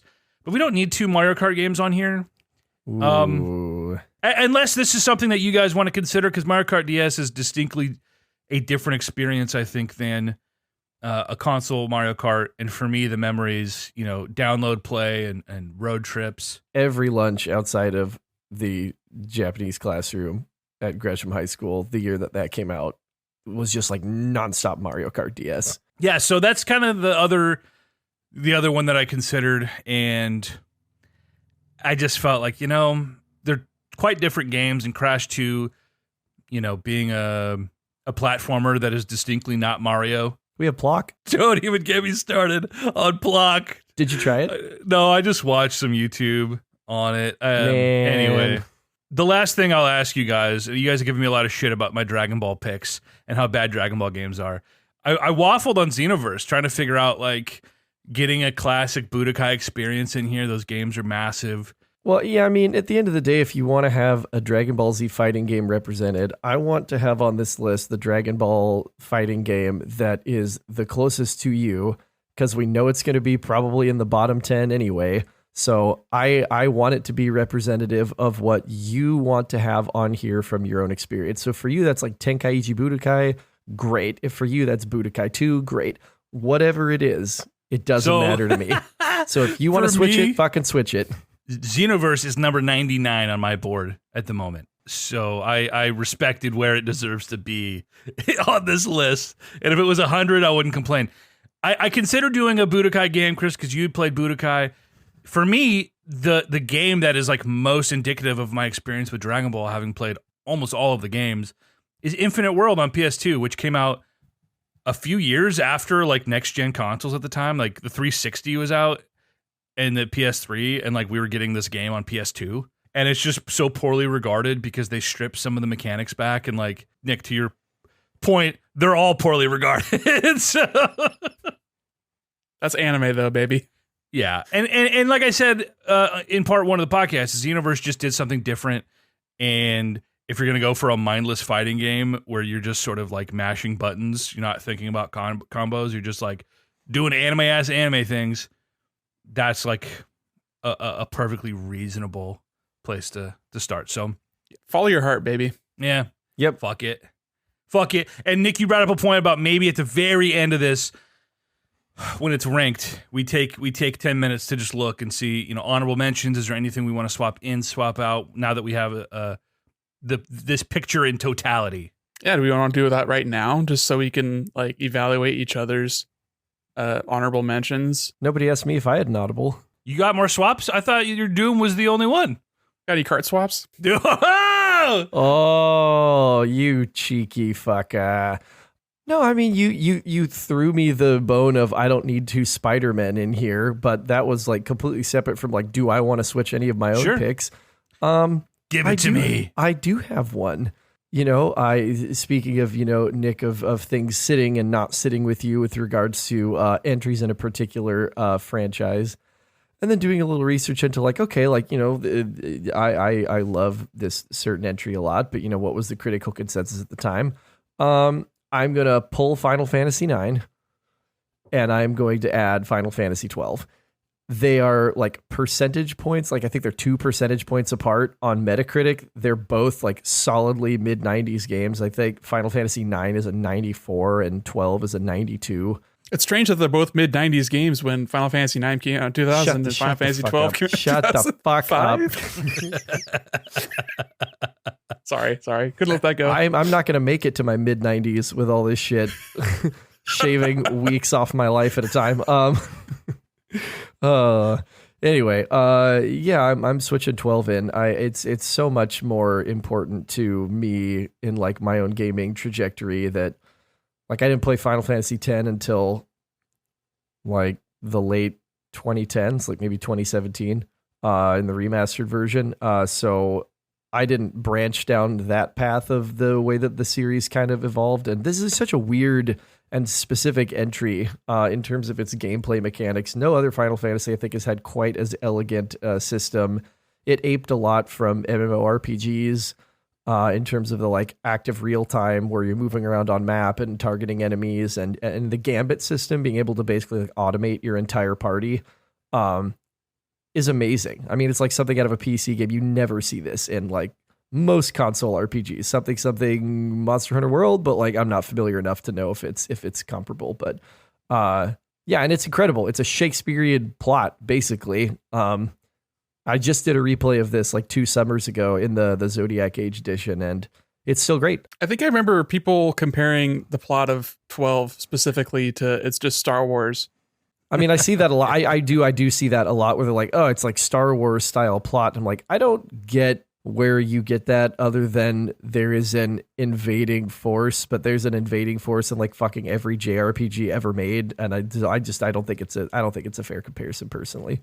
I don't know. I'm just regurgitating what I've heard before, that there's a Luke sort of stand-in and that kind of thing. I mean, I would believe it considering, God, I can't remember the guy's name that that headed this and was the guy behind the tactics games and Ivalice as a general area. There's multiple games in that location, which is strange for a Final Fantasy franchise entry. Yeah, there is a desert, there is a kid, but he's not even the main character. This game does not have a main character. It is a true ensemble cast. We are not following anyone. We happen to start with Vaughn, but I just as soon cycle him out of the party as soon as I can. And you don't have to have anybody, and there is no oh, you have to have Lightning in the party, or you have to have Cloud in the party, or whatever.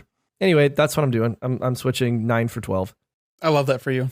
A couple of questions for the both of you. Nick, I'll start with you, but looking at a couple of the first games in a franchise, I would maybe want to make the case for Pikmin 2 over Pikmin and Portal 2 over Portal. Portal's a better game than Portal 2. Do you think? Portal 2 is funnier, but Portal's a more concise and just generally a better game. Yeah, it's a quick no from me too. I know it's not my pick, but I no interest in Portal 2 being on here personally. And then as far as Pikmin, I like Pikmin 3 more than Pikmin, but Chris and I have both played Pikmin. I never beat Pikmin, but I played it and I enjoyed it. So if it's between heart picks and quality picks, I'd rather go for the heart pick anyway.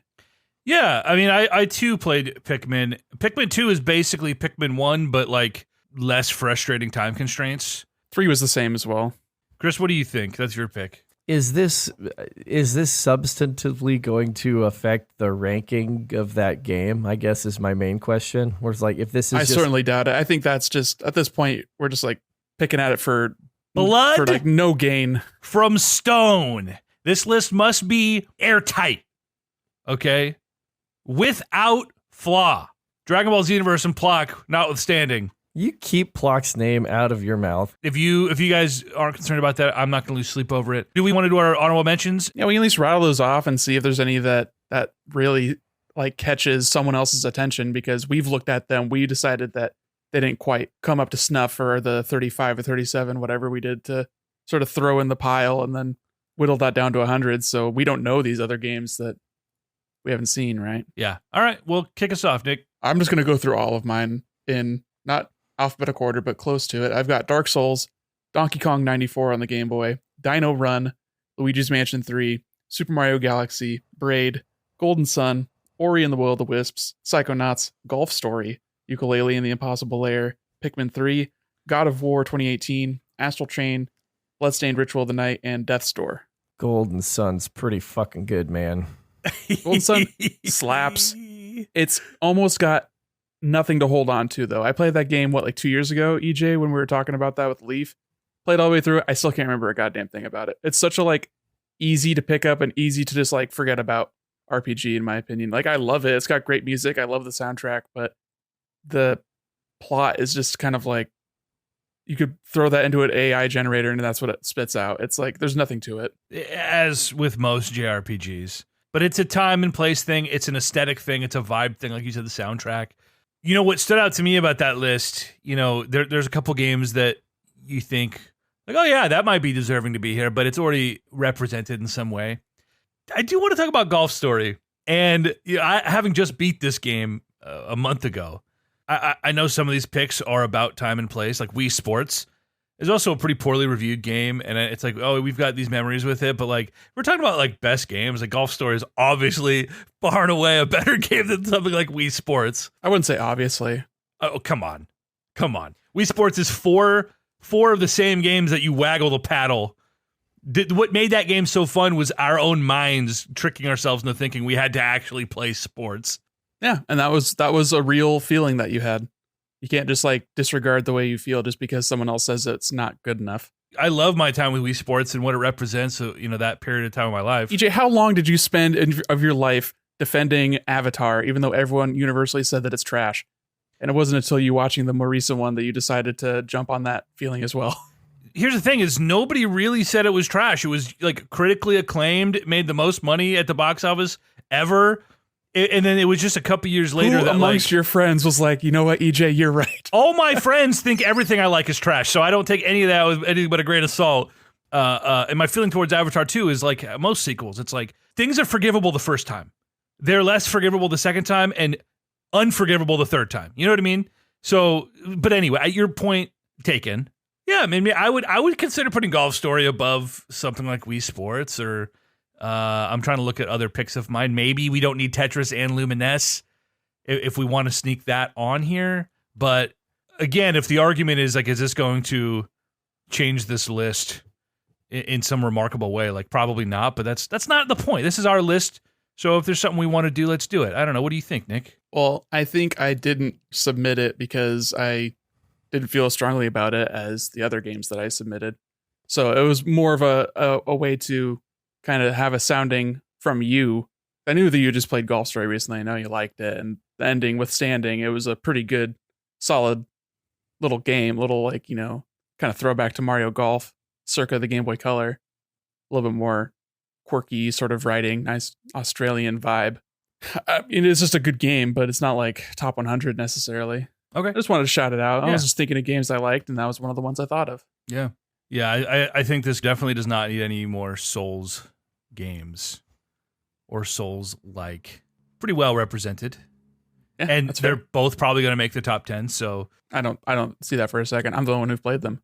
None of the top 10 is going to be games that only one of us has played, unless it's like a really convincing statement that the other two can just like, yeah, I think that should go on there. I would so much rather have the top 10 be 1/3, 1/3, 1/3, as opposed to like putting like, I don't know, Star Wars Battlefront 2 in the top 10. That's crazy, you know, or finding 10 games that deserve to be above a lot of these other games that we've also all played. Quit putting fucking parameters on it, Nick. You didn't want parameters. I'm just speaking truth to power. The power being me, and the truth also being me. No appeals to authority on this podcast. Chris, what's your honorable mention list look like? I don't have one. I literally threw away the note and You trashed it? I deleted it the second we were done. I will say that Lit like the building on fire behind him. well, I was like, I didn't know that we were gonna like add a bunch of fucking airtime going over like doing a third sweep to make sure we're not fucking missing anything. I was like, I felt pretty good about this list when we fucking finished it. All right. If you feel good, you feel good. It was a bunch That's of fair. like, it's mostly was a bunch of like installments of things we already have on here that I was like, this is like a lateral move at best. Like I had Pokemon Yellow on there. Where I'm like, am I really gonna say that that's like better than Crystal? Maybe it's like about the same, but it's certainly not better to the point that I would like submit that instead. Can't get surfing Pikachu and Crystal. That's fair. Ugh. Unless you, yeah, that's true. No, that's true. Yeah, so it was like a lot of stuff like that, and I was like, I don't need this in here anymore. I was even like deleting stuff while I was like going through and like filtering it out as we were drafting. It was like, okay, I don't need this. I don't need this. I did this, so I don't need the sequel. Blah blah blah. So no, I don't really have one. My honorable mentions list, some of these have been cut, so I can skip over things like Putt Putt and Duck Hunt. Pokemon Stadium 1 or 2. I had that. Stardew Valley, which we briefly talked about. I put quite a few hours into it, but not enough to necessarily make this list. Celeste, which I think is probably the best non-Nintendo platformer I have played as an adult. But I know it didn't click with you, Nick, and I don't think you've played it. Have you, Chris? Nope. I would like to, but no. Yeah, it's fucking great. Pokemon Pinball, we talked about. Pokemon Fire Red, Leaf Green, Mario Kart DS, Pokemon Heart Gold, Soul Silver, Kirby Triple Deluxe, which I couldn't make the argument that it belongs over the Super Nintendo. You know, Civ 3, which I think Age of Empires, one's a turn-based game, one's an RTS game, but I think it represents the umbrella of the genre, fine enough. South Park Stick of Truth. It's a cute game. I didn't want to offer this when we were going down the list, but it was like Paper Mario for grown-ups. It's outclassed by Paper Mario in literally every single way, though. Just, it's hard to compete. It's a fine game. Yeah. Dragon Ball Fighters, which is like actually the only well-regarded Dragon Ball game. Yeah. But I did not have the experience with it I would have at 12, the way Sure. I did with MVC2. Right. Overcooked. I wouldn't know. No, you fucking wouldn't. God damn it, Nick. I played a little bit of it, I think, with y'all and Drew and Leaf in Leaf's Yes. living room. Yes, Nick sat out to commit to the bit. I'm a bit committer. Yeah. Yes, you are. Simpsons Road Rage. Wow. Yeah. Road Rage rules. Yeah, it does. And here's the thing. Man. Road Rage is kind of the like black sheep of that era because everyone loves Simpsons Hit and Run, but Road Rage is, Fuck a Grand Theft Auto. Give me a Crazy Taxi any day of the week. It's so good, dude. So Good anyway, game. that's that is my honorable mentions list. You guys got 30 more games on this list that were on my list, so I thank you for that. I feel quite good about what ended up here. So let's start ranking. I don't like the idea that we have to commit to the placement the first time we talk about it. This needs to be sort of like, let's get the first couple out there, and then it's like, oh, wait, does this really belong under this? And it can evolve. We can talk through it. It doesn't, I don't want to like get to number 22 and be like, wait, we can't go back and, touch number 95 or whatever. Not that we will, but just anyway. Let's just sort of feel it out. Do you guys want to go maybe 5 at a time and we can each talk about what was in our list at that rank or how, this is out of my wheelhouse. Nick, how do you want to do this? I think we should chunk it out. Like right now we have 4 columns, and I think we should be able to pretty easily say, hey, I think this belongs in this group. Like this is between 50 and 75, or like this is, bottom quarter, middle quarter, that kind of thing. I think that makes a lot of sense to me. I would approve of this because then there's going to be not like there'll be room for like quibbling and readjustment as necessary, which I don't think, I agree we shouldn't shut ourselves off to. In the interest of this not being a 9-hour podcast, I think we should show a modicum of self-restraint and be like, does it really need to be 89 or can it just fucking stay at 90? Of course, yeah. But that'll give us a ballpark where we're like, okay, we can sort through that 25 at a time. So why don't we do this? Yeah, why don't we literally just start reading names and start making offers on, come to a consensus on the general location that each of these should be. So bottom 25. You just want to kind of go throw names out one at a time, and then we'll see if it should tentatively go in that bottom 25 then? Sure. Absolutely. Right. And do we want to just start here in the left-hand column?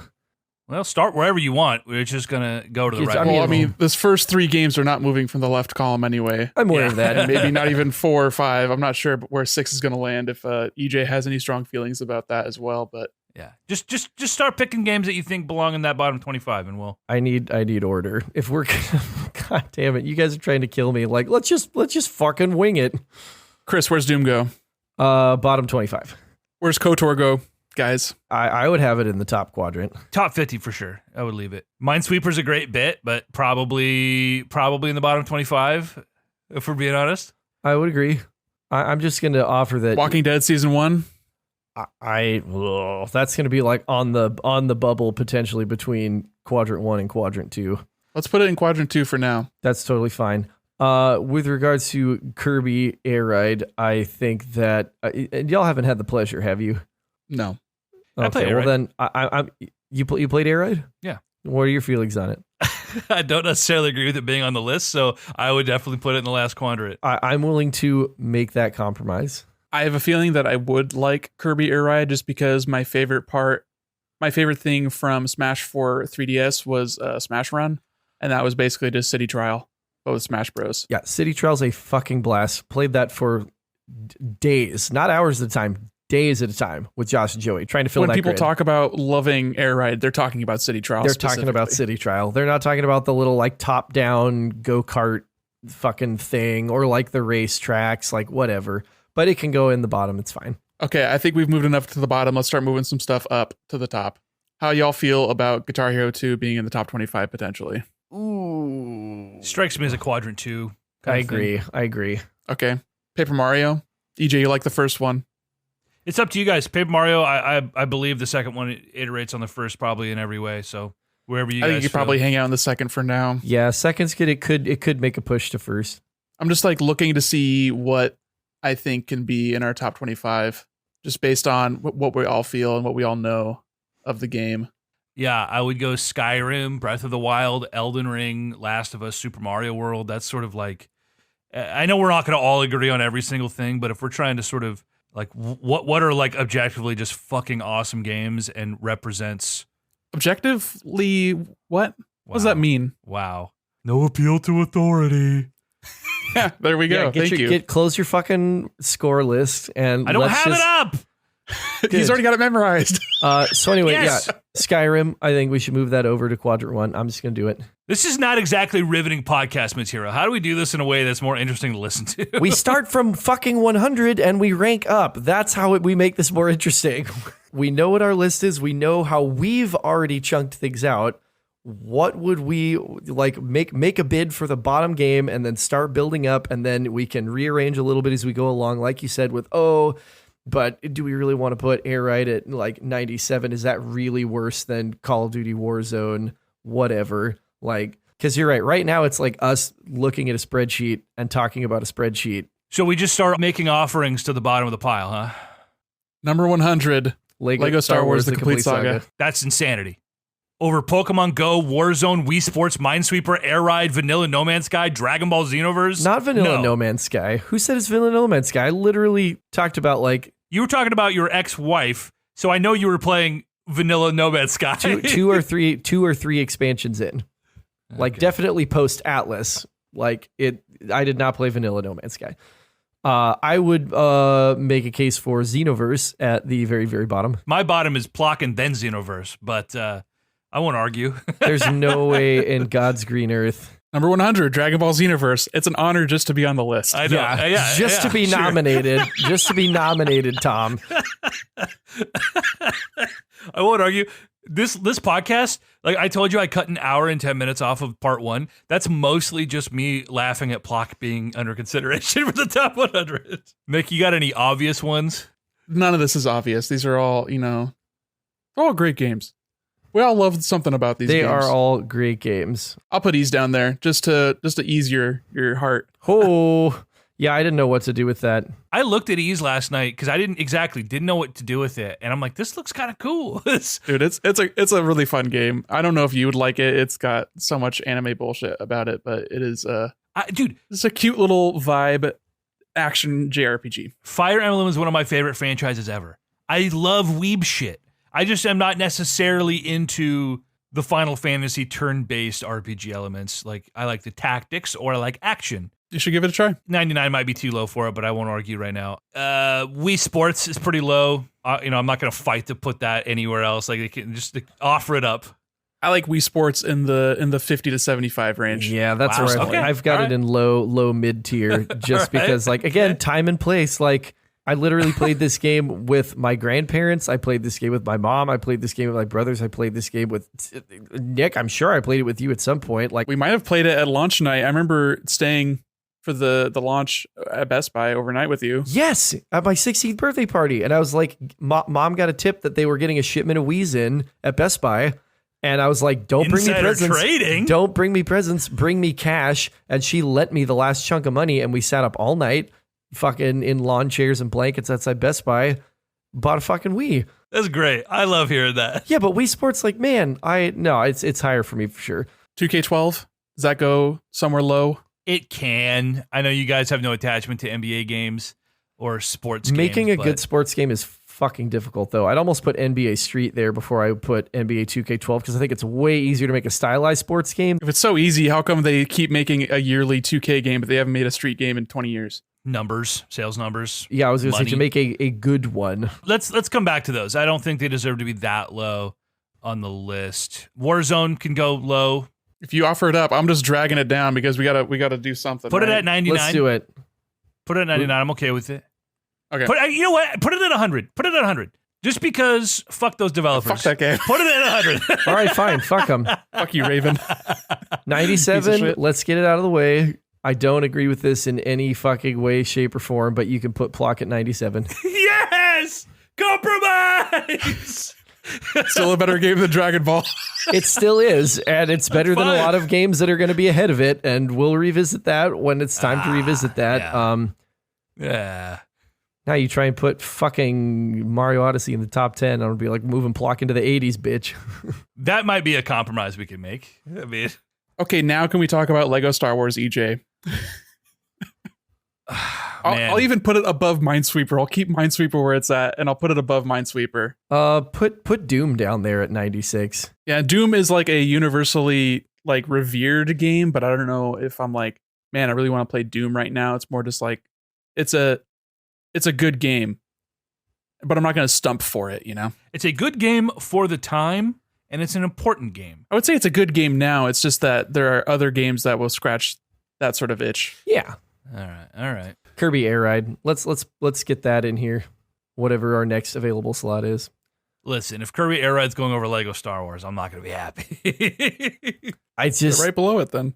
fine. Yeah, that's fine. that's all right. Okay, let's have the conversation about Pokemon Go, because we've all had very positive experiences. It's not a bottom quadrant game in any way, shape, or form for me. No, yeah, I think that's like a 25 to 50. Absolutely. And I'll make the fucking case for it right now. This game, and you all know that this is true because you were there and you experienced it, was a fucking global phenomenon in the way that does not happen for games. Whoa. We're talking about us. We're talking about us, not the world. Well, that was the experience. I Like, was just going to say, like, shut the fuck up. The whole experience was literally, we were a part of this gigantic thing that I literally remember, like, going to the park, and it's just like tons of people I had never seen before in my community in Central California. And all of us just walk around and go like, oh shit, there's a fucking Magmar over here. Everybody running over, catching the fuck, there's a fucking Jinx over here. Running over there, catching the Jinx like, yeah, my buddy saw Charizard at Pismo Beach. We got to go hit Pismo Beach next weekend.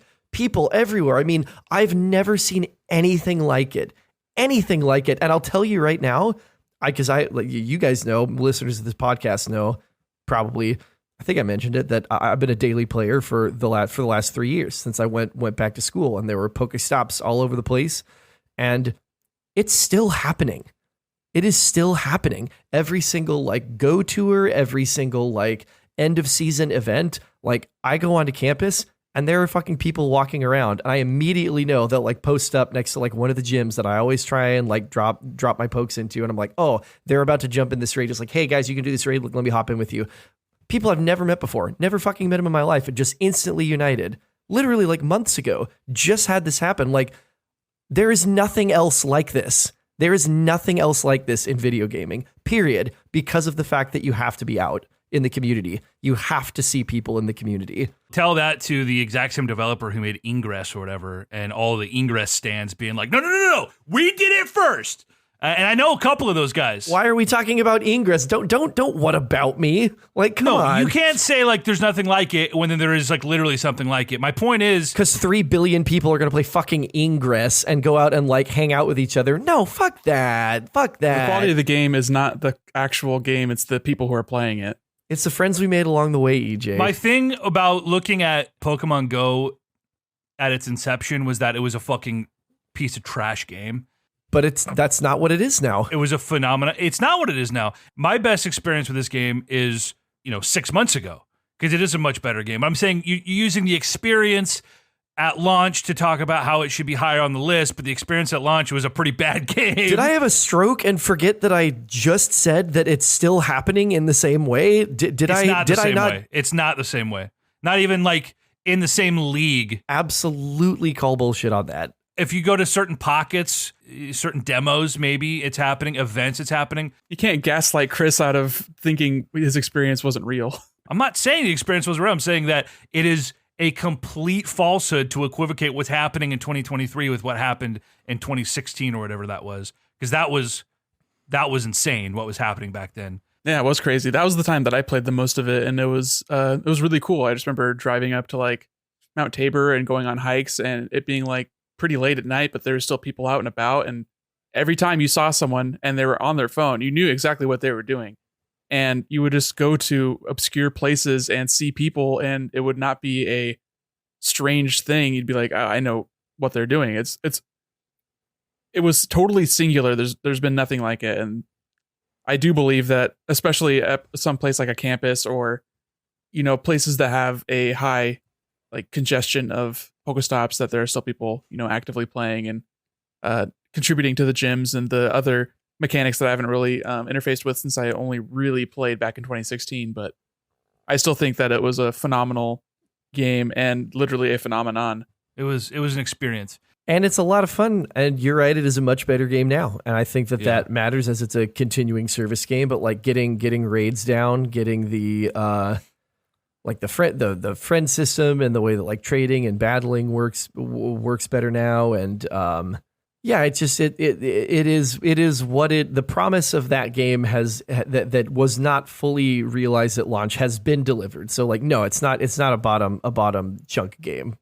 I don't see how that makes sense. You put Luminous down here, Nick. I would probably argue to put Tetris down here over Luminous, even though maybe Tetris is a better game than Luminous. I feel like this is contradicting the conversation we had about it on part 1, but I can't remember exactly the details of that conversation. No, just like two very different experiences that brought different things to the table. I don't think that it was like this is better, not better. But I played like a teeny tiny bit of Luminous in the PSP days, and it's fun. I'm tempted to put Destiny down here, but that might feel too low for a game like that. But there are not a lot of games I'd put Destiny over. It feels a little low for that. Because well that I played the shit out of the first 2 expansions of that game. The first 3, it was Crota's. Are you talking about Destiny 1 or Destiny 2? Destiny 1.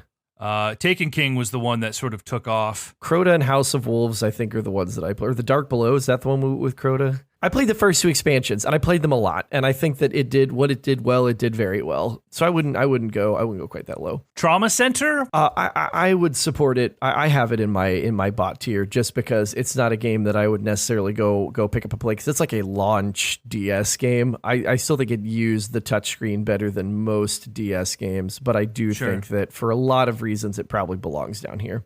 So we could plop that down. It always seems that with consoles, Nintendo consoles especially, like with gimmicks, that the best games often do get made at launch or near launch because people eventually fall off the gimmick because you have to make games that appeal to the most people, and flipping your DS sideways and like doing weird shit with it just doesn't appeal to very many people. There was a lot of gimmick-specific games for the Wii and the DS that I think sold because of the gimmick, though. I think that's the true. Wii is such an outlier because the Wii is not a console that was made for or marketed to people who played video games. Same with the DS. I mean, there was like Brain Age and like shit like that. I mean, that is a totally different demographic than core gamers. But where do we want Trauma Center? Are we putting it at 92? Or are we saying it's somehow worse than Lego Star Wars, the complete saga? or EJ, do you want to give up that ghost? I wish this is a game you guys had played because they're fucking adorable. The mechanics are super tight. I played all of them. I just don't agree with you. That's the bottom fucking line here, and I'll let you have it. This is the last fucking time I'm throwing you a Lego brick bone over this fucking game, though. It is at 91. It's not going any fucking higher. Okay. We need a basketball game down here, please. 2K12. Put 2K12. 2K12 at 90. I support this because at the end of the day, it's a fucking basketball game. Yeah. It's gonna get to a point where there's not gonna be a lot of arguing. I think in this middle chunk. EJ, I don't like the Crash Bandicoot games. Okay, move them. Oh, you're not gonna put it that low, are you? I like Crash. I'd be fine with it. Like I would take Spyro 50 slots ahead of Crash 2, personally. I never really Spyro's not tight. really a Spyro guy. Well, you're a Spyro. Okay, like we got like a couple Crash folks, a couple Spyro folks. Why don't we just put them together? Why don't we just go 88, 89, Crash and Spyro? Look at that. Look at us. Look at us fucking go. We can make it happen when we need to.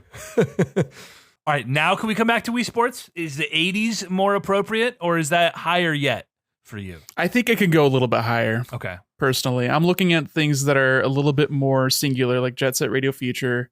Oh man, I'm the one who even put it in there, and I don't know what to do with it because I think part of what makes it so interesting is that it's unlike anything that's been made. I think that if I really want to like nitpick about this, it's basically inaccessible on current consoles. Like unless you have an Xbox disc of JSRF, like you cannot play it. Yeah, that's a bummer, but that's more just a failure on Sega than it is a failure on the game. Ultimately, we're sitting here and deciding on arbitrary criterion under already arbitrary criterion. I just wanted to measure your like desire to defend it and push for it because that is what would float it. It could drop down to 87 for sure.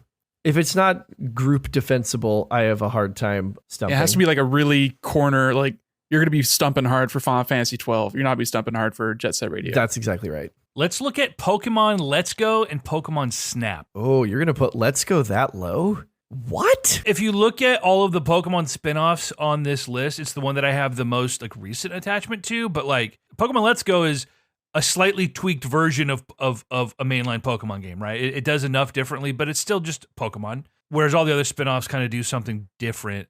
Snap is where I'm like, yeah, it's a 14-minute game, so it's just it can't go that high. I think Conquest is going to be the lowest of the Pokemon games. Sorry, man.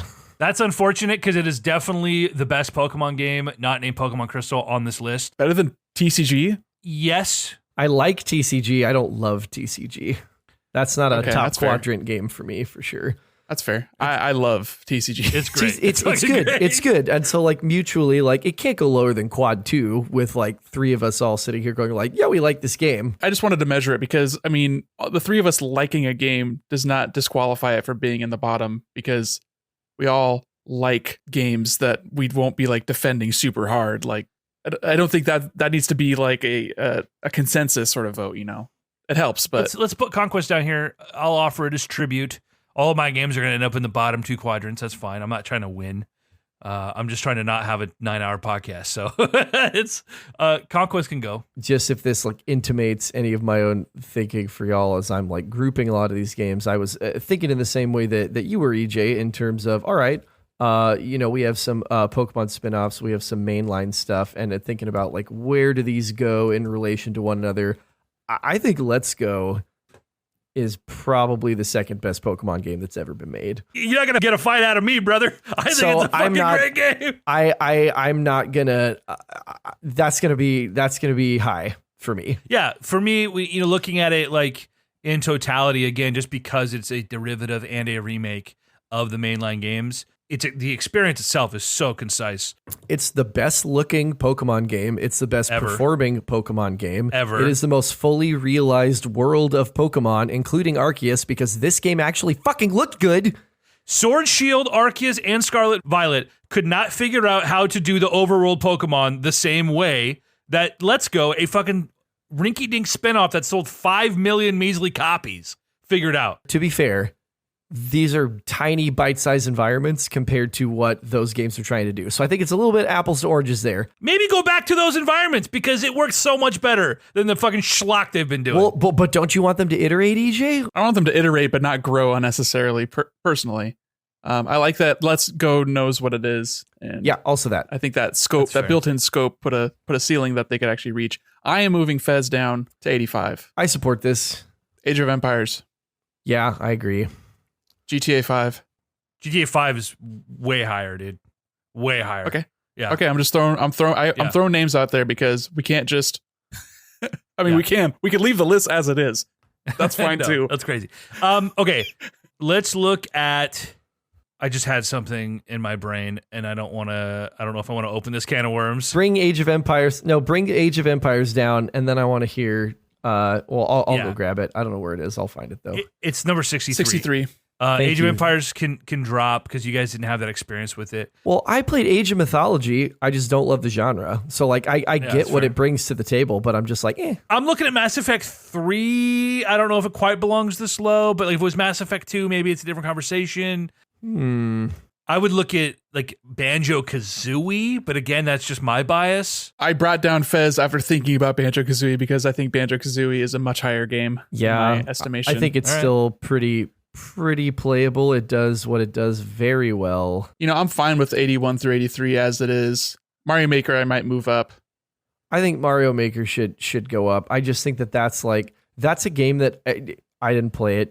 I'll just say that. But that's a game that when they announced it, I never in a million years thought that Nintendo of all fucking companies would make something like this because they just love. They're so protective. Well, they love like handing out DCMA takedowns like it's fucking Halloween candy, you know what I mean? And so they're like, okay, great, we're going to give you the tools to do these things. We're going to make you pay for it, but we're going to give you the tools to do these things that you've basically already been doing in the modding community. And that's pretty fucking cool. It's at least a nice like conciliatory gesture. And people have made some fucking, I've seen a lot of YouTube videos of like shit that people have made in here where I'm like, this isn't real. Like you can't actually do this in this game. Yeah, it's absurd. Yeah, Mario Maker should be higher. Wii Sports, I think we're getting into Wii Sports territory. I would not feel good about Horizon being below like what is essentially shovelware. What's shovelware? He's talking about Wii Sports, even though it's like one of the reasons why the console succeeded in America. I mean, the Wii is Nintendo's worst console, so like it succeeded, but the 3DS is right there.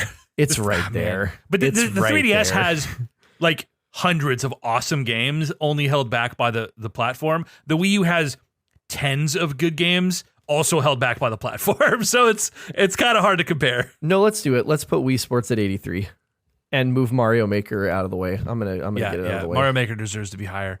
Okay. DBZ Legendary Super Warriors. I'm happy it made it up this high. It could go lower if you guys want, but like I would put it below like Pokemon Conquest. Sure. I've been thinking about this game every pick so far. The fact that I made it this far, I feel great about. So I've won already. Right on. I'm okay with Nier being that low. I'm okay with Luigi's Mansion being down here. 100 games is a lot of games, it turns out.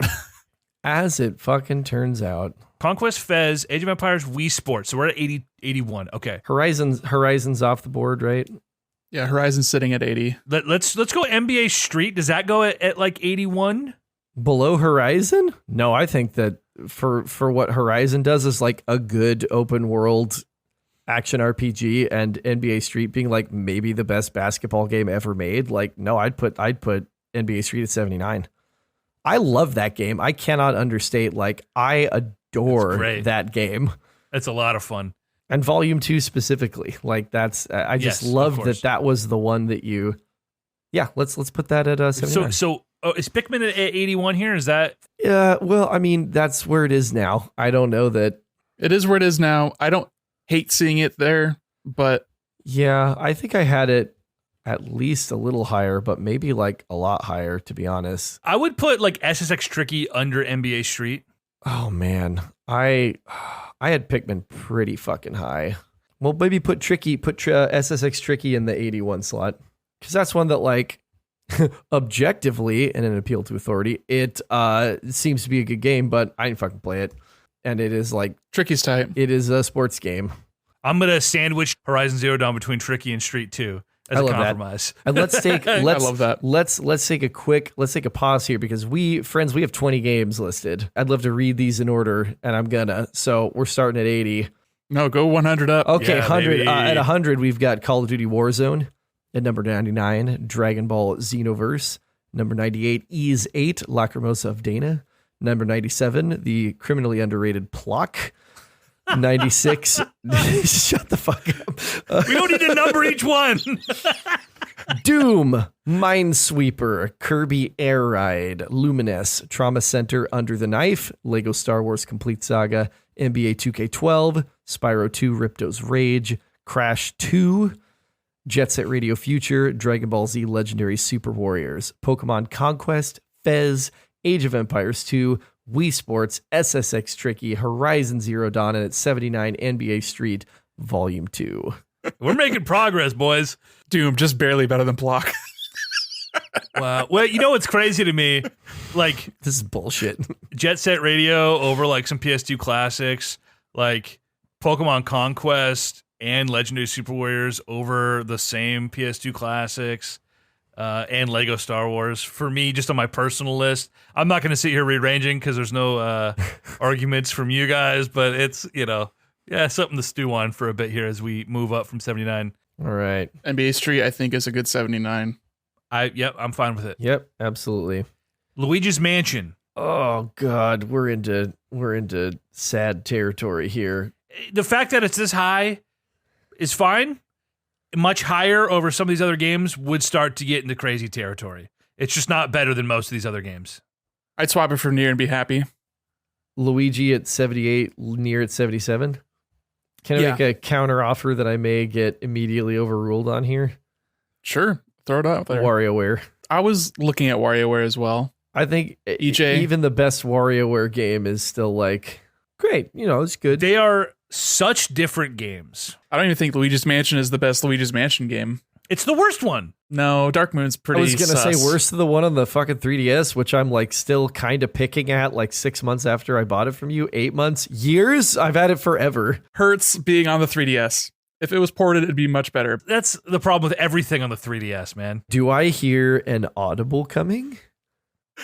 I'd be fine with swapping Do in we 3. want Did to you play swap 3, in? Chris? Luis? I did not. I know that it's very Oh, dude. well reputed, and you both played it clearly. So I'd be super happy to swap it for 3 if it means I it don't know if moves up EJ the played list. it. I did not play Luigi's Mansion 3. Fuck, we need to keep it then. Okay, I'm fine with Ouija at 78, Near 77, WarioWare 76. Yeah. The thing about WarioWare, we use our experience as why something should go higher and not necessarily talking about the merits of the game. That experience, I think both for Nick and I, this was mobile games before mobile games. And when you had a DS and you were on the bus for an hour every morning, or at least I was on the bus for an hour every morning because I lived in the boonies. It was the input mechanism that really made it shine. Twisted was better than Mega Micro Games, and Touched is better than Twisted. I've only played, as far as the handheld ones go, Touched and Twisted. And console ones are weird. The Switch one's really cool. Very cool how they adapted. Yeah. Yeah, I liked the demo. I didn't buy it. It just never rises to the level where I'm like, God, I gotta have this game. Especially like, I don't have anybody to couch co-op with, and that game was just like begging to be couch co-op. Wait, whoa. Tiffany will play Kirby with you, but not WarioWare Touched or WarioWare Get it together. Honest to God, it just I can't even hardly explain like the phenomenon of Forgotten Land hitting for us. And it was, Tiff had just gotten this new job. We're kind of like moving into my last like chunk of grad school. Tiffany's like, I want to get you a game. And the two games that had just come out were Kirby and the Forgotten Land and Final Fantasy Stranger of Paradise. And I'm still gonna play that game. I'm not paying more than $20 for it. And that's what made the difference. It was like $72. I was like, Kirby is never going on sale, but I can get Origin for $20 in a year, right? And so I bought it and I went, yeah, we can play this together. And so she just like hopped in with me, and I would do some levels by myself. Mostly I'd do like the little like challenge road levels. They're so bite-sized. It's like a nice like break if she wants to like get up and get some popcorn. That was the way that Lindsay and I did it. And we did the whole fucking thing, including post-game bosses together. It's like the Chris, only are you game- telling me that you want to swap in Forgotten Land for Superstar? God, I might be telling you that. In fact, I am telling you that. Hell yeah. Dude, Forgotten Land's a really tight game. I don't think it's too soon to give it its due. Nice. I like this. I haven't played Forgotten Land yet, but this feels better than a Super Nintendo game none of us have played in I don't know, long 15 time. years. at Long least. time. Yeah, that feels good. I've only prodded at it a little bit on the NES online on Switch and just like, yep, this is exactly what I remember. That's kind of how you feel about all Kirby games you play. Like, that's Kirby. Yeah, it's just pleasant all the time. Except for Forgotten Land. You know, it's in my Switch right now, and it's like I look at it every night when I boot Fire Emblem up. It's definitely my next game. Okay, couple games to throw at you. Couple of games. I'm going to do a little batch here. Tony Hawk's Pro Skater 2. Agree. Tetris. Sonic 2. I think THPS is higher than that. Maybe a little bit. Not a lot for me. Doesn't have to be a lot, but I see it in the middle column. There's 4 columns, Nick. Can Tony Hawk just go at 69? Can we just like... Hell yeah. Make it so. Make it so. Damn it, you memed his way into a lower ranking than I would have wanted. You only get one of those. Love it. Nice. I would go Titanfall probably in the 70s. You guys haven't played it. I think it is the greatest shooter campaign ever. It is again, I don't want to appeal to authority here, but widely regarded as such.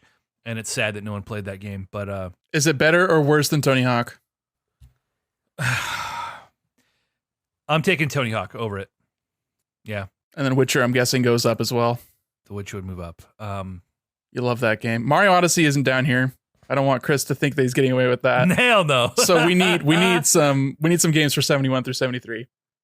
I'm okay with Monster Hunter being down there if y'all are. So where are we actually at? WarioWare Touch. So it's 75. Okay. Yeah. I'd be fine with BioShock or Mass Effect 3 at 75. Yeah.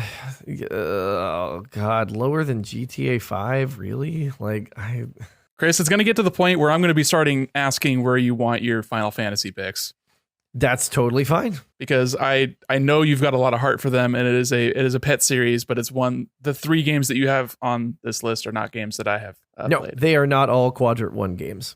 Not all Quadrant 1 games. No, I think he's going to pick one. I think one is. I think one is, and I think one's column 2, and I think one's probably a column 3. Oh, we do have 5 columns now. Yeah, no, I think that feels right to me. Like they other than a couple of like notable examples, they don't fucking miss. So how do you guys feel about Assassin's Creed 2 and 4? Where do you foresee those going?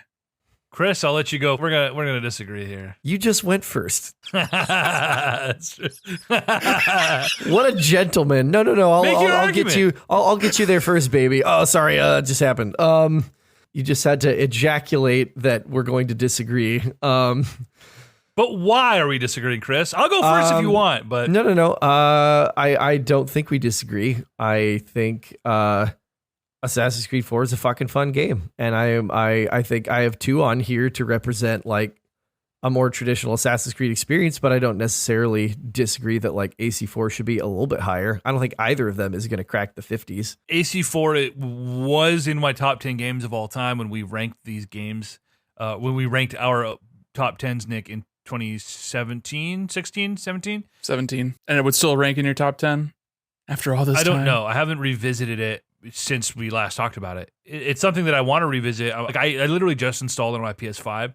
Like they don't have next gen patch for it, which seems crazy because like every game is getting, It's an old game. they made a big deal about, it was a launch game on PS4, but they made it this big deal about, all your favorites are here from Ubisoft under the Didn't PlayStation they Plus. put it in a collection? Wasn't it dual packed with Rogue and Yeah, it's maybe. it's in the Americas collection. Yeah, yeah. Oh God.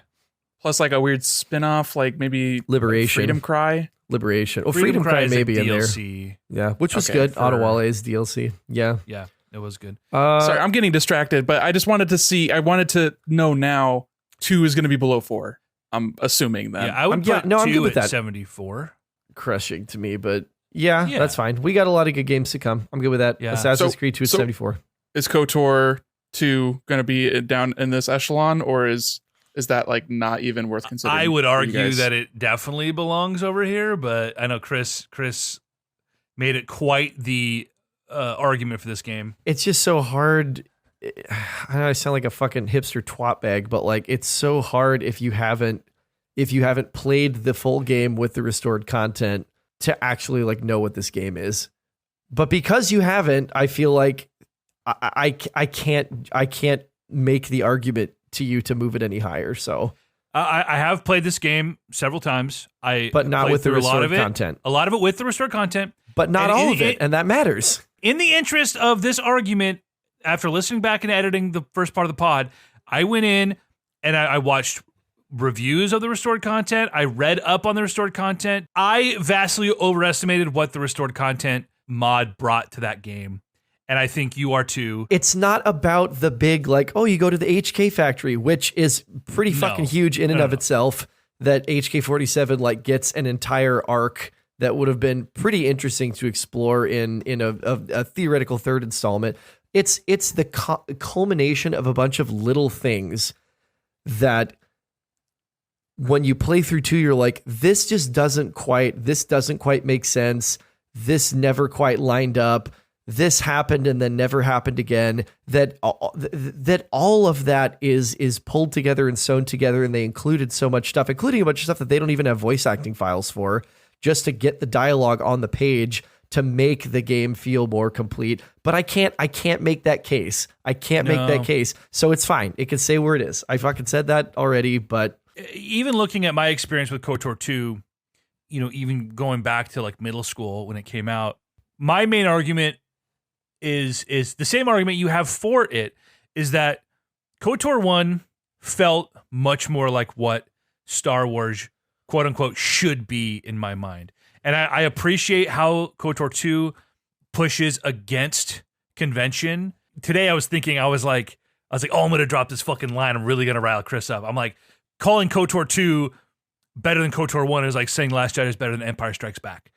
That's not a fair comparison, but it's kind of like how I do feel about it. Is KOTOR 1 is like, it was such an invigorating take on this universe while still feeling like what we knew Star Wars to be. And KOTOR 2 is just really dark and it's the most interesting exploration of the Star Wars mythos that's ever been made. Darth Bane would disagree. Get out of here with this fucking extended universe fucking novellic shit. And I read Path of whatever, the first one in the Darth Bane. I fucking read it myself, for the record.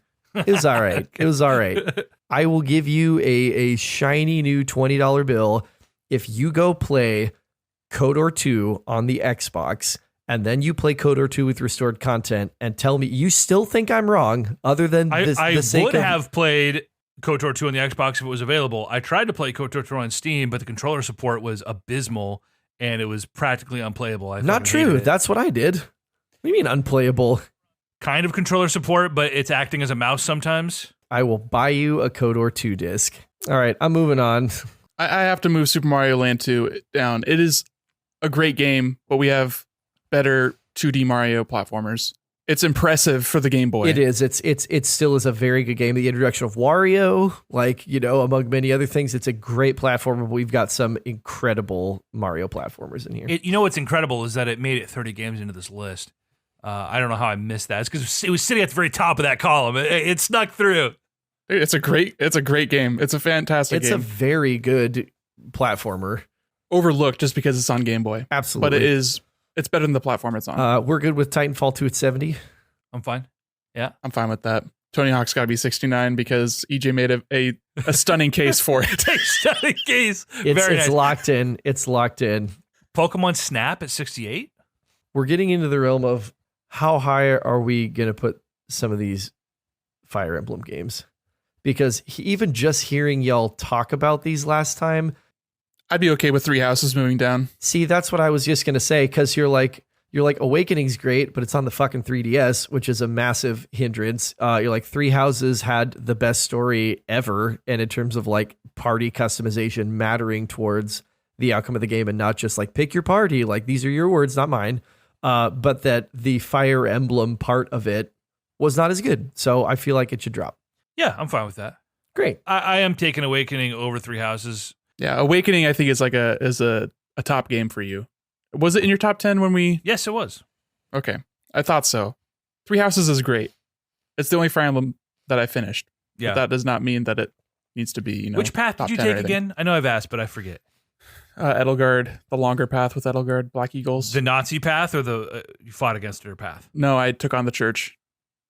Okay. Yeah, destroy the religious industrial complex. Pretty much. They were doing experiments on children, and that What made them the bad people from us. Fuck? Yeah. What in the anime? It's why Edelgard is it's why Edelgard has blonde hair, and there's another character that has like white, like platinum blonde hair. Yikes. Part of the weird like blood experiments that they're doing, magic blood experiments. That's interesting. I would love to talk about this game one day, but we never will. Steve 7 Castle Crashers. Yeah, I'm fine. I do that. Castle Crashers is a good time. It's a good ass time. It's a good ass time, but I even played it on Josh's Xbox 360, like way back. Had a good time. I'll never with it. forget the shitting deer in the forest level. You know, like oh that's god, ingrained in my memory. The music. The shitting deer in the forest level. What a line. what's next? Pokemon Snap. I think 66 is great. I think that it is, despite being 7 minutes long, as you said, EJ, I think it is, it's still a fucking fun ass game to play. Let's move Destiny next. I agree. I'm with it.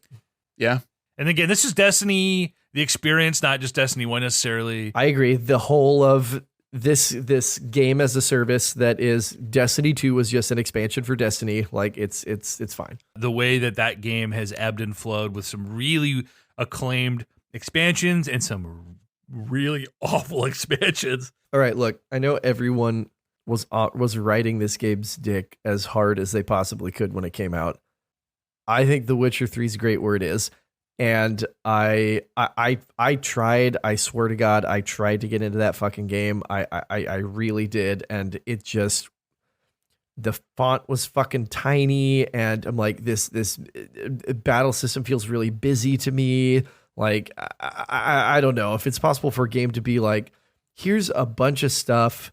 We're not going to tell you what you can do and what you can't do. We're just going to let you go fucking die. And to not like be a Souls game, to just like be an RPG that also does that.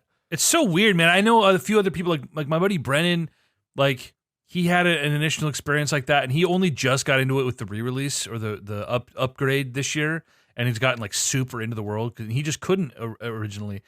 The thing for me about The Witcher is like in the years since our top 10 pod, Nick, I've tried to sort of appraise that list and think about certain games I've played, and I'm like, would The Witcher go into it? And like, no, The Witcher wouldn't. There's no one thing about that game that I just adored other than Gwent. I loved Gwent. The in-universe card game. Yeah. I just got something awful. I didn't even beat the game. Like I played that game 120 hours and still It's never too like much actually game. rolled credits. It is a lot of game. You know what I appreciate about it, like the world they built is so rich. And again, they have the books. So I know that it's like totally praising CD Projekt Red for this is It's a great adaptation.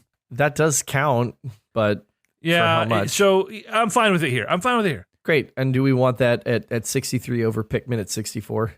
I'm indifferent. It's up to you guys. I can't really defend pushing Pikmin higher. I think it feels about where it should be. And like, while we're just like true comboing things that are already here, I think Splatoon 2 at 62 is shockingly high, frankly, for how low it was on my list. So I think even any Nintendo based online game is like disqualified from being above a 50 because of how fucking abhorrent their online service is. Sorry, that is a core part of the experience with any Nintendo online game. I'm fine with it here. I'm just skimming the top 50 right now to see if there's anything that I would put below Splatoon. I know, Nick, you would probably. Tetris being... Like, Tetris should go in this tier, I think. I'd be good with that. We'll get to Tetris, I think. I think Tetris is soon. I feel like I have a lot of games in this top 50, top 60, I guess, that are just mine. And I'm waiting for you guys to start like poking at them. Like what? And that's like, well, like, I don't think either of you have a huge amount of fondness for like Banjo-Kazooie. I don't think either of you have played Hyper Light Drifter. Yeah, Elden Ring. I respect Elden Ring, Rogue Legacy. Like, I've got a lot of games on this that you guys don't have a lot of insight on, except for what I've told you or what you've read in reviews, which I hope that you would take my word over a review as far as this list is concerned, especially. I respect what Hyper Light Drifter does and did for a lot of reasons, despite having no like practical input on the way that it plays. Banjo-Kazooie for sure. I think that we could think about getting into this range. What's the other one you just say? Rogue Legacy. I think for sure we're getting into like the proper range for those two games. I just wanted to remind you guys that my games are existing. I'm not trying to like keep them hidden, like hoping that you forget. I'm not trying to pull a sneaky on you. No, not at all. So let's keep Witcher and Splatoon there at 63 and 62, and let's get Let's Go could go at 60. I'd be fine leaving it there. Oh, no. That does not go under Pokemon Go. That can go higher. That's fine. God, you're crazy, Chris. I'm moving Rogue Legacy down to 61. And let's get Pogo in here. Yeah, I don't think it should go any higher. I'm looking at even like some of the stuff that I'm like rolling my eyes at a little bit, but I know is going to be up here in like our top like 30 and just going like, I can't argue for its inclusion any higher. I think that's a good spot for Pogo. All right. Well, we have 61 through 80. Holy shit. Wow. All right. So from the bottom up, Horizon Zero Dawn, NBA Street Volume 2, Luigi's Mansion, Nier Automata, WarioWare Touched, Mass Effect 3, Assassin's Creed 2, Monster Hunter World, Super Mario Land 2, 6 Golden Coins, Star Wars Knights of the Old Republic 2, The Sith Lords, Titanfall 2. At number 69, Tony Hawk's Pro Skater 2, Fire Emblem 3. Righteous. Fire Emblem 3 Houses, Castle Crashers, Pokemon Snap, Destiny, Pikmin, Witcher 3, Splatoon 2, Rogue Legacy. And starting us in the next tier at number 60 is Pokemon Go. Final Fantasy Remake at 59. Is this the one you're putting in your top tier? No, it's going to be 12. No, Okay. it's not even going to be 12. It's 6. Come on. Are you fucking kidding me? Like, You had a very passionate response to swapping 12 in from 9. well, yeah, So I but thought maybe that was like the heart pick. That was like the one that you wanted to like make the case for greatness. Like everyone knows, 6. I know a obviously hawk is the from a best one. handsaw. Like 6 is a top 5. Like it's the What is up with you with these weird statements? These weird like strange old person hawk from a allegories. handsaw. That's from Hamlet. That's from Hamlet, sirs. When the Boomer wind shit. is boomer shit, it's fucking 300 years old. Eat my ass.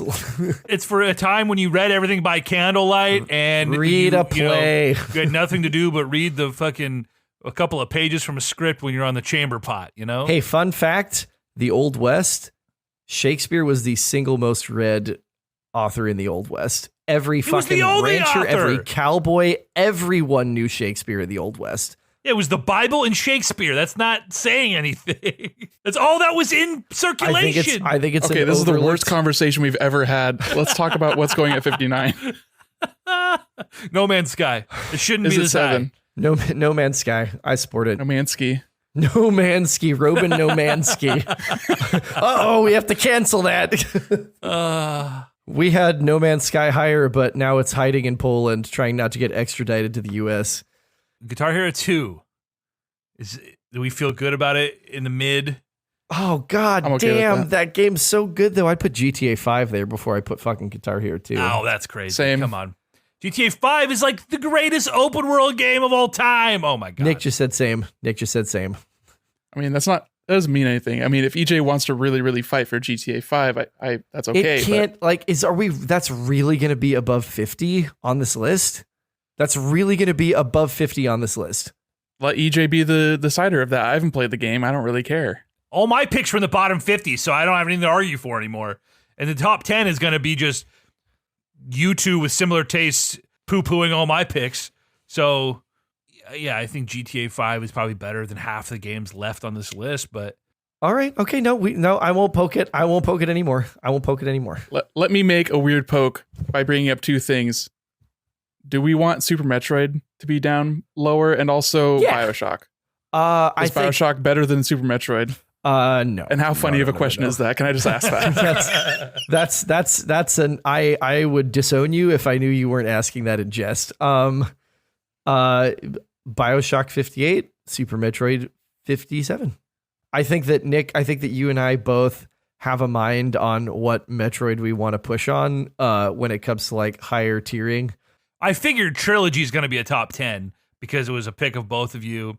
It is, again, looking at the list of the review aggregates, it is a very highly regarded game. Yeah, Metroid Prime's a fucking masterpiece. Yeah, I'm not going to argue on Trilogy. And I'm glad we combined that because I would have been fucking pissed if there were 2 Metroid Prime games in the top 10. You got 2 basketball games on this list of 100 games. If I got 1 basketball game, NBA Street was, it was also on some other lists. So it was not on mine in spite of me liking it. So like, I'll give you a half point for that, but let's move on. All right. I can't keep getting away with Ocarina of Time keep going up, right? You guys are not happy about Ocarina of Time even being on this 100. No. Don't misunderstand. I think that it's a great game. And I think that the problem with Ocarina of Time is the same with the problem we've discussed about a lot of games, that the only good way to play that game now is on a 3DS. That game is unfucking playable on Nintendo 64 now. I'm sorry. I tried. I had a horrible time. I put it down. I almost was like, I don't care about 3D Zelda until I got the 3DS version, was like, oh, I get it. But you have to play it on a 3DS. Like if they brought that to the Switch, I'd be like, this shit's moving up. Like this thing's going into the top 30 for sure. But I've been playing it on the Switch Online, but to be fair, I do have a N64 controller to play it with, which I think is it's hard to play that game without C buttons. Yeah, and it's just, again, that like fucking wonky ass who decided this made sense N64 controller. That game is optimized for that experience, for sure. I want to evaluate these things, sort of all things being equal. Like, I would rather play a game on 3DS than N64, but if you can get an N64 controller like the Hori pad, the Hori 64 that has existed forever, it still has C buttons. It's just laid out more conventionally, so you're not using that awful fucking trident, But yeah, Ocarina of Time. Yeah, I mean, Nick, you know me, my thoughts on that game. It's just such a time and place thing, and people continuously over-evaluate how entertaining that game is. Time and place things. No, I agree. It's like we don't have Mario 64 on this fucking list for a reason. Ocarina of Time is a much better game than Mario 64. Let me be perfectly fucking clear. Is it much better? To me, they're both just like... Yes, no, it is. It is much better. If you didn't experience them at the time, they're fucking unplayable. I would rather staple my eyelids to this desk than play Mario 64 on a Nintendo 64. I agree. If I had to play Ocarina of Time on a 64, I would be like, fine, I will endure all of the things about this that I don't enjoy. I would rather play Mario on the N64 than Zelda. Let's do this. I propose we put Ocarina of Time squarely at 50. That it is, all things considered, in its currently most optimal playable state, middle of the favorite. I'm fine with that, but we still need to establish what's below it, because I think that context, like the immediate context of games around a game, counts for the ranking. Word. So we can just let it sit for now. Okay. Last thing we decided was Super Metroid at 57. Yep. So I'm right. still trying to fill 56 through 51. Okay. In the interest of how many Mario platformers are on this list, my personal least favorite of the bunch would be Super Mario 3. I don't know if it's this low because it's a goddamn good game. Yeah, that's tough. Sort of spreading the love. Put Tetris down here. Tetris is too fucking high. Oh, actually, that's I'm good with that. I'm good with pulling Tetris down here to 56. It's not too high, but I don't think any higher would make any sense. It's a perfect game. Like you don't like. Listen, I've played Tetris on every fucking console I've ever owned. You know, I it's had Tetris on my brick phone. I should not have spent my parents' money on it, but I did. And every time I took a shit from like sophomore to junior year, I was playing Tetris in that bathroom. For sure. Tetris is eternal. Tetris is eternal. It is a perfect game, but it is very limited. How do we feel about Mother 3 being in this sort of grouping?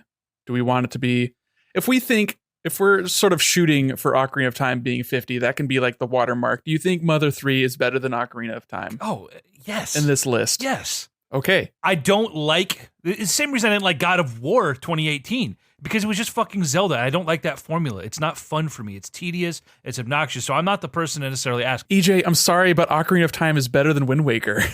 Oh, God, I so disagree. Come on.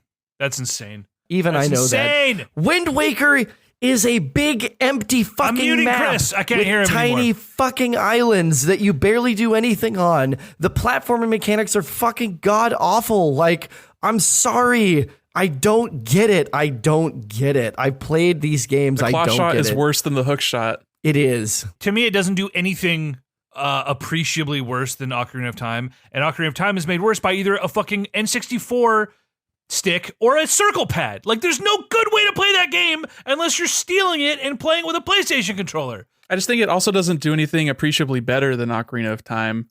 And the things that it does worse kind of adds up. It's just like another Zelda The game. timeless aesthetic, beautiful soundtrack. I just wanted to share my opinion on where Ocarina of Time specifically matches up against. And obviously we're going to have this argument and I'm not going to win it necessarily. I'm resigned to the fact that Ocarina of Time is going to be at number 50, but I want to take shots at everything I can to see like what sticks and like who's giving up. Like Star Wars Battlefront 2, is that top 50? Ooh. God, I'd play that game every fucking day of the week. It's so fun. It's These so games. fucking fun. Just jumping into like we got to mow these guys down. Oh shit, I unlocked a hero. Like, let's go. Luke's about to fuck some shit up. Like, The separatists have taken a command post. We've taken a command post. oh man. Oh, I had the special, like the prestige tier equivalent of like every class in that game. Every fucking class on Xbox. Like, god damn, that game was fun. I was shocked at like how bad the reviews were for that game, at the time.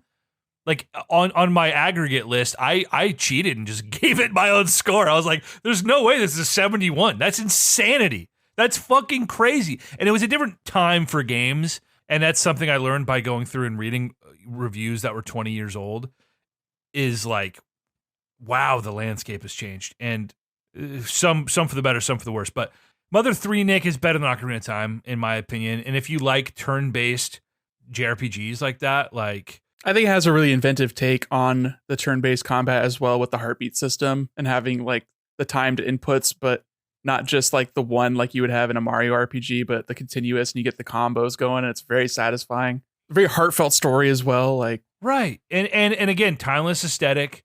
Like, this was a really late release. super late, 3 years after the DS came out. Right.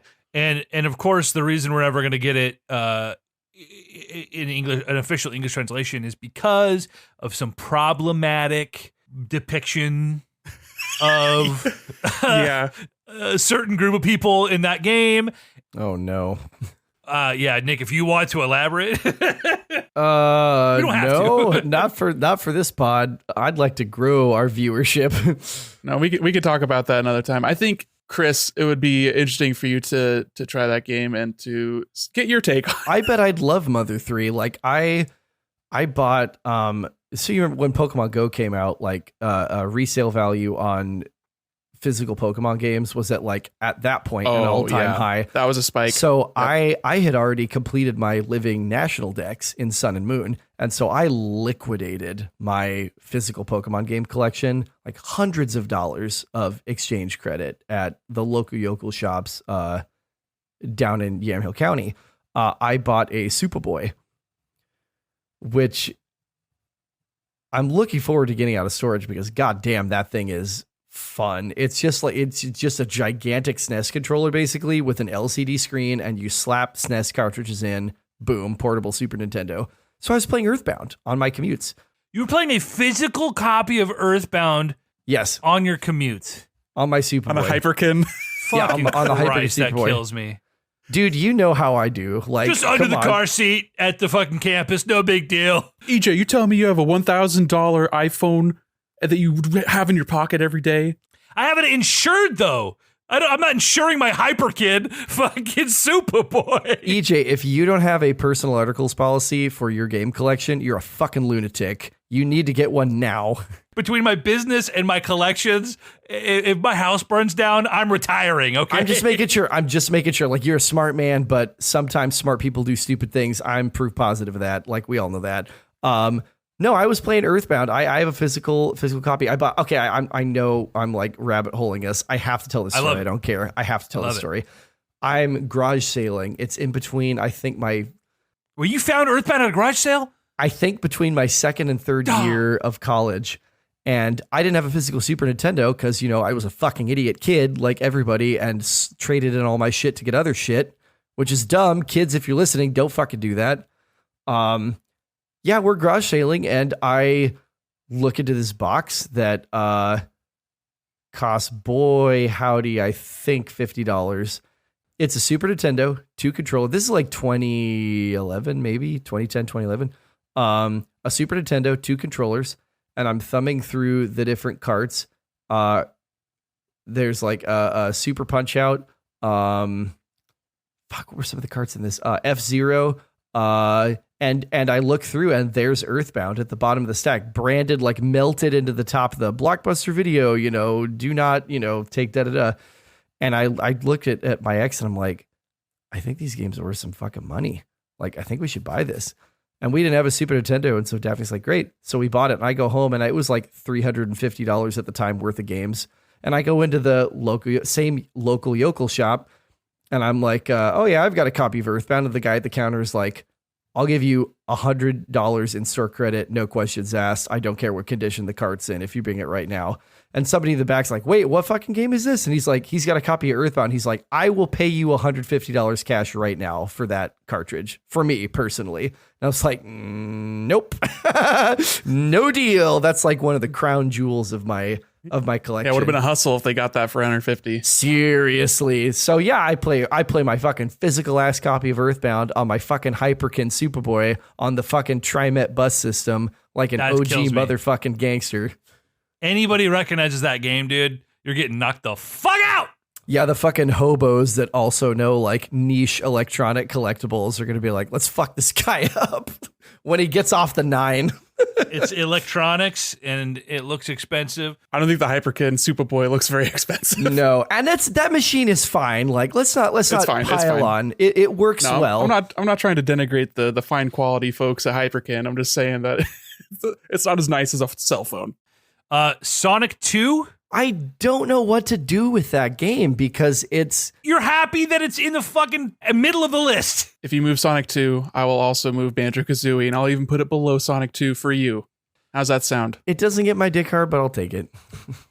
Oh my god. Perfect. That's what I love to hear. Sonic is such an interesting moment in games too, right? Because like they were like, we have to do something different than Nintendo because they came in after the NES, the Sega Genesis did, and they were like, Nintendo does what I call precision platforming at the time better than anybody, and arguably they still do. I don't know if that argument holds a lot of water. And Sega was like, all right, bet, speed platforming. And Sonic 2 is just like pure speed platforming sex, man. Like it's great, but It's a roller coaster. It's hard to even like classify as a platform because the stuff that platformers, in my opinion, are supposed to do well, Sonic doesn't do well. I don't like the physics of it. The momentum feels bad. But just like running around and seeing an explosion of fireworks that it is visually is what it's trying to do. And that is commendable. Well, there's a reason why the best Sonic games, like since Sonic 2, have just not been very good. And there's a crazy Sonic fandom out there, but it is wholly unique, but it doesn't do anything that like you're going to want to build an entire game around again and again and again. There's a reason why they have experimented with that franchise to hell and back and not really found a formula that works. Which is unfortunate. Yeah, but I appreciate what that, Sonic was always the elusive, like for all the Nintendo kids. It was like, oh my God, like Steven down the street has a Genesis and I got to play Sonic. It was sort of the forbidden fruit, of the video game world. All right, I feel like the next couple we should be able to blast through. So we got Metroid, Tetris, Banjo, Sonic. We need 2 more before Ocarina. Star Fox 64. I would offer to sacrifice. I think it's way better than Ocarina of Time and infinitely more replayable. It's pretty good. But it's also 4 minutes long. We can keep it higher. Okay, cool. Right. Okay. Kirby? I was going to say maybe you put the Puyo Man himself on the altar here, because even the best Kirby game, I don't think is as good as like the 3rd highest ranked Final Fantasy game on this list. Let's put Kirby at 53. I think one of the Final Fantasies should go below Ocarina of Time. Just out of principle. Man. I don't like Ocarina, man. I'm not even happy it's at 50, but compromises have to be made. Nick, you are making like a hell of I'm going to swallow this and we're going to rank this a lot lower than like I think you feel in your heart of hearts and soul of souls it should be ranked. We can put the 7 remake. We don't all get wins, and we definitely will get a lot of losses. But it's about putting your stake in the ground and like knowing what you're fighting for. Nope, I'm with it. Let's put the remake at 52. That's cute. I like it. God, that's Can we squeeze one more in there? What are we thinking? Is Hyper Light Drifter better or worse than Ocarina in your estimation, Nick? I can put it below. I think that's great. That's a great spot for that. It's like knocking on the top 50. I mean, like, I can't believe, like, the story of that developer in particular, like, it's just fucking crazy to me what this guy did. So I love it. Spider-Man 2018? Love it. Below Mother 3? No, yeah, sure. Okay. That's up to Nick. I mean, Spider-Man. I love Spider-Man 2018. I've enjoyed what I played. The Mother franchise, and the culmination that 3 is like a really special sort of thing for me. I love it that it's as high as it is. I'm not going to be sad once you start suggesting things go above it. How do we feel about Animal Crossing? The time it came out in is inseparable from the experience of the game.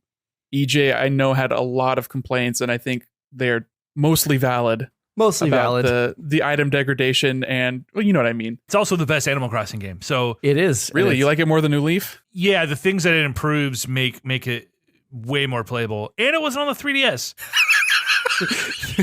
The refrain from this Console Crusade podcast. Fuck the Nintendo 3DS. Oh, 1,000%, dude. 1,000%. The only good 3DS games are games that like you only have to play with a D-pad. So DS games and like something like Fire Emblem, you don't need the circle pad for. But number 46, GTA 5. It's in the top 50. Like, is Super Mario Maker going over GTA? Yeah, we'll come back to GTA. Mario Maker seems right in this range. See, it sucks because I look at all these games that I would rank lower, and they're all just like the heart picks. It's like Link's Awakening and like Telltale. Link's Awakening's the best 2D Zelda. And I would argue what is that saying? That doesn't say anything to me. It's saying that it's a fucking great top-down adventure game. That game is amazing. I'd play that game today on the Game Boy Color. That game is fucking phenomenal. What do you mean, what is it saying? It's going to end up like neck and neck with Pokemon Crystal, I think.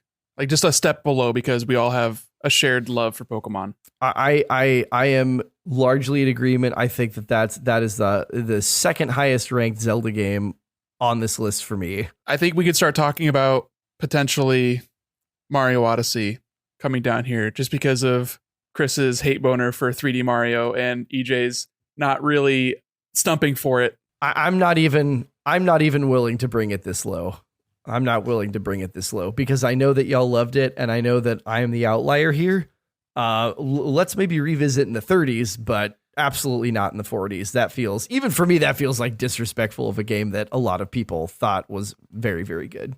For me, it was one of those games that like I appreciated when I played it, but I played it, I beat it. I have never thought about it again, except for when it gets brought up on this podcast. Yeah, I got like 350 moons. Like I played the fuck out of it, but I was like, this is fine with a capital F. Like I'm not coming back to this again. It had a great score. I liked the cappy mechanic like reasonably well. Yes, they still have a maddening habit of taking the camera away from you, especially at inopportune times. But I think that more than anything, some of the world designs for me, and I know we've like talked about this in group chat before, some of the world designs for me were just like fucking uninteresting and bland. Like the food world is just like ugly polygons. I love the food world. And I know you do, and I know you do, but it's so ugly and bland to me. It's just like blocky polygons. I was like, how is this in this game? And people are like, yeah, that's a fucking 97 on OpenCritic. Like That shocked me. 97 is pretty insane. Disgusting to me. Higher like, than Breath of the Wild, that people also, in my estimation, wrongly, they call it the best game ever. Oh boy. So what are we Star Wars Battlefront here? 2 can come Yes, down? let's do it. Yes, absolutely. We're getting into Guitar Hero range, I feel like. We're close. Star Fox 64, this feels right in this range. 45, Star Fox at 45, yeah. You know, and again, when you start looking at the totality of this, of this, how the list is shaping up, and I think like Star Wars 64 over half of these games seems pretty crazy, but It's a good fucking game. It's a good fucking game. it's not an exact science how we're weighting nostalgia versus, but some of them feel bad.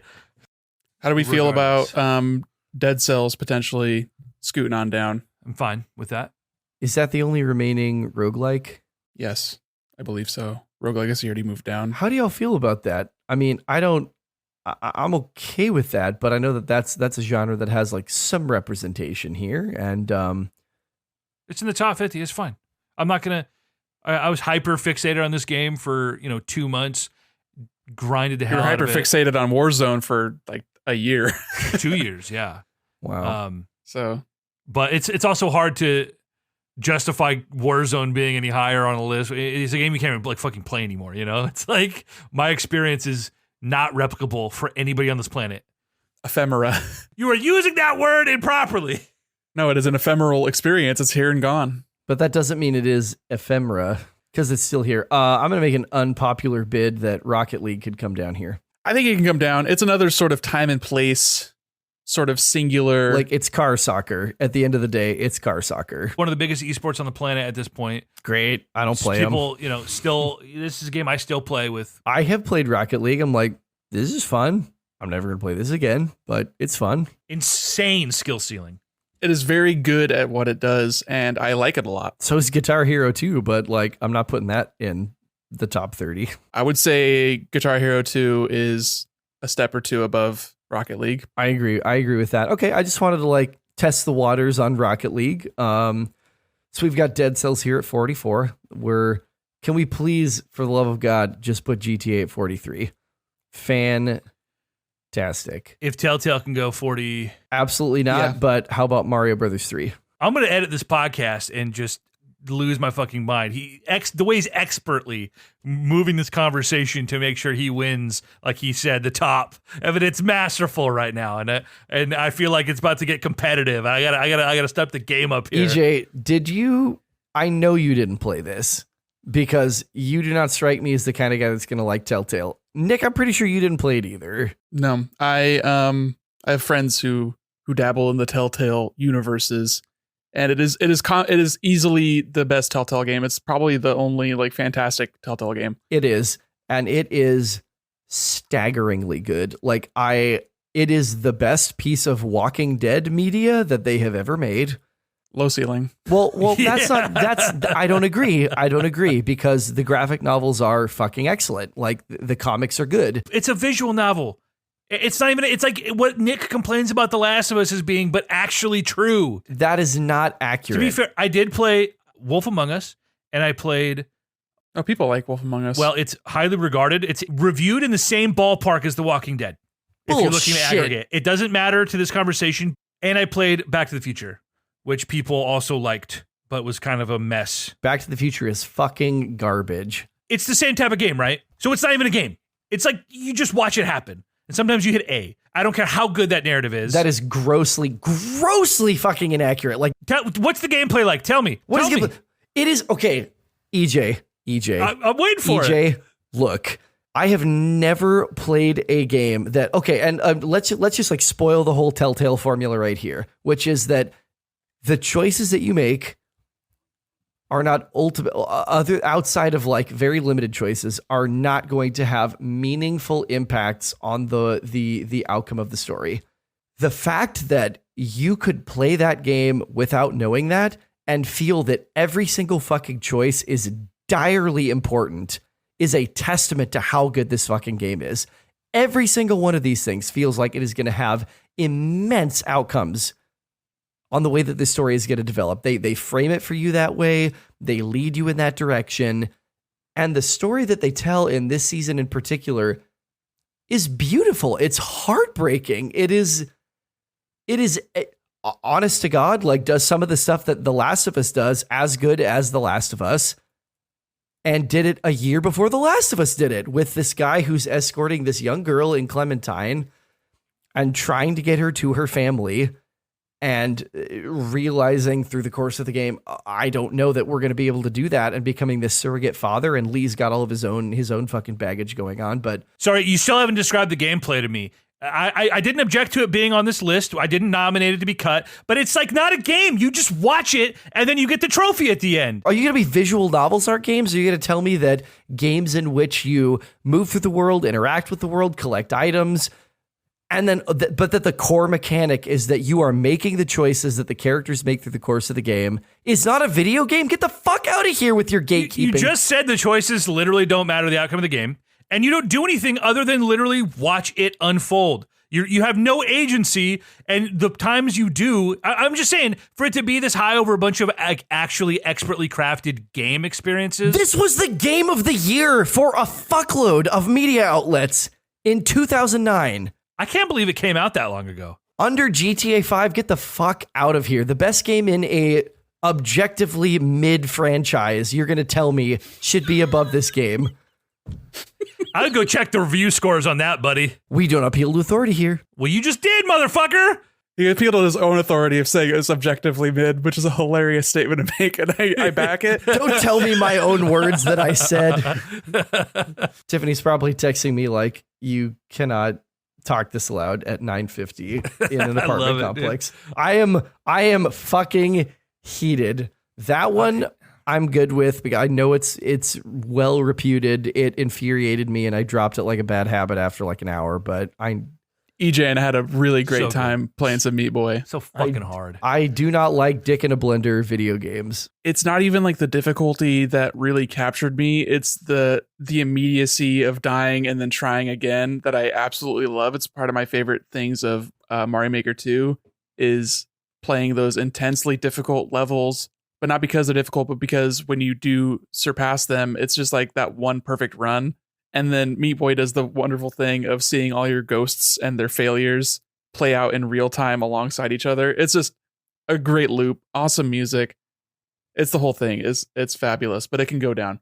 It can go down right above GTA 5 at 43. And Walking Dead at 41. I love your passion, Chris.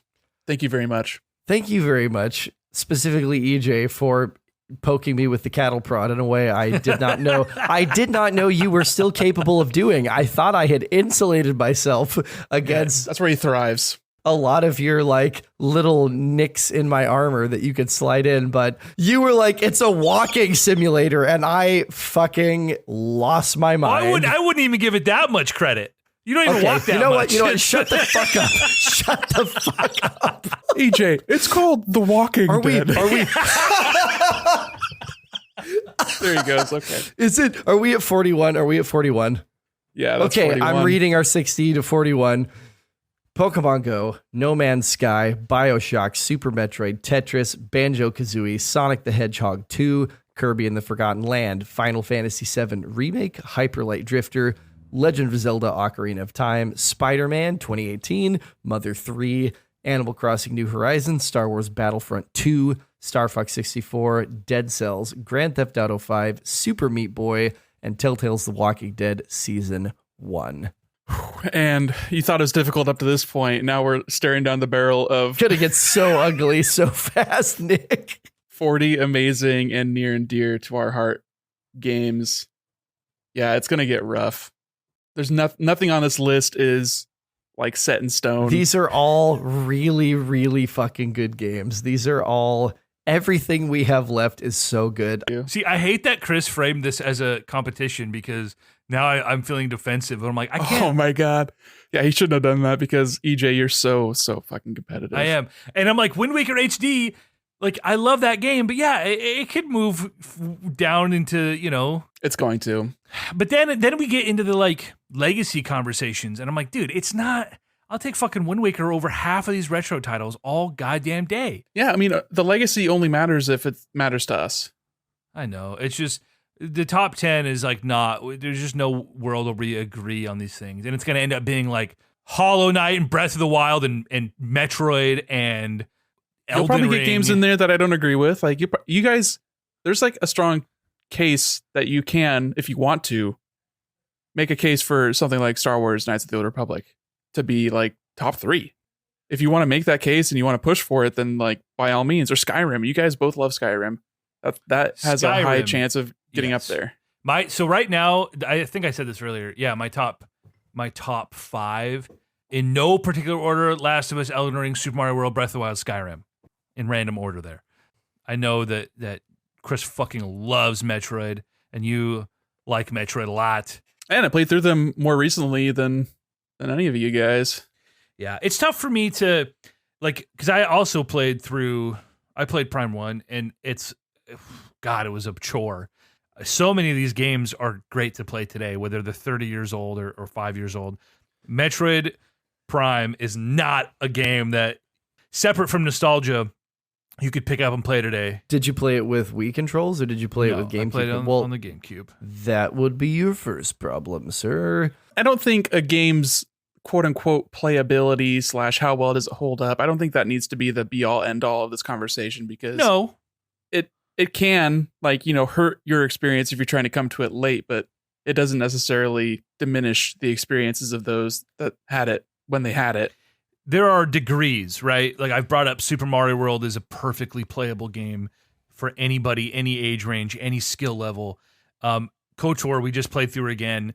And while it is definitely like, I would not rate it at a 95 the way maybe I would have 15 years ago, like it is still the core mechanics of the game completely hold up. The characters and the writing hold up, even though if it, on the fringes it's hurt, and especially obviously aesthetically, like, yeah, it's an old game. But Halo 2, not a game that you could pop in and play today.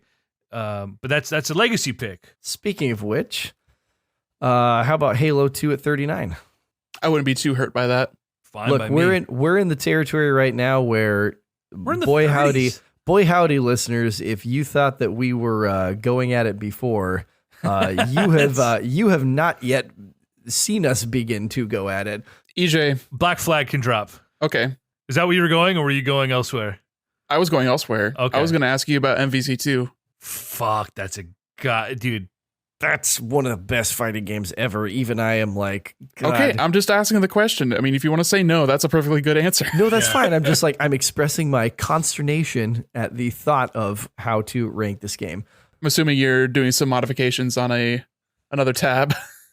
No, I'm taking a look at the Mario games that are still on this list. I think that there's a fuckload of Mario games on here, which makes sense because there are a lot of good Mario games. I think that Mario Maker and Mario 3 for me, including spin-offs like Paper Mario and Yoshi's Island, are probably the two games that are going to be lowest on that list. So we should maybe thinking about how to slot those here. Among the Marios, certainly. Yoshi's Island could drop for me for sure. Oh, Yeah, I like Yoshi's Island a lot, but it's not my favorite Mario game.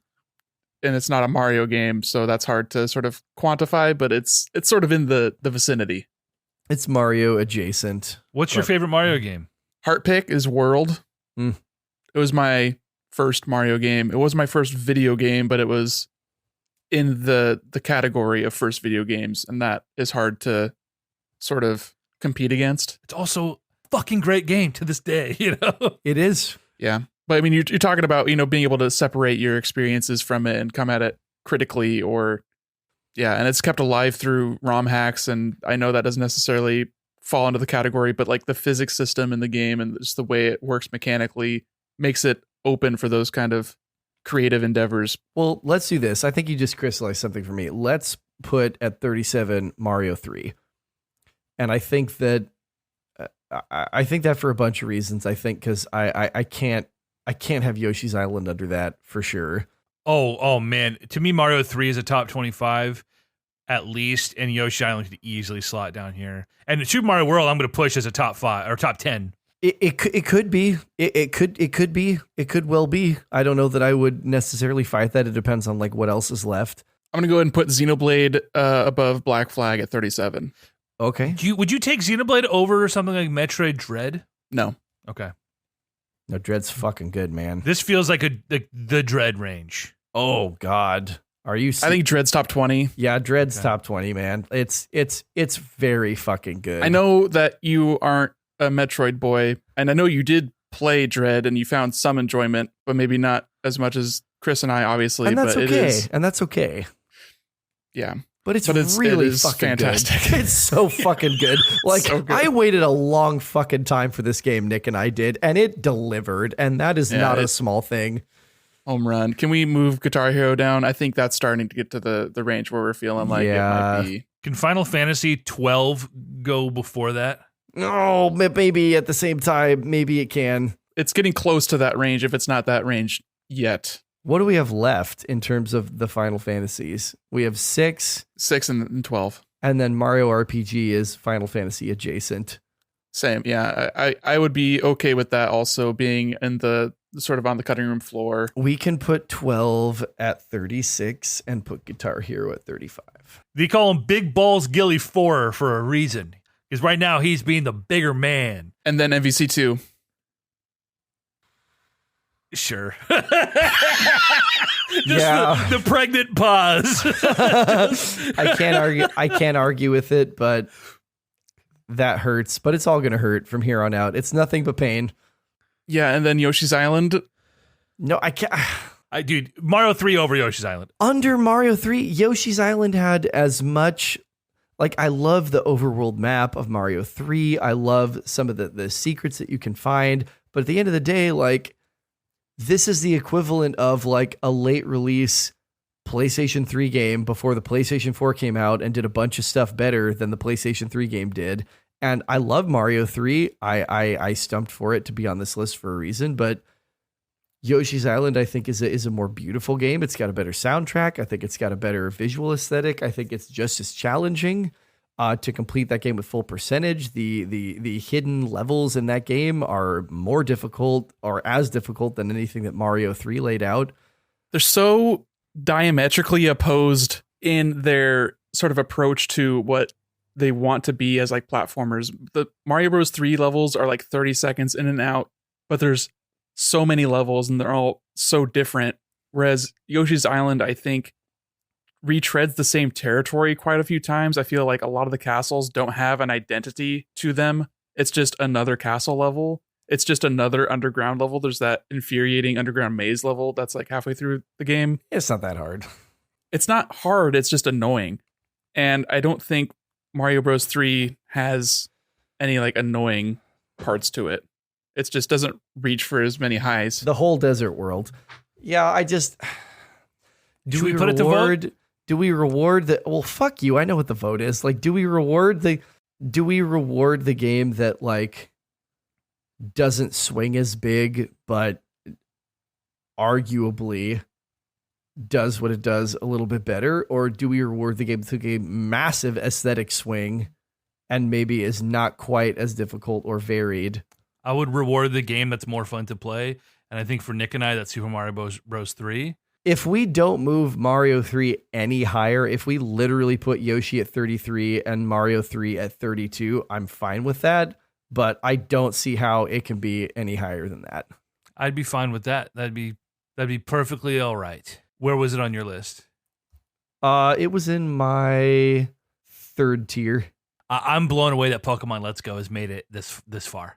Why? I'm flabbergasted. It's the second best Pokemon game. That's also not saying that much. That is false because Crystal's like probably top 10 on this list. I fully agree. It's 100%. So then what are we quibbling about? Like, come on. It's a beautiful game. It did the Pokemon formula as good as any other game. I roasted the fuck out of this game in group chat, if you recall, and was like, this is the dumbest thing I've ever seen. I can't believe they're bringing Pokemon Go mechanics into a game. I bought the Pokeball controller. I used the Pokeball controller. I was like, these mechanics are amazing. I love it. Like, I ate crow on that game. So listening back to that Walking Dead fucking rant, you got going pretty good. Yes, I did. And I'm glad I actually called you out at the time, because your entire argument for the game is basically an appeal to authority. People liked it. It was game of the year. It's this, it's that, which is like totally a great bit. And it was totally fun. And that's awesome. But I did want to just point a few things out. Okay. Because at one point, I said, listen, I've played Telltale games.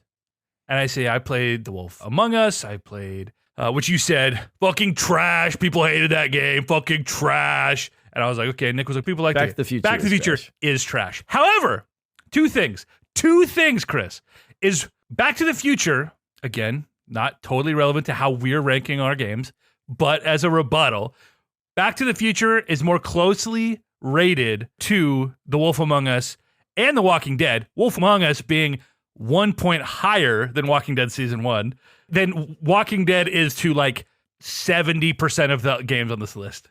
So I just want to say there's a chasm there, and the fact that I got to 41, you should feel lucky about. But the appeal to authority works, Chris, when it's to poo-poo EJ. And then in the same breath, you say it won multiple Game of the Year awards at multiple outlets, as if Grand Theft Auto isn't a top 10 game according to every outlet on the internet. So you can go apples to apples here, appealing to authority. I just want to say, The Witcher 3, half these games were Game of the Year contenders. Yeah, that's perfectly fair. I played Wolf Among Us. I thought it was fine. Anyway, I submit that Telltale should move from 41 to 82 in honor of its place on Metacritic. Just chucking down 40 spots. So you think Wii Sports is better than Walking Dead?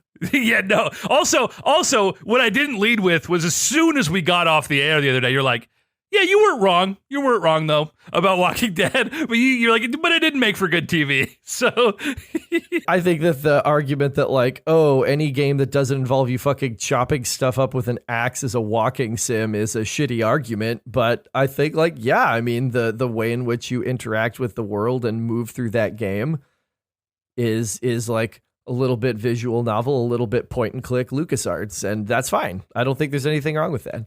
But you are correct in, if we're talking just like factually of that's the way you interact with the world, but your really reductive definition of, oh, this is a walking sim, I do not accept.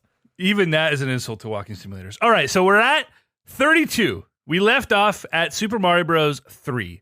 Yep. Just above Yoshi's Island, just above MVC 2, just above Guitar Hero 2. That was the last little chunk. Top 30 here, fellas. Nick, you got some ideas? You've been staring intently, listening to me rant about fucking Chris and I's beef. What's the first thing on the chopping block? It's a good question. I'm wondering if it's nothing is jumping out. I don't like Super Mario 3D World that much. I could put that at like in the 30s. I wouldn't oppose. I have a proposal. Wheeling and dealing. What's up? I mean, this is the Mario rock block. I mean, everything that isn't Mario World is like under scrutiny at this point. I don't really care where they all are. Anything between 20 and now is like fair game for these games, right? Super Mario Maker 2 can drop now, right? Like, is that finally, like you said, the rock block, Nick? It's ranking above multiple acclaimed Mario games. I would put Odyssey above Mario Maker 2. Absolutely. Yeah, I agree. Still, Odyssey should move up probably in the top 25 for sure. Probably so. We're at 30. Yeah, so we're at 31. So yeah, I move Mario Maker 2 to 31. If you guys feel good about that. yeah. Can we talk about God of War? Do either of you think that's like going to be moving up much further? If this were 2018, I would fight for it. Ragnarok, I feel like, lives in this space. I would ask the same thing about Wind Waker HD. So there's Link's Awakening and Wind Waker before the Breath of the Wild. Breath of the Wild will, of course, be ranked highest of the Zelda games. Yeah, I think so. It might be. It will be. Come on. If only for the fact that I brought it before that it's like a game we all played and liked, which is rare as we're approaching the top 25 here. So Let's pull Wind Waker down to 30 and let's drop God of War down. yeah, I like it. I like it. Chris, let's talk about Mario RPG. I still think Paper Mario is much higher. We've got 2 other Square RPGs above that, I think, based on just EJ liking Chrono Trigger, I think, and then you having probably rock hard dick passion about Final Fantasy VI. Yeah, I think that of the 3 SNES RPGs that are left, that's the lowest. And I think that Thousand Year Door is probably like peak Mario RPG experience. So yeah, we could pull Mario RPG down to 28. Has Square done any Nintendo collaborations recently that might give us hope that there's another proper Super Mario RPG somewhere in the future? Not that deeply, no. The most they've done is let Gino be in Mario and Luigi, the first one, but then the remake of that didn't even have that little cameo anymore, so who knows what that's all about. Some Square games get published by Nintendo in the West, like fucking Octopath Traveler. The first one was published by Nintendo in the US. Yeah, there's Gino and Mallow costumes for the Mii fighters and some music, but it's never gonna happen. It's just super unfortunate. I don't know if I shared it with you guys, but I saw like a fan mock-up of what it would look like if they remade Mario RPG, but with the style of the pre-rendered Silicon Graphics CG character models. And it's like they're all thick and just really poorly shadowed and lit and everything, but it's like such a vibe. Big fan of that. What's more likely, Mario RPG 2 or Mother 3 localization? Mother 3 localization. Like, I think we will never see another collaboration like Super Mario RPG, which is part of what makes it so fucking good. They use as a third-party dev to use Nintendo properties, they did it better than probably anybody has ever done it. Do I need to start throwing rocks at Pokemon TCG? Because I know Chris is like not as hot on it, and EJ and I like it a lot, but I don't know if it's like yes, top 25 necessarily. 27 feels really good, where it's like just outside the top 25, and we're like, yeah, that's a good game. I like it there. I think that fits well. I'll put Bloodborne down because neither of you are going to fight for it, and I think Elden Ring still is going to be like top 10. Elden Ring should be higher than Bloodborne for sure. I'm not going to fight Elden Ring, knowing your taste in games and how that is sort of the shining example of like how to do the Souls games, as exquisite as possible. It's like, that's going to end up right where you want it to, I think. And that will be okay. I try to be fair. I've been putting a lot of my babies on the line, and that's earning me goodwill amongst the fellow podcasters in this room. I fucked up and was too generous with how my games ranked, and now all of them have already been ranked. I have nothing to fight for come top 20. I won't have anything to say. It'll just be you guys duking it out and me throwing stones at, Link's Awakening just for shits and giggles, or which do I want to piss Chris off more with, Metroid Prime Trilogy or Final Fantasy 3, It's like, or 6, sorry. Yeah, okay, so Pokemon TCG, Bloodborne. Is this Pokemon Let's Go territory? We know Crystal's going to be top 10. Do you think that Fire Emblem is better than Let's Go? Yeah, 1,000%. Really? Seriously? Though you haven't played it, and Nick didn't like it, so it's not that I didn't like it. It's I didn't like playing the 3DS. Okay, fair. Yeah, we're back to that refrain. No, I'm just really surprised to hear you say that, because I think like Pokemon Let's Go is the closest thing to like a universally positive opinion I've ever heard you have on a video game, where you were like, I'd buy 8 of these. I would play every single like region of Pokemon done in this style. I mean, like that's wow. It's the reading that I got from it is that Pokemon Let's Go is a big ol' bowl of like buttery noodles, and like it's just so easy to slurp down, but it's not a meal. But I think EJ sees Fire Emblem as being like the whole package. It's especially funny because, and this is on record, you can go back years and listen to my reaction to Let's Go being announced. I was You were horrified. furious. Exactly, dude. At the time, it seemed like this fucking cop-out, and the fact that it turned out to be, like you said, it's the best or second best Pokemon game ever. It's mind-blowing. Yeah, I really do love that game, but I'm taking Fire Emblem Awakening over that all day long. So 25 feels right. Pokemon Let's Go, Pikachu and Eevee at 25. Giving Eevee its proper place as a starter poke. Pokemon Let's Go over Bloodborne. How does Nick feel about that? I don't know how I feel about that. Like, all right. maybe we flip those, honest to God. Like, as much as I love Pokemon Let's Go. That's fine. I'm fine with it. It's okay. Whatever. Okay. We're in baby killing territory here. Hear me out. It's getting dire. I've got 2 to offer. It's getting Okay. dire, guys. All these games are fucking bangers. Hear me out. Looking at the rest of the games on this list, sans maybe Fire Emblem, sans maybe Link's Awakening. The weakest ones to me feel like Mega Man X4 and Portal. I would personally put Mega Man X below X4, but I guess I'm throwing that to you guys. I would add to those weak links Mario 3D World and Shovel Knight. Yeah, I think those 4. I think that's our next block as to how we position those. Shovel Knight. Fuck, that's a goddamn good game. Where's Mega Man X for you, Chris? I know you added that to this list. Nick added X4. X4 was high on my list of contenders. I think X sits top 20 easily. Yeah, probably top 15.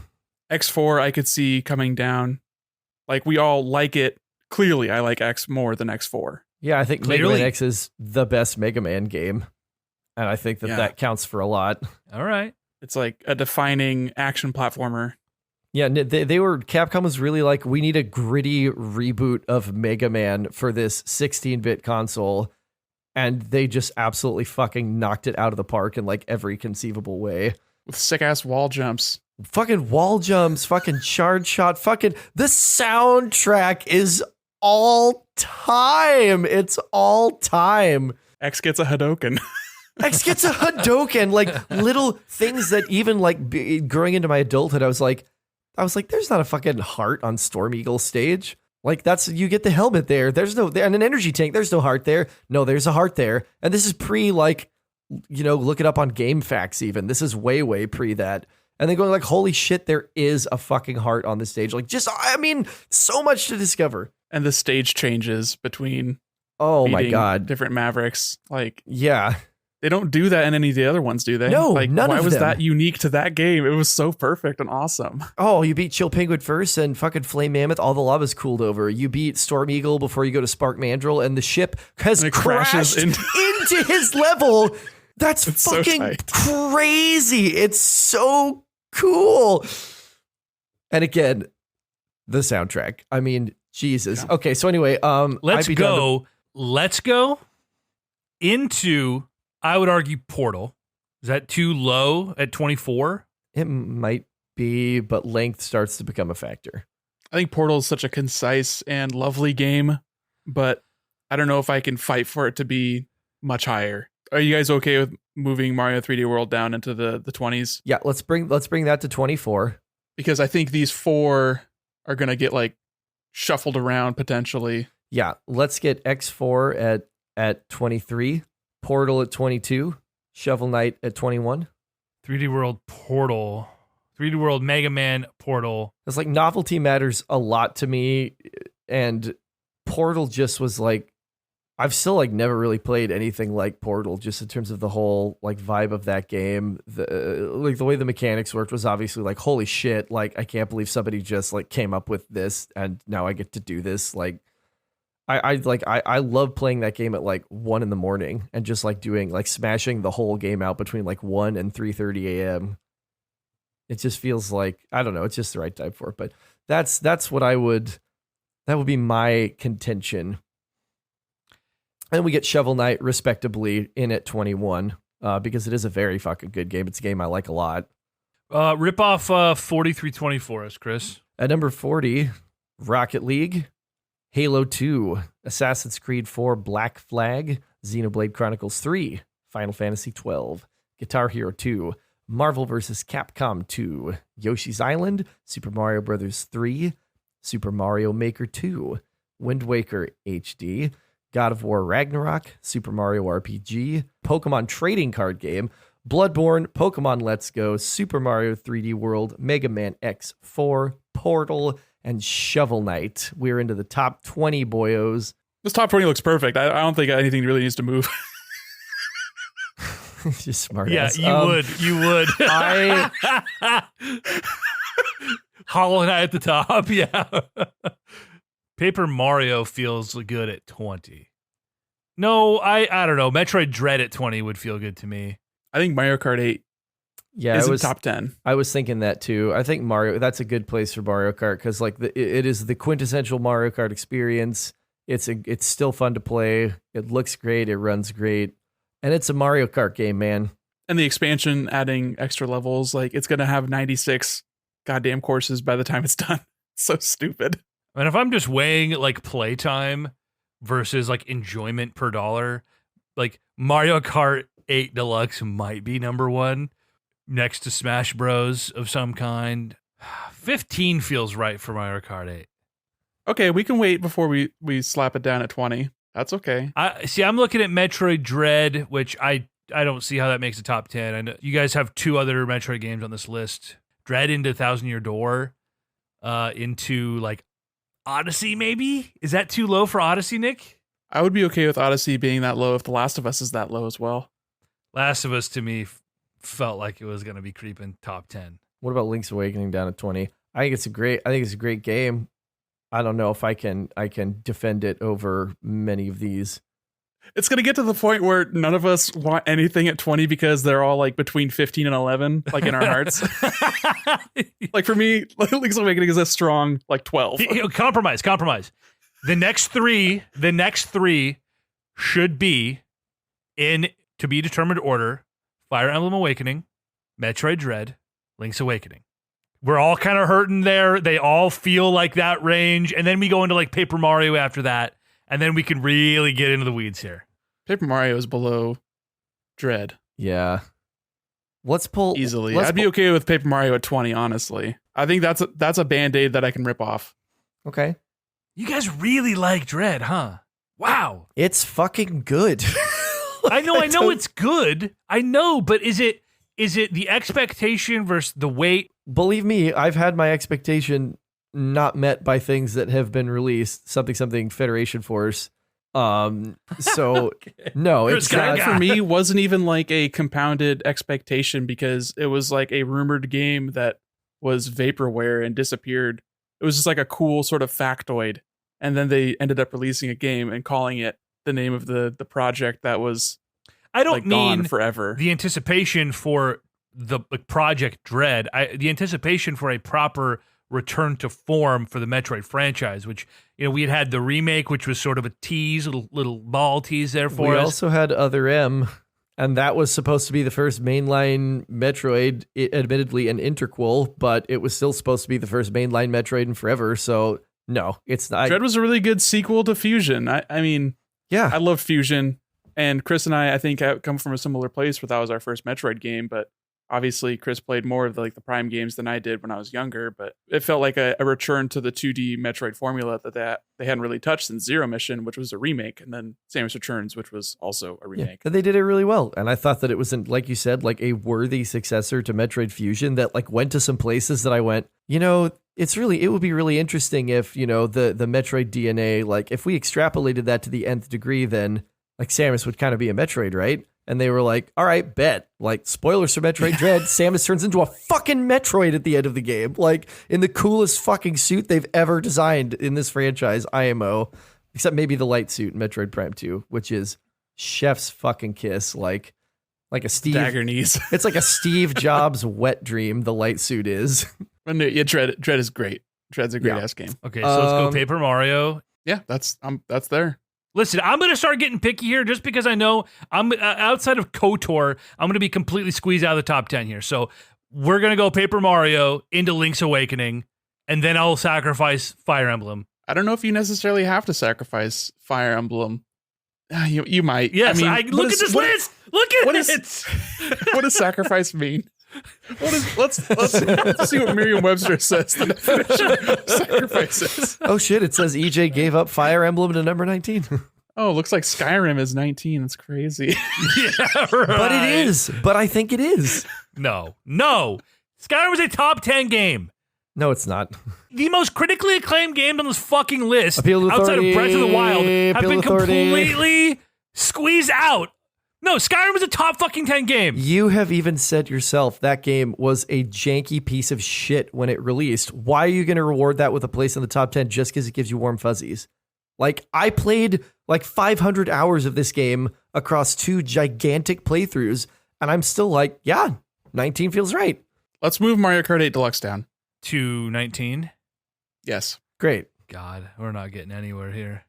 No, let's move it. I mean, like, if we've all touched on games that were like, these are ones that we kind of feel like could move and we can't come to consensus, but I was sort of like, yeah. EJ, for your sake, I want Fire Emblem, KOTOR, and Skyrim to be in the top 10 for you.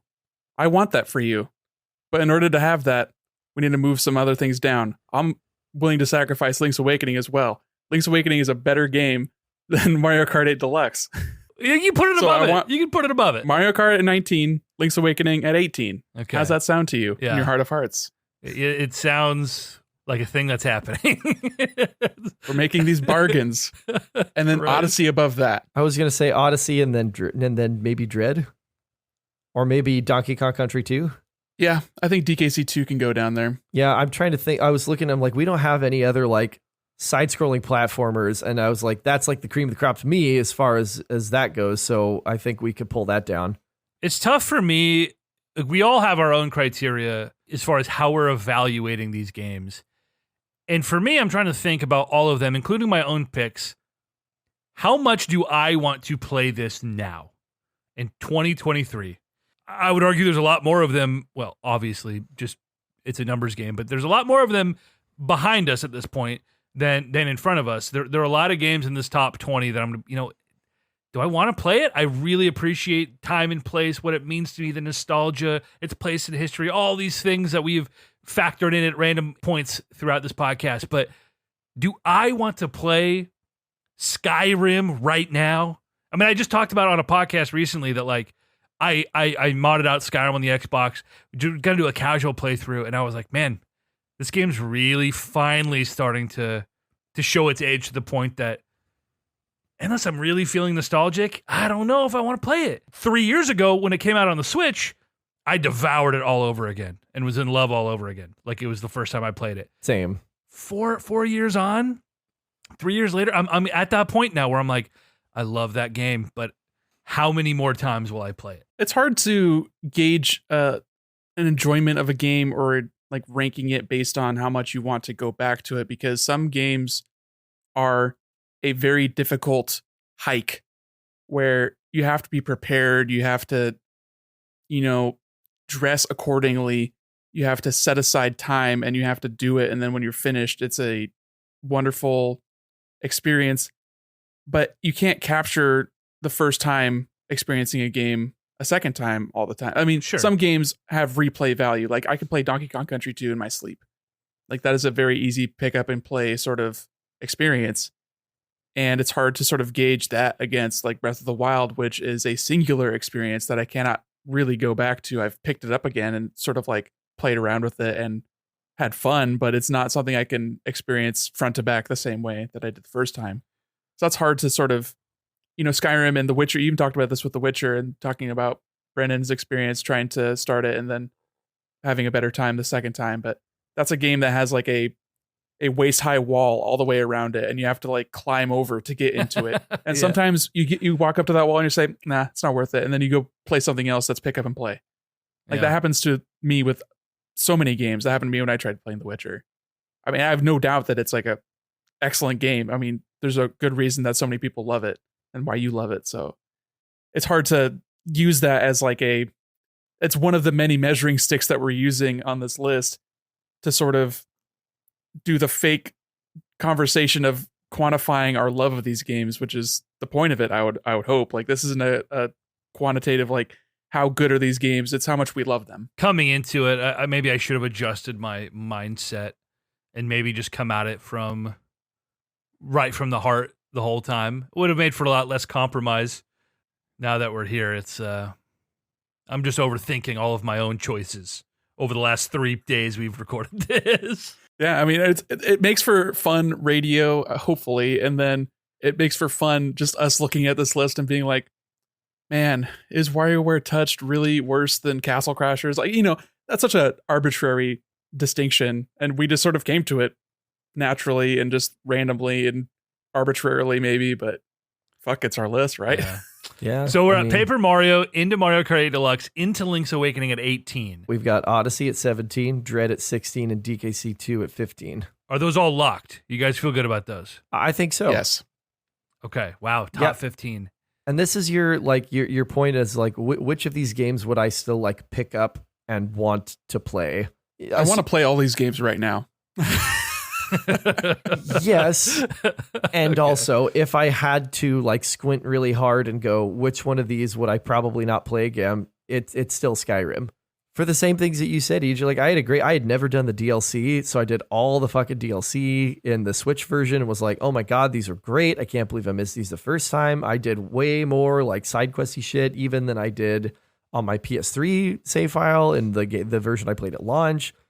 I think I'm good. I don't think I'll ever. I don't know that I'll ever pick it up again. When you've put in, like 2,000 hours into something, it's, even the most decadent, delicious food on the planet, you can eat too much of, Well, and I got to the point where like I'm not the guy that like sticks with this is like I use light weapons and a shield and that's what I'm gonna do. I'm like, no, I fucking maxed that skill out. Great, we're switching to we're switching to like hammers and maces or whatever so that I could keep leveling, because otherwise I just get fucking bored.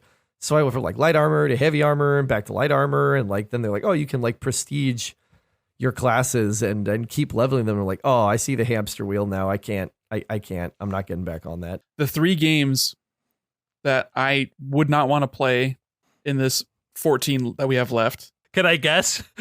they're obvious. Yes, they are. Tell us. They're self-evident. It's Skyrim, it's KOTOR, and it's The Last of Us. Yep. So everything else, I'm like, hell yeah, this top 10 is great. If none of those are in the top 10, then I'm like, then this top 10 is my top 10. Like it could be my top 10, right? Like there's still games on there that I didn't submit and I don't love, but that's just where I'm at. Like, yeah. EJ, obviously, there's probably 10 in this top 14 that you're not like super jazzed about or whatever, because you got pushed around a little bit in the prior 90. Yeah, a little bit. What about this? I feel great about, I could certainly justify this, but for purposes of our list, I don't feel great about the thought of having Final Fantasy VI and Chrono Trigger both in the top 10. I know. I was gonna volunteer Chrono Trigger for you to be in this outside bubble area. I think it should be. I think that it maybe even could be where it is at this moment at 14, and maybe we can pull. Yeah, exactly. Pull what?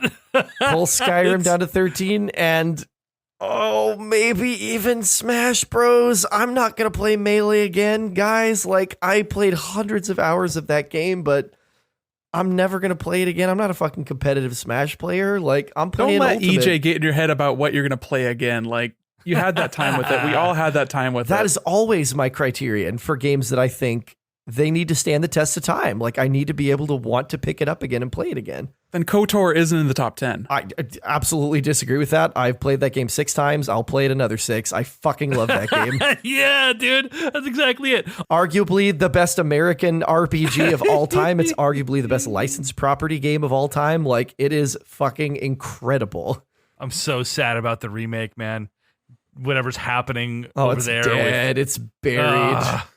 It feels awful. I feel bad about moving those last few games out because that leaves me with precisely Fire Emblem Awakening in the top 10. And of all the games on this list that I contributed, Fire Emblem Awakening is not the game that I would have put in the top 10. That's insane. Then let's pull Fire Emblem down and keep Skyrim and Melee. Oh, yeah. So we go Chrono, Fire Emblem, then question mark.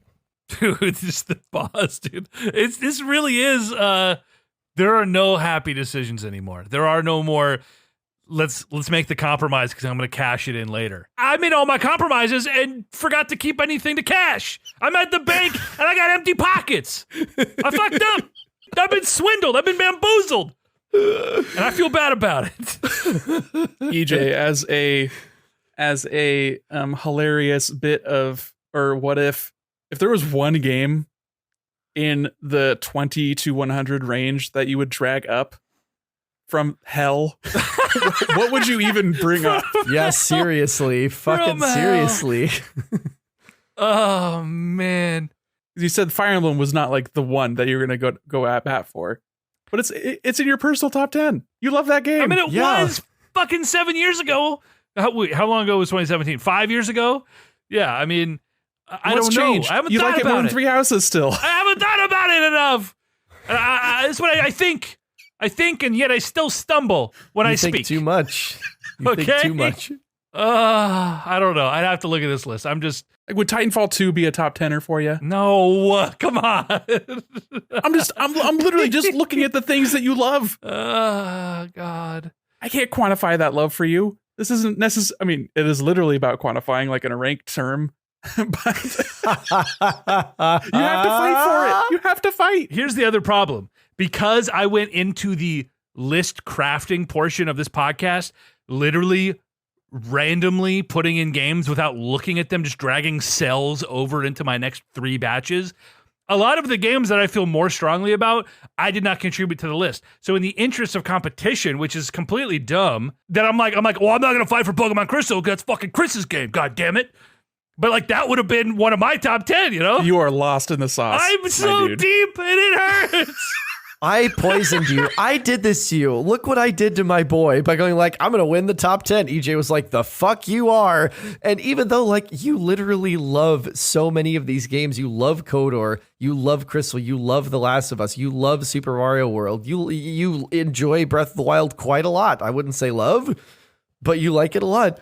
Mega Man X, like it. There are so many games that you're going to be like, yes, I love this game. I'm happy it's in the top 10. It doesn't fucking, you're the one who put all the fucking /+ star signs on everything. I didn't do that. You did that. I just, and then this is where it comes down to, I feel good. This is like me. This is copium at the fucking max right now. I feel good that 60 of the 100 games, they were on my spreadsheet before we had started talking as contenders for me for my own top 100. I had 87 games on my list and 60 of them made it here. So you know what? I need to take a deep breath. Okay? And I need to appreciate. And Chris is still we're gonna get to the top 10. He's gonna be like 8 out of 10, motherfuckers. Okay. So DKC2 into Chrono Trigger at 14. And now things get nasty. Fire Emblem Awakening at 13. All right, let's do it. I know Nick's not necessarily happy about that. You would rather have a Fire Emblem game in the top 10 than I would love that for you. I want you to feel like you got your chance to have like a personal pet favorite in the top 10 or the chance to fight for it. I'm giving you that opportunity. I can't. I mean, my attachment to things like Pokemon Crystal and Skyrim and Smash Brothers are just stronger than my few months with Fire Emblem Awakening. Which is fair. I just wanted to give you that opportunity. I'm okay with Elden Ring being a step above Fire Emblem. Oh, I know you are. Elden Ring, it screams that it's top 10, It does, but we have 10 other games that are more deserving of the top 10, which means, by definition, that it cannot sit. It cannot hang. KOTOR needs to be at 11 unless you want The Last of Us out, because what the hell else is getting out of this top 10? No, I was just gonna say, like, I hate this so much because EJ and I are so like love bonered for this game specifically that it feels like weird to not have it in the top 10. No. The Last of Us leaves before KOTOR. The Last of Us leaves before KOTOR, Chris. Really? Chris, you're not playing The Last of Us Part 1 12 times. You're right, I'm not. The Last of Us is at 11. Mercifully so. And honest to God, I think 10 is Mario World. I don't think that goes any higher. Okay, hold on. It's a good game. I've played it probably 4 or 5 times. Really quick, Chris, would you do me a favor and go through and read 20 through 11? Absolutely. we are at the door. Hold on. Is there anything glaring? Elden Ring at 12. I'm not. I know we've hashed this out on the podcast. Does that sit right with you, Nick? And I know that it's just like there's so many. Like, what are you going to swap it out for? I don't like The Last of Us, so I would put it above The Last of Us, but I can't fight against the thing that you two like against the thing I like. That's a weird distinction. If the Elden Ring goes into the top 10 and say, Yeah, say I what? mean, you know Like, me, you're I gonna would pull- move Breath of the Wild out of the top 10. If you want to swap Elden Ring for Skyrim, I mean, I would do it. Well, I know you would do that. I would move Breath of the Wild to number 11. I'm serious. Whew, I that's played interesting. I played that game for 350 hours. I manually hunted with no maps for almost 800 Korok seeds. That's so many Korok seeds, bro. Too many. I filled out my sword slots, and I was like, okay, that's enough. No, it's way beyond. Like, you don't even get like any item expansions after a certain point. It's just No, you literally. stopped after like 350 or 400 around there. It's, Yep. Yeah, it's a But lot. It's excessive. I wanted to find as many as I could find on my own. Breath of the Wild to me is just the only thing it does masterfully is make you do a bunch of shit that does not matter to your game at all. Okay, well let's pump the brakes on that talk. Maybe I'm like changing my mind on siding with the devil here on this like move Breath of the Wild thing. Be careful of the company you keep, Chris. All of the systems. Look, I signed my warrant away when I agreed to do this regularly. I know who I'm hanging with. No, all of the systems you hate in Breath of the Wild perfectly support the storytelling that the game is trying to do, which is this lonely, isolating experience in a post-apocalyptic reclaimed by nature version of Hyrule. Of course your shit's gonna break. It's either like cobbled together by fucking bokoblins or it's old and shitty. Like, I mean, come on. Like, it makes Whatever. perfect Yeah, sense. It's just Well, all the yeah. times we talk on the pod about like game systems not supporting the type of game and the way the game's being told, like in God of War, Nick rightfully pointed out, like, why does this game have a fucking skill tree? Why indeed? There is no narrative justification. There is no gameplay system justification other than we don't want to give you all of your shit right at the beginning. And all of the systems in Breath of the Wild that you don't like support the storytelling, are there for a reason, and resonate with the themes of the game. I am less worried about systems being like tied in narratively. It's nice when it happens. I don't mind when it's not the case. If like those systems are fun, give me a sense of progression, a sense of ownership, customization, like all these things that like Zelda didn't really do, even down to the side quests, which were literally meaningless. You have 9 fetch quests to do. They give you like 2,000 rupees. You're like, great, I now have 100,000 rupees. What do I do with these? They weren't all made equally. There were some really satisfying side quests. I think especially of the in the Gerudo area. I can't remember the ninjas that are with the upside down Sheikah. Oh, the symbols. Yiga I can't remember. clan. Yeah, the Yiga clan. that I was love the Yiga clan stuff. tight. I love the bananas. Like, that was so funny and just like a great story that you get to partake in. I just want the things that I have to interface with to not get in the way of my experience. And yeah, inventory management to the level, I know it didn't maybe bother you guys as much as it did me, but it bothered me a lot. It bothered a lot of other people a lot. I'm just saying that from a distance, looking at what Elden Ring does so masterfully, and I can appreciate, though it not being for me, I can appreciate how tight-knit that game is. I think that Elden Ring can't be above Breath of the Wild because we all played Breath of the Wild, and I can't even twist your fucking arm enough to get either of you to play Elden Ring. For God's sake, I would love that, and I think you would find enjoyment in the games, but I can't even get you to play it. So how can it be in our top 10 above Breath of the Wild? Like, I like Breath of the Wild more than Elden Ring. This is my offer to both Brennan and my brother, and now to you. Not that you care enough, but they keep hounding me to play it too. And I say, I own it on PlayStation. I got it as a Christmas gift. I am now morally obligated to play it, and I will play it. But if you want me to play it, come down for the weekend and let's fucking hang out, and I'll boot that bitch up, and you can watch me absolutely beat my fucking head into the wall over that game, but I will do it. Yeah, no, this is more my distaste for the discourse around Breath of the Wild coming through. No matter what Chris and I think of the game and what you think of the game, we'll just always be in a state of talking past each other because you just don't like the systems that Chris and I do like. I never ran into any issues with like not having enough weapons. I had so many goddamn weapons that are falling out of my pockets. I was It's not literally about the throwing number. swords. I never had any issue with that. It was fun. I liked that. So we cannot have discourse about it because it's worthless because you didn't like it. It's sick. You're a sick man. It's like me liking a food. I can't convince you to like salt and vinegar chips if you don't like them. Like that's stupid talk. So I'm not going to have this conversation. But This weapon system is better like than Elden Ring. it's like sardines in a can. It's goopy seafood that's been preserved. Okay. people like it. I don't know. You can't tell them not to. It's lutefisk at the fucking Swedish dinner. Now he's attacking the Swedes. Look, listen. I am the Swedes. I am the Swedes. I'm sorry that Breath of the Wild at 10.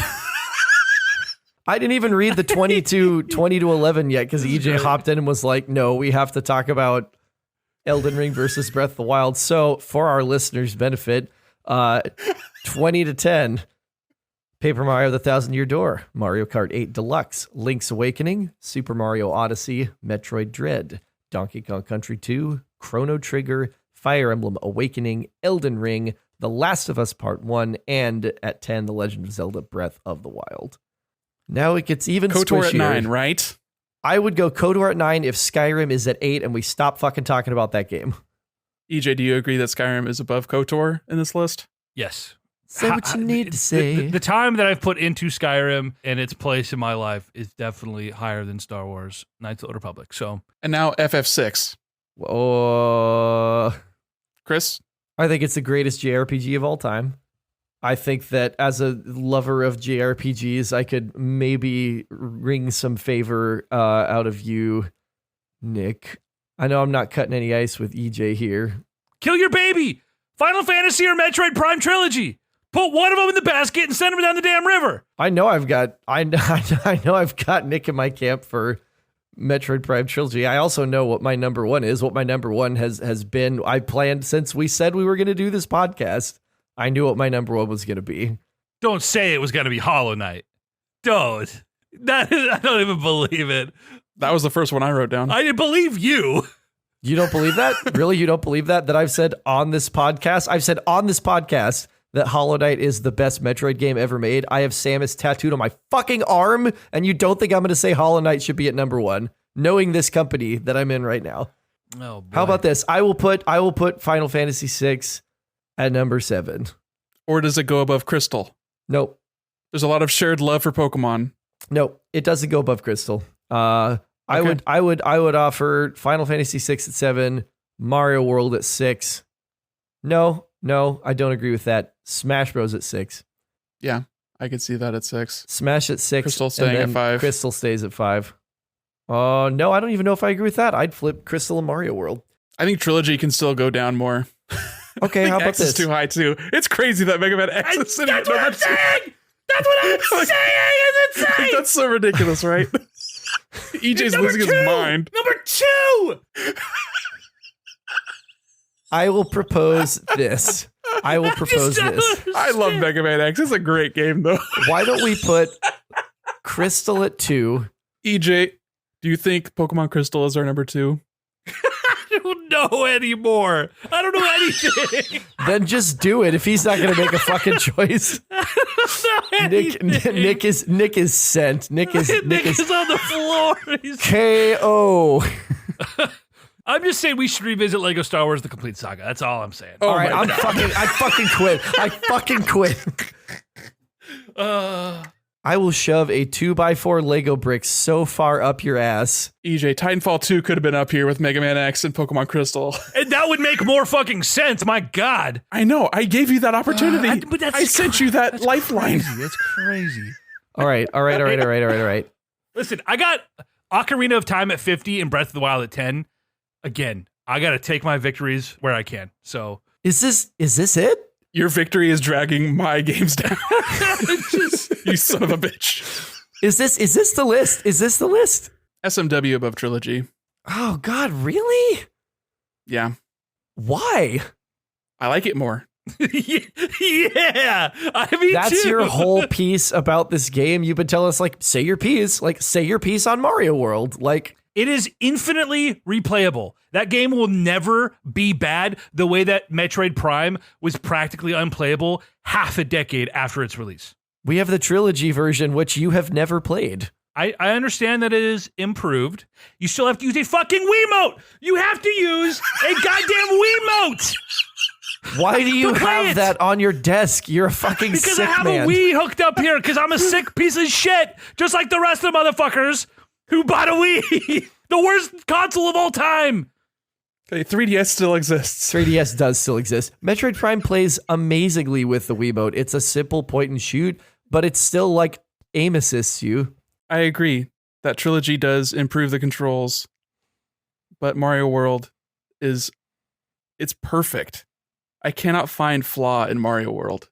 It does 3 things perfectly. What else does it need to do better? Like, I'm just It like, looked good, it played good, it made me feel good. 3 perfect things. it's infinitely replayable if you still live in 1998. Like, there are better things out there that are just as replayable. Metroid Prime not being one of them. I think if we wanted this list to represent all of us, Mario World goes above trilogy. It's not an appeal to authority, it's an appeal to all of us. Mega Man X is at 3. If we do that, can I get Final Fantasy VI at 6 over Smash Brothers? It's my only game, man. It's not even the best. It's not your only game. You love Mega Man X also. Crystal's at 2. Yeah, what the fuck? Which Shut is up. absurd. Shut up with this. My only game. Oh, I got 60 in the top 100. I don't have any games up here. Fuck right off. Like, either eat your cake or have it. But yes, let's flip. Let's put Mario World at number 4. Hey, when we're like 50 and we're updating this list as a couple of crusty old fucks who've played probably 3 to 7 new games since now, this is going to be a lot of fun to listen back on. Just the hand wringing and the stone throwing and the Lego hiding. Lego hiding. It's good. It's good. Okay, I gotta wrap my mind around this. I just have to look and process. Look, let it all in. It should be that we all feel like there are games on this top 10 specifically that are way too goddamn high. I need a cigarette. I've been saying that for days, man. I'm jonesing. Chris and I love 1. It's a blur after that. Truly. Should I read this out loud in its current state for the benefit Current of our state. listeners? Okay. The Console Crusade's favorite games list, the top 10 from 10 to 1. The Legend of Zelda Breath of the Wild, Star Wars Knights of the Old Republic, The Elder Scrolls. Shut the fuck up. Sorry, that was just really funny to me. Oh my god. At number 10, The Legend of Zelda Breath of the Wild. At number 9, Star Wars Knights of the Old Republic. Number 8, The Elder Scrolls V Skyrim. At number 7, Super Smash Bros. Melee. At number 6, Final Fantasy 6. At number 5, the Metroid Prime trilogy. At number 4, Super Mario World. Number 3, Mega Man X. Number 2, Pokemon Crystal. And number 1, Hollow Knight. I should have said Mega Man 10 because then it would have like flipped the Elder Scrolls. It's funny. Yeah, but I remember didn't. thinking Mega Man X was Mega Man 10. Yeah, right. I was like, oh, it's like the Roman numeral, but like, no, there's like 4 or 5 Mega Mans before Mega Man X came out. I don't remember. I'm no Mega Man historian. I'm no Mega Man. Chris got Final Fantasy VI at number 6. EJ, if you want to fight for something, you got to fucking fight for it. You have to be stubborn and annoying, which I know you're capable of, but you're more stubborn and annoying at dragging things down than you are at pulling things up. So you need to swap It's modes. the depression. I don't like anything, but I hate a lot of shit. Damn, dude, that hits too hard. Too real. You can cut that out if you want. And I'm mildly sociopathic, and so I'm just like fucking. What's Christian Bale's character in American Psycho? Oh my god. Just hacking my way Bateman. through Bateman. Just hacking my way through this top 10 with with absolute impunity. Just like whatever. Gotta return some games. This is a weird list. Pretty wacky. Super Mario RPG. Above God of War Ragnarok. Did that really happen? Yeah, that happened. I hate putting Portal over something like God of War Ragnarok. I understand, but I mean, it's a 2-hour game, and there's a reason that games don't do what Portal did. Is because Portal was a one-time thing. Games try to do what Portal did, and they fail. Because it was a one-time thing. It's like Sonic, dude. It's like, good try, good effort. That was fun. People don't try to do what Sonic did because they know better. Fuck, man. Even Valve was like, well, yeah, Portal doesn't get any better than that. They made a Portal 2. Never made a game again. Portal's better, but Portal 2 is great still. I have to remind myself that this is not, number 6 is not a better game than number Lego Star Wars. Hey, at least Lego Star Wars is better than Plock, right, EJ? Small victories. I don't even know how that's debatable. I don't even disagree. Well, okay, there's some ground to be had. Plock is your Croc 2 Legend of the Gobos. Okay? Shut the fuck up. Like, That's how what it is. How could you just compare that game to Croc 2 with a straight face? You played Croc 2, so you know that at least, but you got to give Plock a try. You might like it. You got to give Plock a try. It's on the list now. I got to get my Wii. I got this little Wii hooked up to this new CRT. I got to get it emulated out, so I can just on a whim. Is there anything that you desperately need to be in the top 10 instead of anything else? I'm trying to throw you I appreciate something. The charity. This podcast is my charity to you, EJ. Wow. Wow. No, I can't make the argument for fucking Wind Waker HD to be any higher, And I know you're giving me the lifeline here, but I can't just go full monkey brain. Yeah, and it wouldn't go unopposed. Like, we would want you to make justifications and to show your passion. Yeah. I'm just giving you that opportunity. I'm shining a spotlight so you can perform a little tap dance, but you got to be the one who dances. Yeah, and again, this is more indicative of my personality and being negative Nancy, that I see a lot of games that I think should go lower. I don't see any of my own games that should go this high at this point. Like you said earlier, Chris is the type of guy who's just going to be the one orchestrating this, and then we're going to fall into place, both from being conciliatory and trying to be amicable. And I feel like I got away with a lot of high-ranking games that shouldn't be as high as they are, based on just our cumulative efforts. Like No Man's Sky above Tony Hawk's Pro Skater 2 is, come on. Come on. No Man's Sky more than 10 spots above KOTOR 2, Chris. Insanity. Do you want to switch it with Titanfall? No questions asked, 59 for 70. You see, I'm not attached to Titanfall in that way. I mean, yeah, I'd be glad to switch That it. is but just literally the slot right under Tony Hawk. So if you want to make that swap, let's make that swap.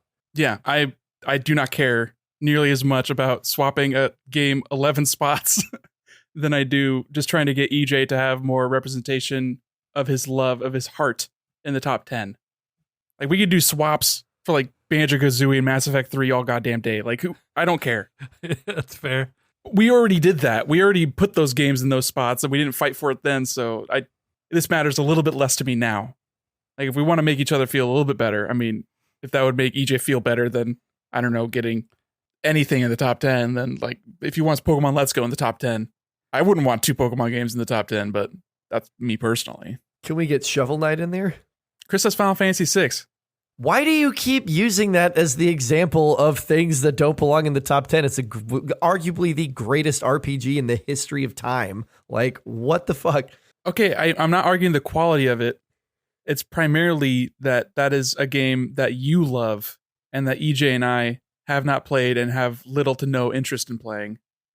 And that still can belong in the top 10 because you have the passion for it and you fought for it.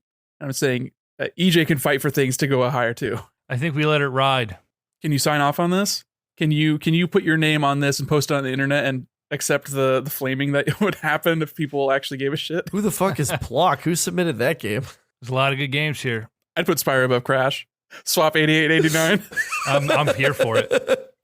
I'm playing Crash 2 right now, and I'm in the Warp Room, which is the worlds that have all the fucking bees.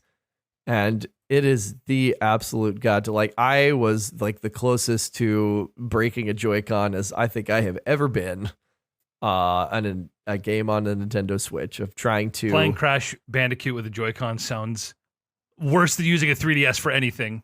It sounds worse than using the original PS1 controller. Well, I mean, the Joy-Con doesn't help anything, but it's bad because the like top-down fixed perspective platformer is a piece of shit idea to begin with. And as soon as they let you actually like look at your environment so that you could line up your jumps and time the things that you were doing, it got a lot fucking better. But it's got a really fucking addictive gameplay loop. It's got good collectibles. I can't stop. I cannot stop It's myself. got a nice soundtrack. It does. It's a very boppy soundtrack. And I'm going to finish, like, I'm going to get all the gems. Like, I'm going to 100% it. Because that's what I do with old games. But yeah, these levels with the bees just make me want to, like, absolutely go bonkers. One last question. Do we think Mega Man X and Mario World should be where they are in respect to each other? Should those be flipped? I'd be perfectly happy with it. I think it's pretty crazy that Mega Man X is in the top 10, but All right. all things being equal, there's probably 3 more Mario games on this list that I enjoy more than Mario World. Again, it's just an unimpeachable game. You can argue for one of the other games, but you can't really argue against Mario World. It's just Yeah, no, and I'm at peace with keeping Odyssey out of the top 10, so move Mario World into number 3. Fucking go for it. It's all aces You let for me. Odyssey up a lot higher than I would have suspected just based on your pure gut sort of feelings about that game. I don't like it, but I played a lot of it. I mean, I don't love it, but I played a lot of it, and I like it, and y'all love it a lot, and that matters. And so I could not, speaking of conscience, in good conscience, be like, no, that's not a top 20 game. It's a top 20 game on this list for sure. Damn, I was not expecting Crystal to be number 2. I like Pokemon a lot. It's a very important franchise to me, second gen especially. I didn't play Crystal. I played Silver, but largely the same. A little bit additional story content in Crystal from what I understand, and like the little animations are cool. But it wasn't the first sequel that I had played. I had played Donkey Kong Country 2 at that point, and I was like familiar with the concept of like sequels in games. But I think Pokemon Silver ruined Pokemon sequels for me because it's the only Pokemon sequel. Like it's the only one that follows the story and makes progression.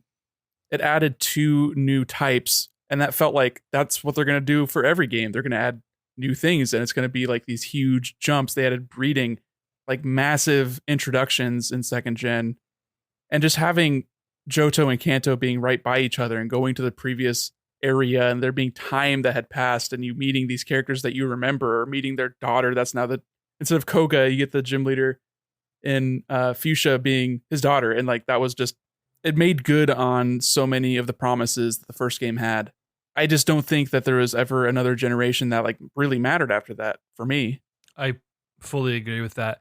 For me as a kid, there's nothing cooler than connecting the dots in a shared universe.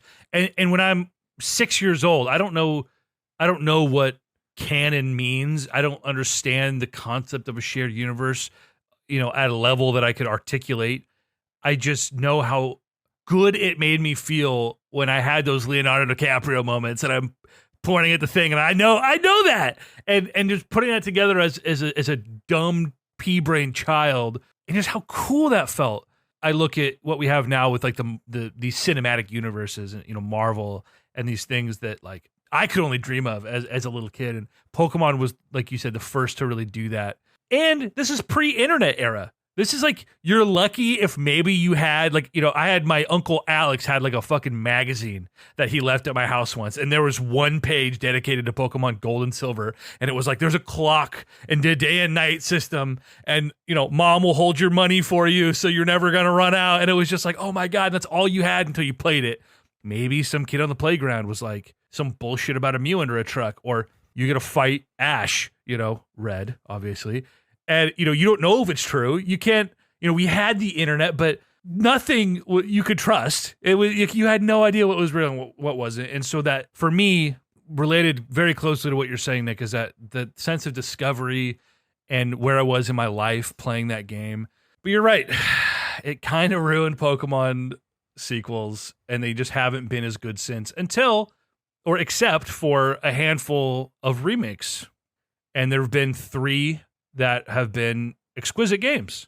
No, I think this list is good. It's I'm going to stare at this every night before I go to bed for the next 2 weeks. And we'll be doing Last of Us episode 7 recap pod. And I'll be like, you know what? If number 18 and number 28, like maybe we look at those again. And you guys are just going to roll your eyes and it'll become a fucking bit. But it's a good list. It's good games. People, for whoever does care, there might be some questionable things. Breath of the Wild at 10. I love the idea that that's going to get some dudes riled up. I love that.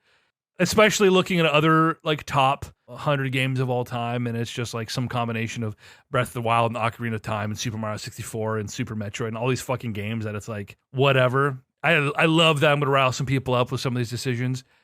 But I love more that like you could hand this list of 100 games to somebody and be like, play all of these. You're not going to run out of things to play, A, and B, like you're just not going to have a bad time. This list of games kind of sums up our tastes and like what we enjoy about video games. Like having goddamn Minesweeper and Trauma Center and NBA 2K and Star Fox and Pokemon Snap and Dude, Call of Duty Warzone, come on, is at 100.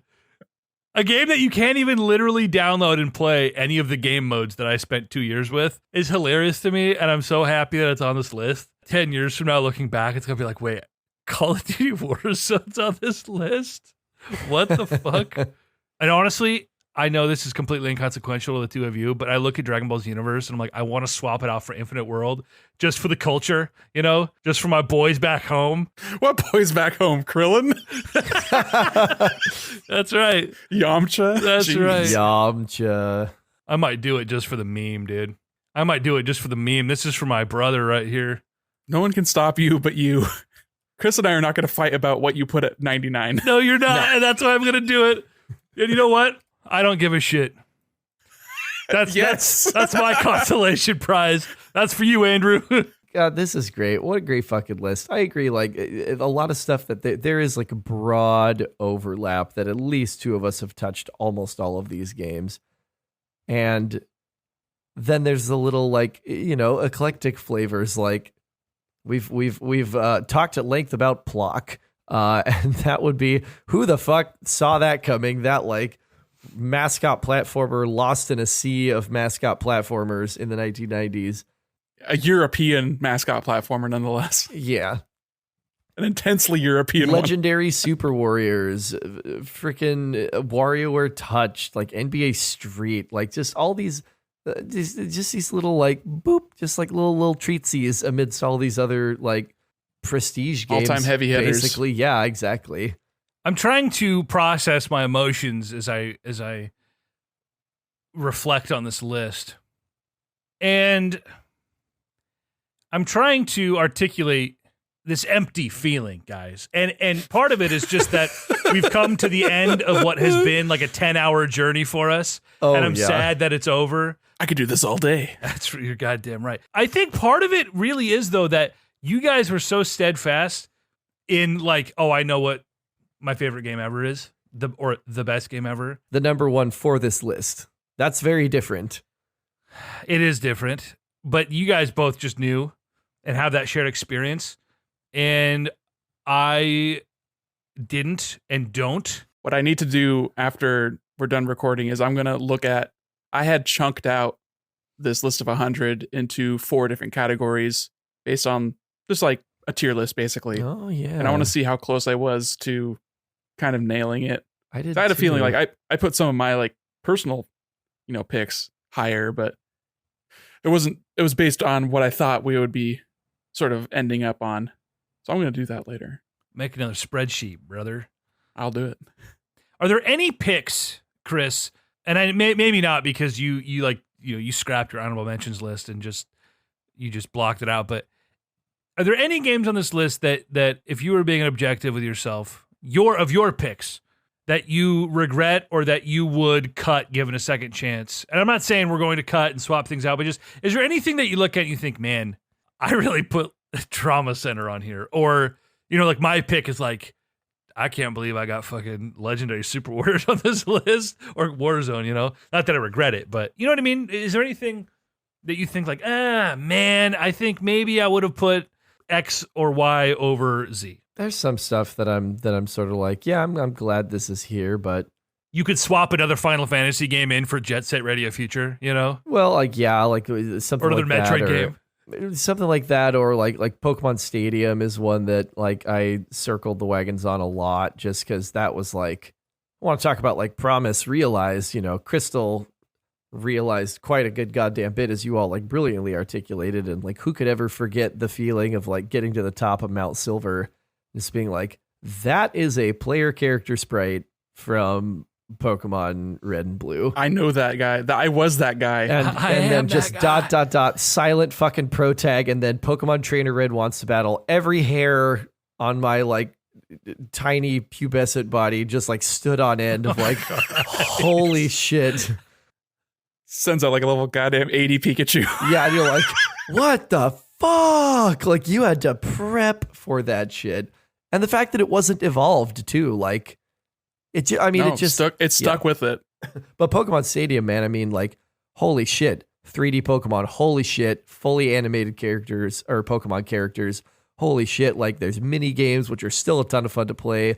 Oh my god, you could do like a gym leader challenge. You could import, you could like slap the pack on the back of the 64 controller and import your fucking team and like battle in Pokemon Stadium with your fucking team. Like, that's crazy, man. I mean, I still can't believe that game exists, and I can't believe they haven't made another one. Like, it's sort of like shocking to me that we haven't gotten like, I don't know, Pokemon Coliseum 3. Of the games that I did not add, there are probably technically better ones, but they would not add to the list, if that makes sense. Like, Dark Souls is better than most of these games. Okay. But I have Elden Ring and Bloodborne. But I have Elden Ring and Bloodborne in here, and that represents that sort of genre more completely than adding a third one would.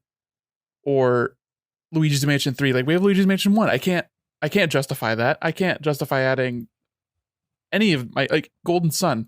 We don't need another JRPG. I mean, I like it, but it's represented. So that's where I'm coming from, where I think that this is such a weird smattering of games that we all decided that we wanted to contribute them in one way or another. EJ, I know you bemoan not putting more or having the opportunity to have more time to personally like evaluate your feelings towards them, but the ones that you picked are great games, and they are represented whether you added them or I added them or Chris added them. Our whole asses in this list. We did not have asset. If this group of 100, these are the only games you were allowed to play for the rest of your days on this planet. Great. I don't know if I would be that bummed. There's a lot of replay value here. There's a lot of good games. A lot of weird stuff that you would not choose to play, but you might find enjoyment in based on your co-hosts' tastes.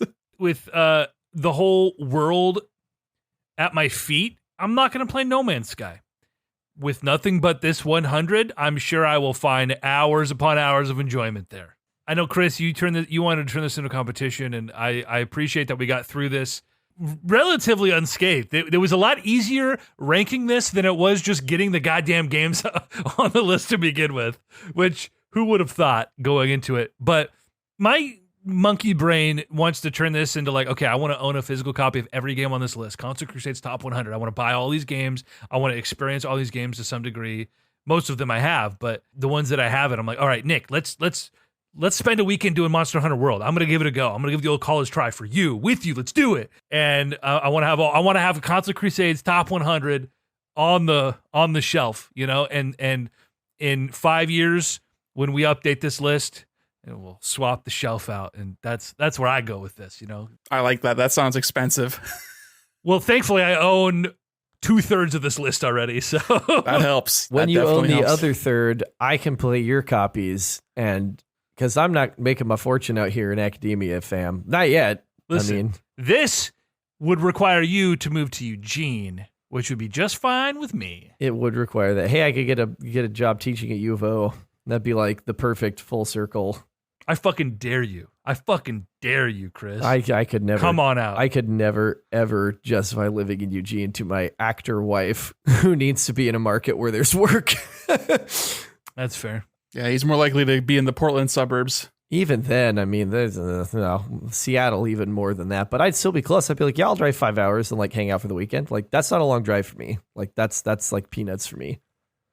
And for the record, Nick, I am going to play Elden Ring. I've never played a Souls game, but I don't want to play it. I don't want to play it on outdated hardware. And like my experience with Fallen Order only like confirms for me that if there is a PS5 version of a game, I'm not fucking buying it on PlayStation 4. I'm going to wait and buy it when I have a PlayStation 5 because I had a bad time. It's fair. It's just been hurting me that every time I try to get you to play a FromSoft game, and I'm sure your brothers feel this way too. They've been trying to get you to fucking jump on this bandwagon for a long time, but yeah, I mean, they're great games. The man's only got so much bandwidth, and you got him to play Hollow Knight. I don't steer him wrong. It's true. Yeah. I don't miss. Your Venn diagrams are much more interlinked than Nick and I. We're like two circles staring at each other for the most part, you know? So fair. There's a reason Overcooked isn't on this list. You know, Overcooked as a couch co-op game Good is fun. better than any other couch co-op game on this list, including Castle Crashers. So Mario Kart 8 Deluxe. But Mario Kart 8 I didn't Deluxe. fight for it. Couch co-op, Mario Kart is not cooperative. It is. Okay. It's I'm trying to competitive. kill you. Sure, Melee, sure. I'm trying to kill you, literally. You can do 2v2 in Melee. You could. Turns into co-op. Yeah, okay. Technicality. Then technically you are right. I would take Melee over Overcooked. Technically is the best kind of correct. That is the only right I want to be.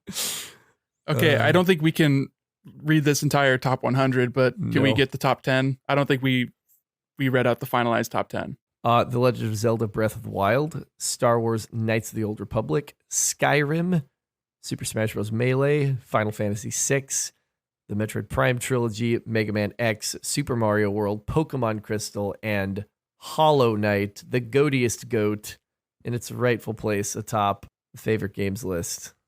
That's the Console Crusade top 100 video games of all time. It feels good. It feels bad. We're all going to go to bed tonight. Just, we thought with a weight lifted, but instead just a little bit heavier. EJ, you're going to be laying in bed with your eyes just completely wide open with the most deep post-coital regret. That is such an accurate description. And that's going to be that. This has been the Console Crusade. This has been the Tonsil Crusade. Whoa, I'm about to go on a Tonsil Crusade with you, boyo. Oh, no. Holy shit. This has been the Console Crusade. Top 100 video games of all time. I hate this.